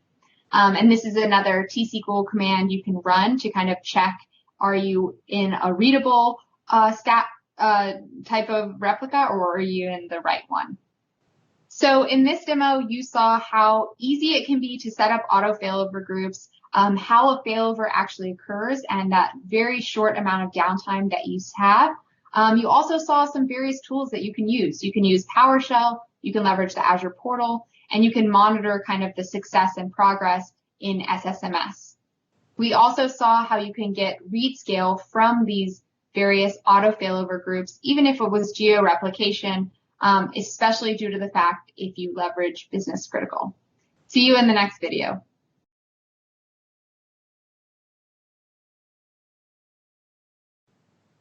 If we take a deeper look at what's happening and what's available for availability under the hood, we have to talk about database availability and consistency. So Bob, how does this work in Azure SQL, and how is it different from SQL Server? Yeah, thanks, Anna. When you talk about the topic of availability, there's a couple of things that DBAs and SQL Server experts are used to doing that aren't needed in the cloud, actually, quite frankly, like setting databases offline in emergency mode. We don't do those kind of things. We provide so much availability, backups, consistency, things in the cloud that, my experience, don't feel those things are needed anyways. And second of all, if you want to restrict user access, you can do things like set restricted user to make the database available only to a certain set of users. Now, in my career, dedicated admin connection, or DAC, is something that's been used by some users in emergency situations, and we do allow that functionality for database and managed instance for you to get a dedicated admin connection, in case your SQL Server is kind of in a state where it hasn't been failed over, but you need to kind of dig into something kind of in the back door of what's going on in SQL Server. And then we're going to talk about shortly an amazing story of accelerated database recovery, which is on by default in Azure Database and Managed Instance. So that's kind of some notes and nuggets about availability comparing to SQL Server and Azure SQL that you should be aware of. When you talk about consistency being a story that has always been around in SQL Server and customers deeply care about, we have an amazing story in Azure SQL that quite frankly is game changing. Think about all the things we've talked about the multiple copies we have of your data and backups in different storage regions and also replicated in those regions. So first of all, the fact that we just have multiple copies of everything reduces the likelihood of an integrity problem for your database. You can execute CheckDB if you need to. You can't do repairs, but if you'd like to run CheckDB to manually check the consistency of your database, including system databases like in MI, you have the ability to do that. Database checksum functionality we've put and had in the product for a long period of time is on by default for databases, and we do look at scenarios where we've detected a checksum error might occur to take action if necessary. Now, one of the cool things about business critical, it's using that availability group scenario with replicas, right? And if you know availability groups, there's a concept called auto page repair, and we turn that on by default. So in some cases, an auto page repair kicks in to repair a specific page in a primary replica, and we don't even have to do a failover if that occurs. Now in the back end, the engineering team has several different alerting capabilities so that we look at your database and we take action if necessary, in some cases even proactively notifying you. If we find data integrity errors have occurred and we cannot immediately just do a repair or something, we may work with you proactively. Integrity checks we've talked about on backup restore, and we've even added in, by default, lost, write, and stale read detection problems, which can show up in transient I/O scenarios, I/O error scenarios. We've got that enabled as well, and we can take corrective action for you and even repair things without even telling you. It's not we're just trying to hide something from you, but if we think an easy repair can happen with no data loss in your environment, we can do that behind the scenes and you don't even see an impact or know that actually has occurred. Thanks, Bob. I mean, there are a lot of nice nuggets and information in that. I have a confession with accelerated database recovery, ADR. We've talked a lot about it. It's a really awesome feature, but I'm not really sure how it works or what the big deal is for Azure SQL. Can you help me and hopefully other people understand? Sure, Anna. ADR is an amazing story. And let me tell you why it's significant by telling you a story. So imagine a scenario where somebody kicks off this long transaction, deleting a bunch of rows, and they realize that's a mistake, and they got to roll it back. So they try to come in and kill a session on this big delete of this transaction. And all of a sudden, your business is down. Everybody's blocked. Everybody's frustrated. They don't know what to do. And at the same time, the log can't be truncated. So in an Azure environment, in a cloud environment, like we're doing all these different automations and SLAs, that is really a problem. So along comes a project called Constant Time Recovery a couple years back, turned into this feature called Accelerated Database Recovery, which is in SQL Server and on default in Azure. So here's how it works. We use something called a persistent version store in your database. It's a little bit like versioning that we have today for isolation for TempDB, but different. Similar concepts, but it implemented differently. And it's really implemented not for versioning for isolation levels, but for recovery purposes. So it's a version store in your database. It's independent of those isolation levels. So even with this versioning, you can do things like read committed isolation. When this is on, it's an amazing story. Rollback happens at the snap of your fingers.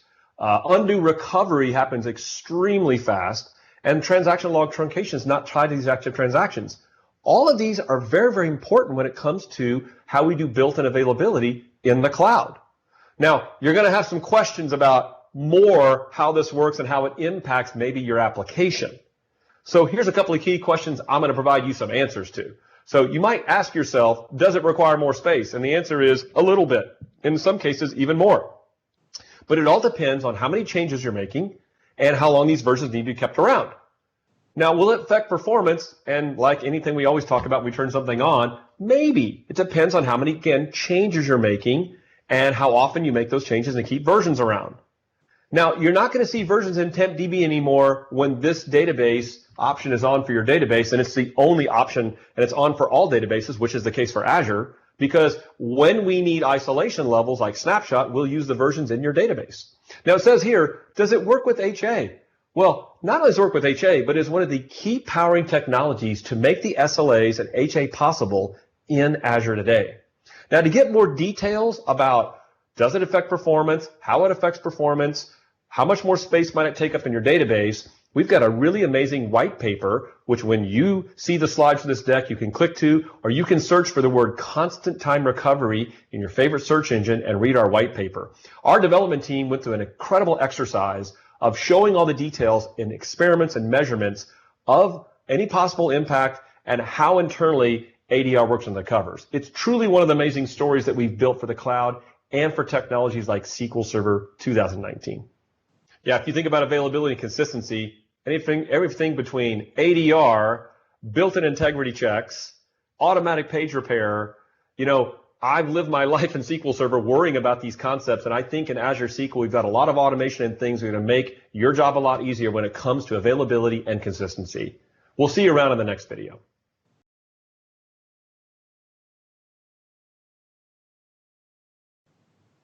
We've talked a lot about the technology behind a lot of the options that are available in Azure SQL. When it comes to deciding what's best for your organizations, there are a few things you're going to want to consider. First, you're going to want to think about your backup strategy. Do you need long-term backups? And if you need them, how long do you need them for? When you think about your availability from an SLA perspective, what's going to be required for your database and your application? And is that going to meet the RTO and RPO needs that you have in the current service tier or configuration that you have? You're also going to want to think about, do you need read replicas? We've talked about several ways where you can get read replicas, whether it's in the business critical tier, you get one secondary that you can leverage as a readable. Or if it's hyperscale, you can get 0 to 4 secondaries that you can read. And with things like GeoDR, so that means maybe you have geo replication or you have auto failover groups, you can get even more readable secondaries available to you. So you need to think about, do you need these? In addition, you might want to consider if you want a zone redundant configuration with availability zones. And so these are just a few of the choices that are going to be required for you to think about for any given database and application. Now, Bob, you've worked a lot with SQL Server and applications and Azure SQL Database. Do you have any advice or insights on how people can make sure or decide if their application is ready? Yeah, and if you think about all these choices and discuss, things you've talked about for customers to do, it's right to consider all the configuration choices, but everybody forgets about the app. And the number one mistake I've seen customers make when they move to the cloud is ensure that their applications can do simple things like retry or have proper stateful logic. So even just considering how I should do retry logic and reconnect myself, even if it's using one of the options you've talked about, is really, really important. So if you're a SQL Server expert and you're looking at Azure SQL as an option, make sure you're working very closely with the development team and study how they do retry logic, in their application. Thanks. Yeah. And so in this video, we kind of talked about the different options you have to make and the different decisions you'll have to make and conversations you're going to want to have with your larger organization. See you in the next video.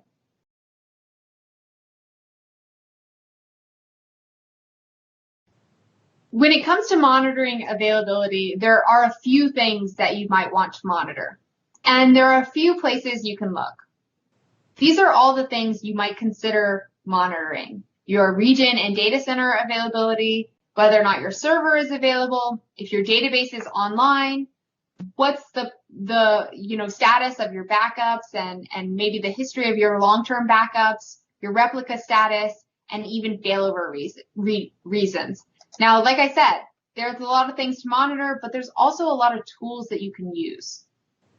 Yeah, no, this is quite a few choices here. You look at the middle of this thing, and this is what's familiar to everybody. X events or catalog views or DMVs. What's different are things in the Azure infrastructure and also CLI type available tools for you. So a couple examples stand out to me. Like, you have to monitor your own data center today. Like, how do you do it for Azure? Well, we have a service health dashboard that's pretty cool to look at service health of Azure SQL itself across different regions across the world. Resource health is something that you can get access to the portal or even through REST APIs to look at possible problems that have occurred with your database, which could explain why your server database was not available. You mentioned about, backups. Long-term backups can be looked at a historical perspective, both through CLIs and both on the portal. And then the activity log, one thing we talked about in the Azure ecosystem was this activity log concept behind the scenes from Resource Manager. That's pretty cool because that's going to show you things like restore operations. You talked about and showed earlier when you restore a database, you create a new one. So anytime you create a new database in Azure SQL, the activity log can record how long did it take, who did it, and when did that happen. I love the example you showed earlier in one of our videos about replica statuses. So you have the ability through unique DMVs for Azure to look at the status of, say, even a business critical replica scenario, or even a case where you showed like geo replication. And just remember that powering all of this is REST. So the REST APIs are kind of the core foundation, like a lot of things in Azure, and a lot of stuff you see in here from the portal and through CLIs and PowerShell are all built on REST APIs, which could be used at a very low level to monitor anything you see here in Azure. So we showed you the kind of things you want to monitor, which are like you monitor in SQL Server today, or things like your data center. We talk about all the range of tools, whether things in the Azure portal, T-SQL, or CLIs. We think we have all the tools you need to monitor availability of your Azure SQL database deployments. We'll see you in the next video.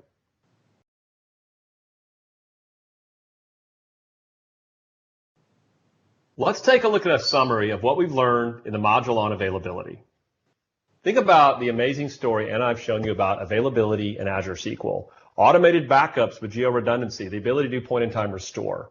Built-in HA across different service tiers to meet your needs, including things like read replicas. And then we want you to be able to go further. Things like zone redundancy and multi-region high availability with geo-replication and auto failover groups.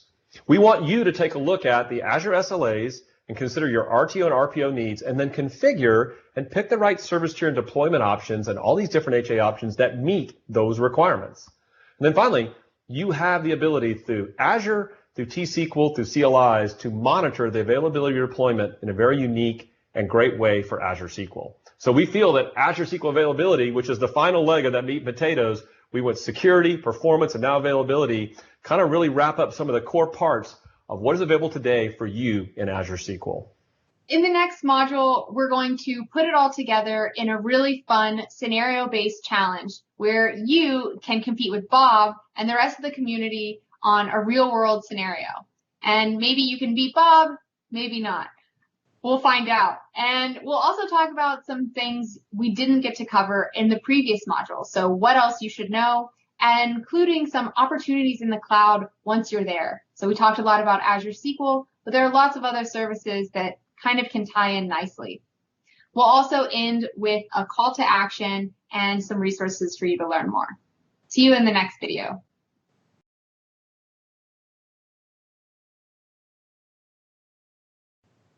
Hi, welcome back, and welcome to the Azure SQL Scenario Challenge #1.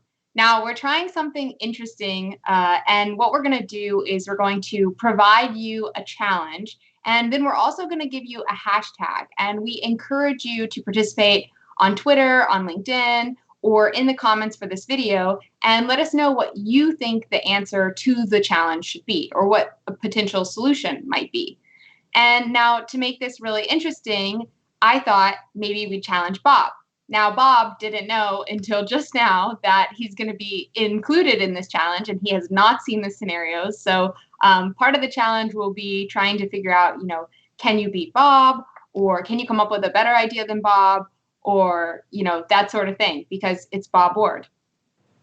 So, Bob, do you think you're up for the challenge? Well, I guess. I mean, if you're going to put me on the spot like that in a live stream video, sure, I'm up for the challenge.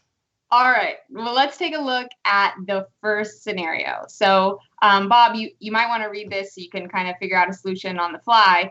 But basically, this is a scenario around a global CDN system, or a content delivery network system. And they're trying to get content around the world, and they need some help. And they have some requirements, which you can see in here. So, Bob, what do you got? Oh, okay, so I'm obviously not a speed reader, but I see the word SQL a lot. That's good. I see the word Azure a lot. How about I give you some hints? Yeah. Can you give? Yeah, it would be nice to have some hints. Yeah, I would love that. Thank you. Especially since I'm challenging the world here. How are you going to give me hints?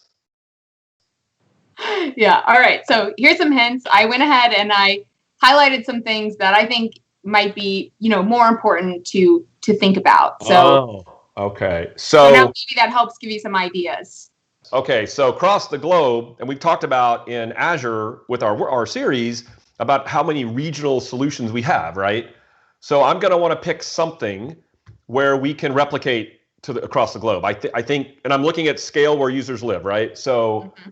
So in order to do that, I think I'm going to need, I don't know, maybe some sort of geo, replication solution that we've talked about. That's one thing I just kind of see right here. Thousands of writes per second. So I remember when we did our tiers, we had different I/O requirements, latencies and IOPS. So to get the maximum I/O that I need, I see CLR here. Oh, okay. So that's probably SQL CLR. So I got to go right to Managed Instance because I don't have that for Azure Database. So I know that. Okay, I'm going to do Managed Instance. I'm going to probably go, I'll tell you what, I'm probably going to go with Business Critical Managed Instance, Business Critical Deployment Managed Instance. I don't know how many cores I need, though. I'd have to go look and see maybe, does a certain core level give me a certain amount of I/O? And if I remember correctly, the number of files and the size of files can affect I/O performance in a managed instance. I do remember that. That was what we talked about in performance. Yeah. So I'll have to consider that with 1,000 writes. To go across the globe and scale, I think I want to get some replicas. Now, Business Critical gives me a read replica, but I want more probably. So maybe I'll do like a failover group. I know that's supported with MI. That can give me some read scale. So I'm kind of thinking up top. That's maybe what I'll do. authentication. So I'm looking at this authentication thing. Okay, it's interesting. So I've got a non-Azure machine with an app and a legacy app on a non-Azure machine, which means they're on premises. So, I've got to network this thing together as we've talked about, but I already have that with Managed Instance. I can do virtual networks with my apps. Now, for the legacy app, I'm guessing they can't change the connection. Okay, probably it's SQL auth. They're probably using like a SQL authentication. And if I can't change the connection string, I don't have a choice. So I'm going to have to use, my virtual network, but I may have to take a look at firewall. I'm not sure about that one now. But for the app that's on the non-Azure machine, it doesn't say legacy. And it says down here, I don't want to hard code passwords, right?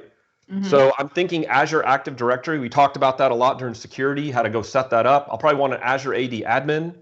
And SSMS, which is that SQL tool, allows me to do that. I remember in SSMS or even ADS, I can do Azure Active Directory.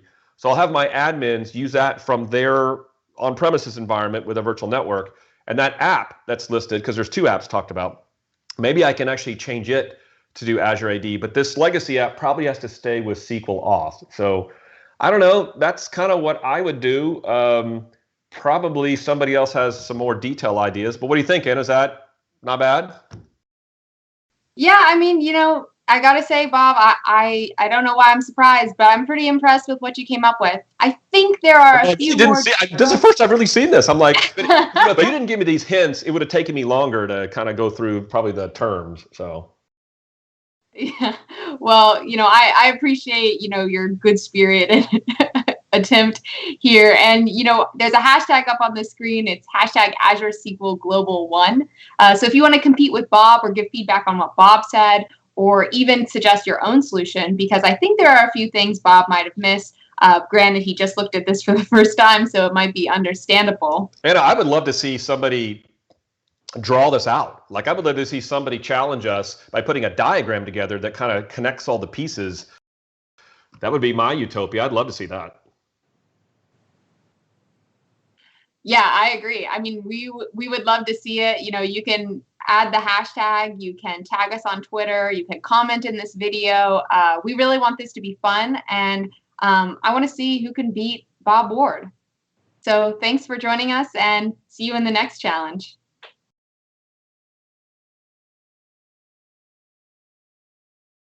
Welcome back. Hope you joined us in the first Azure SQL Scenario Challenge, where we showed Bob something he hadn't seen before and let him take a stab at a solution on the fly. I think he did okay, but we encourage you to, participate. And we have another scenario which is equally interesting and also one that Bob has not seen yet. So let's see how that goes. So this next scenario is about a mission critical app, and the hashtag for this one is Azure SQL Critical 1. And just a reminder, if you didn't watch the last video, we're doing a challenge here. So basically, we encourage you to get on Twitter, get on LinkedIn, get on the comments, and let us know what your proposed solution is, whether it's with an image or some text or some ideas. And really, you can also critique whatever Bob comes up with. Now, granted, Bob hasn't seen this before, and in the last video, I gave him a hint. So I'm going to go ahead and put that hint up there. So Bob, hopefully this gives you an idea of, the situation, maybe some of the highlighted things that I think are important. Yeah, Anna, thanks. Definitely needed the hint because I was trying to speed read as you were, bringing this up. Mission critical is kind of my jam, so I should be able to nail this, I think, actually. All right. So I have this 4.9 plus 4.5 nines availability, and I was one that did the video on our SLAs for that, which I believe you're only going to be able to get that with availability zones. You guys remember zone redundancy is something we presented in this thing. And I remember it stuck in my head because I presented that slide, right? So I know this one. I need zone redundancy, which availability zones. I need to find regions that support that. First of all, it's important. Not all regions support that, so I need to find that. And I believe business critical for Azure Database is the one that you might pick, to meet that need. So I would probably do that. Now, it's hard to say what other redundancy and resilience they need for their goals here. It's not really called out. Probably I might do an auto failover group, like a geo-replication or auto failover group. But the key is this data sovereignty statement. Now that I see that, and just knowing about the Azure ecosystem and regions, I've got to make sure I pick whatever my solution is that meet my sovereignty goals. So if sovereignty requirements are in Europe, I can only be doing, let's say I'm doing auto failover group, for example, I got to make sure that that's within Europe or within the data sovereignty requirements of my Azure regions. It's the US, the US, right? So that's something that sticks out to me. So I think I need business critical. I need availability zones, but I got to find regions that meet the sovereignty needs. So that can be looked up. Somebody could go, maybe sketch out a solution based on a sovereignty example. That'd be kind of fun if somebody would pick a sovereignty example and say, hey, I did it. So the second part is about DBAs performing their job and protecting data. So this is kind of a separation of duties thing. I can just see DBAs not see sensitive data. Now, dynamic data masking could do that because I have control over who the DBA is and what permissions I give them. And so I could use dynamic data masking for that one, stored in specific columns. Yeah, I would probably pick that one. So then I would be maybe my sysadmin or Uber DBA, and I would give other DBAs, I wouldn't give them access to dynamic data masking rules. And so I would only see it. So I'd probably do that. And then the troubleshooting one is interesting. DBAs need to troubleshoot performance for the portal. Well, everybody has a portal subscription, so I don't see any problem there. They would just get access to the portal. And then in SSMS, they just have access already, so that's no big deal. Creating new database users who must be mapped to 80 principals. So when we talked about deployment, even though you can do a contained database in MI, just like a SQL Server, the Azure SQL model already gives you this containment idea. That you can map to an Azure directory login. So I would pick an Azure database solution overall with business critical, with availability zones, with dynamic data masking, and then I would just use this contained user authentication method. So okay, so how did somebody's gonna beat that one up? How did I do? Yeah, I think it was pretty good. Again, for just seeing this, I think you called out a lot of the important things. There are a few more things and maybe a few things that someone might choose to do differently. So again, if you're watching this, we encourage you to get on Twitter, LinkedIn, in the comments. Let us know what you think. Let us know what you think Bob did right. And let us know what you think maybe Bob could have done a little bit differently. And we hope, this is as fun for you guys as it is for us. And stay tuned for the next video.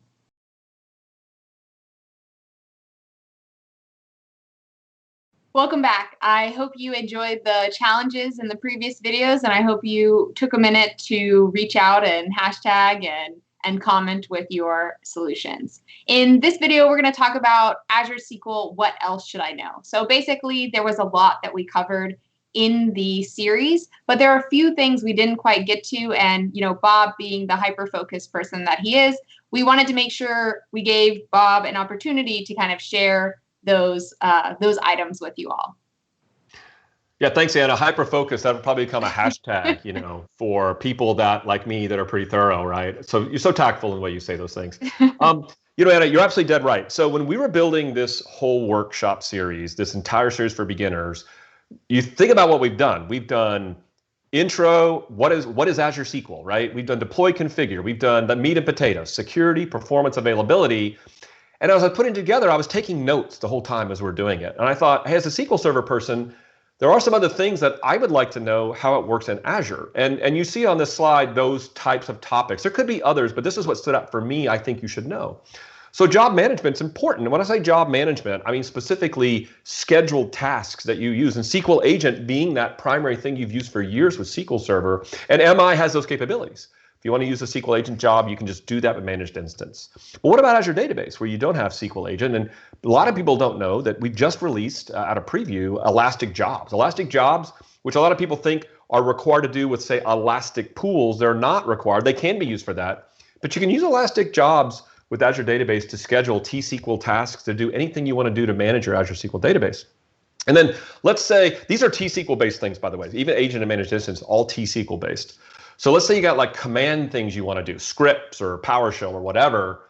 Azure Automation provides some of that functionality, and you can integrate, since you're in the cloud now, you can actually integrate Azure Automation tasks to do whatever you want to do to connect against your Azure database or MI to do those kind of things. So that's kind of like job scheduling and job management that you can do with your deployment. Now, what about some of these other capabilities? I presented a lot recently over the last year and a half on Polybase, and technically you can't do Polybase to the extent you can do in SQL 19 today, but you can do external tables across Azure SQL databases. So you literally could build an external table and map that to another Azure SQL database, in a way achieving kind of a cross-database query operation, because cross-database queries and linked servers are only supported with managed instance.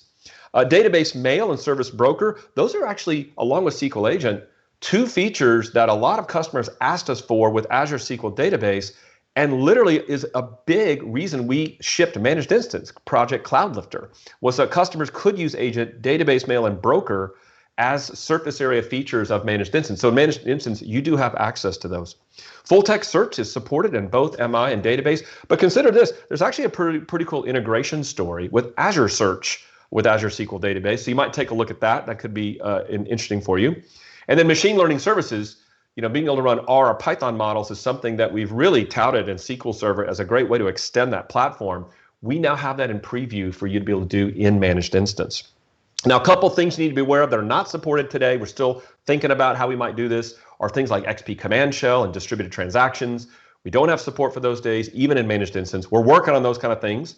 And Azure is always changing. The cloud's always a changing thing. So just stay on top of the new features and capabilities we announce, and you can see if you get those kind of capabilities. Again, for like XP Command Shell, you could just do an external idea with like an Azure automation job, but nothing integrated to the engine to allow you to do that. Now, from an error perspective, I used to be in support, so I think it's very important you know that there are some new types of errors unique to Azure. For example, if you run into a worker limit problem in Azure Database, that's an error you wouldn't see in SQL Server, so you need to prepare for that. And usually it has a lot to do with your retry logic to recognize some of these new errors, say a failover occurred or something, see that you get an error back specific to the fact that you had to fail over in Azure, and react to that in your application. So check out, we've got a link for you. When you get this deck, you can take a look at it. You can look yourself at Azure SQL errors in your search engine. You'll find what some of those unique errors look like. And finally, just a little extra nugget is, in SQL Server, a lot of people are used to seeing these things called stack dumps. Hopefully you don't get many of those, but if you see those in a SQL Server, typically you go look at the dump and you work with support and you figure that out, but you need access to the file system to get those dump files. We handle all of that in the platform for you. Often any kind of stack dump issue results in a failover operation, a fail fast type scenario, so you don't even need to look at those things because that's something behind the scenes and is the power, quite frankly, of platform as a service from a managed application. So, we just wanted to throw a couple things at you that are unique to Azure, compared to SQL Server, that we think you should know outside the scope of your normal performance, security, availability scenarios. That includes job management, these other capabilities, and kind of error handling. So hope to see you in the next video.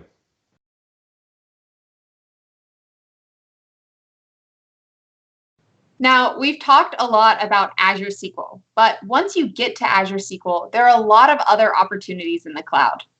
As you can see, there are a lot of other services once you're in Azure that you can start to leverage and integrate to build really interesting, really powerful, intelligent solutions and applications for things like IoT or streaming or automation or all sorts of things. Anna, this is an interesting slide we put together because, first of all, look at the bottom of this thing. Just remember that even if you're migrating from SQL Server to Azure SQL, there's still opportunities for hybrid scenarios to connect your SQL to Azure SQL. But once you're in the cloud, look at all these icons. They all represent things that would take a great deal of effort for you to build in your data center and support across your organization.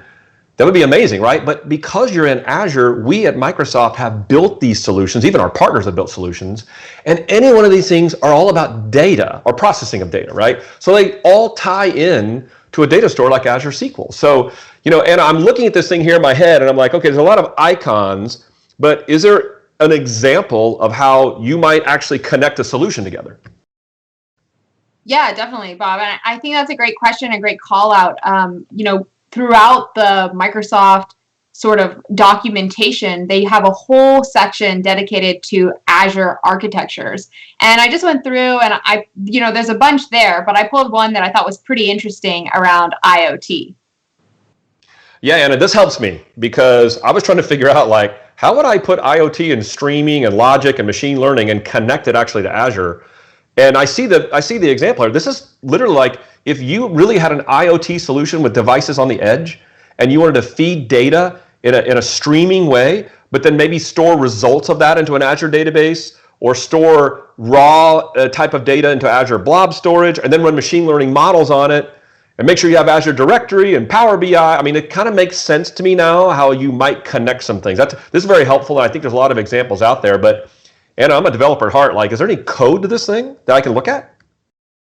Yeah, that's a great question, and something we hear a lot, and something we're continuing to kind of put out new solutions and new code for this architecture specifically. Like I mentioned, it's part of the Azure Architecture Center guides, and this one is for IoT, and you see the same architecture diagram here. And wonderfully, down at the bottom, there is a GitHub repository which you can actually go and kind of get the code for and even get information on how you would go about setting this up. So we've talked a lot about Azure SQL, and now in this video, you've seen some of the options and capabilities and solutions that might be available to you in the cloud and how you can go bigger with things like Azure SQL and even for scenarios like IoT, and there are many other scenarios out there. We'll see you in the next video.